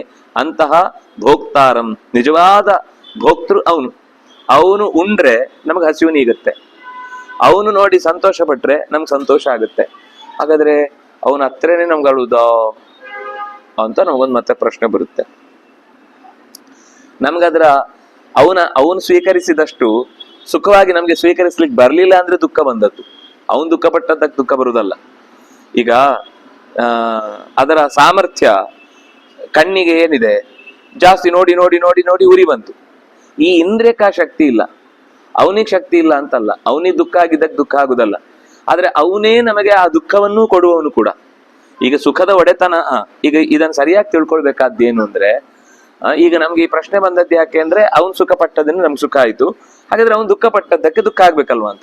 ಅವನು ಸುಖ ಪಟ್ಟದ್ದು ನಾವು ತಿಂದದ್ರಿಂದ ಸುಖ ಪಟ್ಟದ್ದಲ್ಲ. ಅವನು ಈಗಾಗ್ಲೇ ಸುಖಿ, ಅವನಿಗೆ ಇದರಿಂದ ಸುಖ ಆಗುದಲ್ಲ. ನಮಗೆ ಸುಖ ಆಗಲಿ ಅಂತ ಅನ್ನುವ ಕಂಟ್ರೋಲ್ ಅವನಿಗಿದೆ. ಅದರಿಂದಾಗಿ ನಮ್ಮ ಸುಖಕ್ಕೆ ಭೋಕ್ತೃ ಅವನು. ಹಿ ಓನ್ಸ್ ದುಃಖ ಅವ್ರ ಸುಖ, ಆದ್ರಿಂದಾಗ ಅವನು ಸುಖಿ ದುಃಖಿ. ನಮ್ದು ಹಾಗಲ್ಲ, ಓನರ್ಶಿಪ್ ಇಲ್ಲ. ಚಂದದ ಪದಾರ್ಥ ತಿಂತಾ ಇರ್ಬೇಕಾದ್ರೂ ಇದ್ದಕ್ಕಿದ್ದಾಗ ಹೊಟ್ಟೆ ತೊಳಸಿ ವಾಂತಿ ಬಂದ್ಬಿಡುತ್ತೆ. ಅಥವಾ ಏನೋ ಒಳ್ಳೆ ಹಾಡು ಕೇಳಿಸ್ತಾ ಇರ್ಬೇಕಾದ್ರೂ ಇದ್ದಕ್ಕಿದ್ದಾಗ ಕಿವಿಗೆ ಏನೋ ಬೆಳಿಗ್ಗೆ ನೀರು ಹೋಗಿತ್ತೇನೋ ಆಗಿತ್ತು, ಕಿವಿ ಒಳಗಿನಿಂದ ಸೆಳೆತ ಉಂಟಾಗಿ ಕೇಳಿ ನೋವು ತಡಿಲಿಕ್ಕಾಗದೆ ಉರುಳಿ ಬೀಳ್ತೇವೆ. ಒಳಗಿಂದ ಹೊರಟಿಗೋ ಏನೇನೋ ಒಂದು ಕಿರಿಕಿರಿ ಶುರುವಾಗಿ ತಲೆ ಎಲ್ಲ ತಿರುಗಿದಾಗ ಹೊಸ ತಲೆ ತಿರುಗ್ತಾ ಇರುವುದಿಲ್ಲ, ಆದ್ರೆ ಅವನಿಗೆ ಫೀಲಿಂಗ್ ಏನಾಗ್ತಾರೆ, ಒಂದು ತಲೆ ತಿರುಗ್ತಾ ಇದೆ ಅಂತ ಅನಿಸ್ತಾ ಇರುತ್ತೆ. ಅಂದ್ರೆ ಹೊರಗಿನ ಪ್ರಪಂಚದ ಜೊತೆಗಿನ ಕನೆಕ್ಷನ್ ತಪ್ಪಿ ಹೋಗುವಾಗ ಮಾಡಿದ, ಹಾಗಾಗಿ ತಲೆ ತಿರುಗಿ ಬಿದ್ದ. ಪ್ರತಿಯೊಂದು ಯಜ್ಞದಿಂದ ಸಿಗುವ ಸುಖದ ಭೋಗ ಅಥವಾ ದುಃಖದ ಭೋಗ ಎರಡನ್ನೂ ಕೊಡುವ ಶಕ್ತಿ ಅವನಿಗೆ, ಉಣುವ ಶಕ್ತಿ, ಉಣುವುದು ಅವನೇ. ಆದ್ರೆ ನಾವು ಈಗ ಯಾವುದೋ ಒಂದು ಪದಾರ್ಥ ಕೊಟ್ಟದ್ರಿಂದ ಇದರಿಂದ ಒಂದು ಸುಖ ಆಗುತ್ತಲ್ಲ, ಅದನ್ನು ಉಣುದಲ್ಲ ಅವನು. ಅವನಿಗೆ ಈ ಸುಖದ ಬಗ್ಗೆ ಅಪೇಕ್ಷೆ ಇಲ್ಲ, ಅವನು ಸ್ವತಃ ಸುಖಿ. ಆದ್ರೆ ನಮ್ಗೆ ಸುಖ ಆಗಬೇಕು ಅಂತ ಸಂಕಲ್ಪ ಮಾಡ್ತಾನಲ್ವಾ, ಅದು ಅವನು ಭೋಗವನ್ನು ಸ್ವೀಕಾರ ಮಾಡ್ತಾನೆ. ಅಂತ ಇವನಿಗೆ ಸುಖವಾಗಲಿ ಅಂತ ಅಂದುಕೊಳ್ಳುವುದೇ ಅವನು ಭೋಗ ಸ್ವೀಕಾರ. ಹೊಸ್ತು ಸುಖ ಅವನಿಗೆ ಆಗುದೇ ಇಲ್ಲ. ಹೊಸ್ತು ಸುಖ ಆಗಿದ್ರೆ ಈ ತನಕ ಆ ಸುಖ ಇಲ್ಲ ಅಂತ ಅವನು ಲೋಪ ಆಯ್ತು, ಈ ತನಕ ಅವನಿಗೆ ಈ ಸುಖ ಇರ್ಲಿಲ್ಲ ಅನ್ನೋ ದೋಷ ಆಯ್ತು. ನೀವು ನಿರ್ದುಷ್ಟ ಅಂತ ಹೇಳುದು. ಆದ್ರೆ ಭಗವಂತನಿಗೆ ಆ ರೀತಿಯಾದ ಹೊಸ ಒಂದು ಸುಖ ಬರುದು, ಹೊಸ ಒಂದು ಅವಯವ ಬರುದು, ಹೊಸ ಒಂದು ರೂಪ ಸಿಗುದು ಇದಿಲ್ಲ ಅವನಿಗೆ. ಎಲ್ಲಾ ರೂಪಗಳು, ಈಗ ಕೃಷ್ಣ ರೂಪ ಕೃಷ್ಣಾವತಾರದಲ್ಲೇ ಫಸ್ಟ್ ಟೈಮ್ ಬಂದದ್ದಲ್ಲ. ಕೃಷ್ಣಾವತಾರ ಕೃಷ್ಣಸ್ತು ಭಗವಾನ್ ಸ್ವಯಂ, ಮೂಲ ರೂಪಕ್ಕೆ ಕೃಷ್ಣ ಅಂತ ಹೆಸರಿದೆ, ಅದು ಬೇರೆ. ಈಗ ಕೃಷ್ಣ ಶಿಖಂಡಿಯಾಗಿ ಏನು ಕಂಡ, ಶಿಖಂಡ ಅಂತಂದ್ರೆ ನವಿಲಿನ ಗರಿಯನ್ನ ತಲೆ ಮೇಲೆ ಇರಿಸಿಕೊಂಡ ರೂಪದಿಂದ ಏನು ಕಂಡ. ಈಗ ಅಗ್ರಾಹ್ಯ ಶಾಶ್ವತ ಕೃಷ್ಣೋ, ಅಲ್ಲೊಂದು ಕೃಷ್ಣ ರೂಪ ಇದೆ. ಕೇಶವಾದಿ ರೂಪಗಳನ್ನು ಹೇಳುವಾಗ ಕೃಷ್ಣ ನಮಃ, ಹರೇ ನಮಃ, ಕೃಷ್ಣ ನಮಃ ಅಂತ ಅಲ್ಲೊಂದು ಕೃಷ್ಣ ಇದೆ. ಮತ್ಸ್ಯ ಕೂರ್ಮ ವರಾಹ ಅಂತ ಹೇಳುವಲ್ಲಿ ಅಲ್ಲೊಂದು ಕೃಷ್ಣ ಇದೆ. ಎರಡು ಒಂದೇ ಅಲ್ಲ, ಮೂರು ಒಂದೇ ಅಲ್ಲ. ಆ ಕೃಷ್ಣ ಬೇರೆ ರೂಪ, ಈ ಕೃಷ್ಣ ಬೇರೆ ರೂಪ, ಈ ಕೃಷ್ಣ ಬೇರೆ ರೂಪ. ವಿಷ್ಣು ಸಹಸ್ರನಾಮದಲ್ಲಿ ಹೇಳಿದ 1000 ರೂಪಗಳಲ್ಲಿ ಒಂದು ರೂಪ ಅದು ಕೃಷ್ಣ. 24 ವ್ಯೂಹ ರೂಪಗಳನ್ನು ಹೇಳುವಾಗ ಅಲ್ಲಿ ಬಂದ ಒಂದು ರೂಪ ಕೃಷ್ಣ. 10 ರೂಪಗಳನ್ನು ಹೇಳುವಾಗ ನಾವು ಇಲ್ಲಿ ಅವತಾರದ ಕಥೆಯನ್ನು ಕೇಳ್ತೀವಲ್ಲ ಆ ಕೃಷ್ಣ. ಈ 24 ರೂಪದಲ್ಲಿ ಬರುವ ಕೃಷ್ಣ ಇದ್ದಾನಲ್ಲ, ಅವನು ಈ ಕೃಷ್ಣ ಅಲ್ಲ. ಅಂದ್ರೆ ಅವತಾರಿ ಕೊಳಲು ಹಿಡಿದ ಕೃಷ್ಣ ಅಲ್ಲ, ಕೃಷ್ಣ ರೂಪ ಅದು. ಅದು ಏನು ಎತ್ತ ಅಂತ ಅನ್ನೋದು ನಾವು ಶಾಸ್ತ್ರದಲ್ಲಿ ಹುಡುಕ್ಬೇಕು. ಅದಕ್ಕೆ ಏನು ರೂಪ, ಅದಕ್ಕೆ ಏನು ಆಯುಧ, ಏನು ಚಿಂತನೆ ಮಾಡಬೇಕು ಅಂತ. ದೇವರ ಎಲ್ಲ ರೂಪವೂ ಒಂದೇ, ಆದ್ರೆ ಅದರಲ್ಲಿ ಪರ್ಟಿಕ್ಯುಲರ್ ಆಗಿ ಇಂಥದ್ದೇ ಒಂದು ಕಾರ್ಯಭಾರ ಮಾಡ್ಲಿಕ್ಕೆ ಒಂದು ಪ್ರತ್ಯೇಕ ಭಗವಂತನ ರೂಪ ಇದೆ ಅಂತ ಹೇಳುವುದಿದೆ. ಅದರಿಂದಾಗಿ ಕೃಷ್ಣ ಅಂತ ಅನ್ನುವ ರೂಪ ಈ ಕೃಷ್ಣಾವತಾರದಲ್ಲಿ ಏನ್ ಕಾಣಿಸ್ತು, ಅದು ಕೃಷ್ಣಾವತಾರಕ್ಕಿಂತಲೂ ಮುಂಚೆನೂ ಇತ್ತು, ಈಗ್ಲೂ ಇದೆ. ಈಗ್ಲೂ ಇದೆ.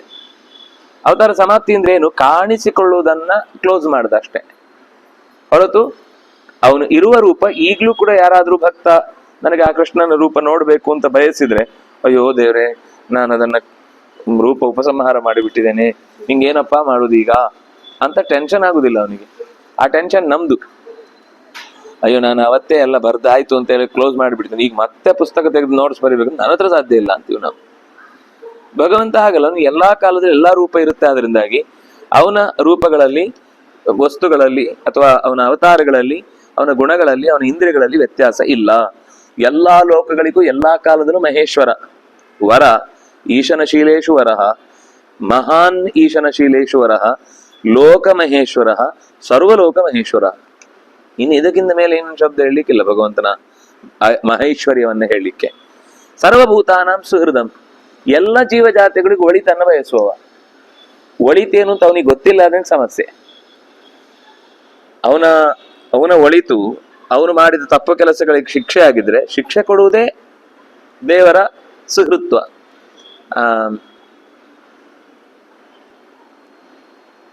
ಪರೀಕ್ಷಿತ್ ರಾಜನಿಗೆ ಶಾಪ ಬಂದಾಗ ತಪ್ಪಿಗೆ ಶಿಕ್ಷೆ ಆಯ್ತು, ಒಳ್ಳೇದಾಯ್ತು ಅಂತ ನಾವು ಶಿಕ್ಷೆ ಆಯ್ತು ಅಂತ ಭಾವಿಸ್ಲಿಲ್ಲ. ಎಷ್ಟೋ ಜನರ ಸಾವಿನ ಸುದ್ದಿ ಕೇಳಿದಾಗ ಅವರ ವ್ಯಗ್ರತೆ ಬೇರೆ.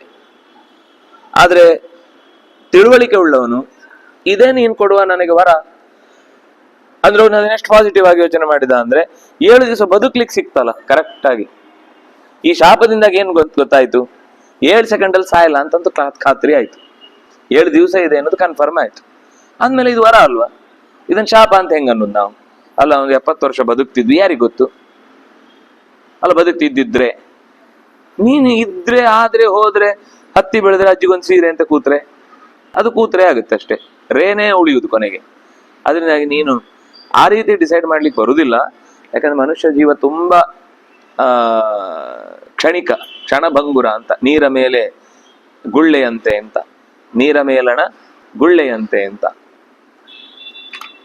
ಯಾರು ಆ ರೀತಿ ನನ್ನ ತಿಳ್ಕೊಳ್ತಾನೋ ಅವನು ಶಾಂತಿನ್ ರುಚ್ಛತಿ, ಅವನು ಜ್ಞಾನವನ್ನ ಹೊಂದುತ್ತಾನೆ, ಮೋಕ್ಷವನ್ನ ಹೊಂದುತ್ತಾನೆ ಅಂತ ಅನ್ನೋದನ್ನ ಹೇಳುವಲ್ಲಿಗೆ 5ನೆಯ ಅಧ್ಯಾಯ ಮುಕ್ತಾಯ ಆಯಿತು. ಇನ್ನು 6ನೇ ಅಧ್ಯಾಯ ಇಷ್ಟು ಹೇಳಿದ್ದನ್ನ ಕಾರ್ಯರೂಪಕ್ಕೆ ತರುವುದು ಹೇಗೆ? ಇಷ್ಟು ಹೇಳಿದ್ದನ್ನು ನೀವು ಹೇಳಿದ್ದು ಚೆನ್ನಾಗಿದೆ, ಆದ್ರೆ ಈ ಹೇಳಿದ ಸಂಗತಿಯನ್ನ ಅನುಷ್ಠಾನಕ್ಕೆ ತರಬೇಕು ಅಂದ್ರೆ ಹೇಗೆ ಅನ್ನುವ ವಿಷಯವನ್ನ ಮತ್ತೆ ಮುಂದಿನ ಚಿಂತನೆಯಲ್ಲಿ ನಿರೂಪಣೆ ಮಾಡ್ತಾರೆ. ನಾಳೆ ಮತ್ತೆ ಅದರ ಅಂಶವನ್ನ ಪರಿಗ್ರಹ ಮಾಡೋಣ ಅಂತ ಹೇಳ್ತಾ, ಶ್ರೀಹರಿಪ್ರಿಯತಾಂ ಶ್ರೀಕೃಷ್ಣಾರ್ಪಿತಮಸ್ತು.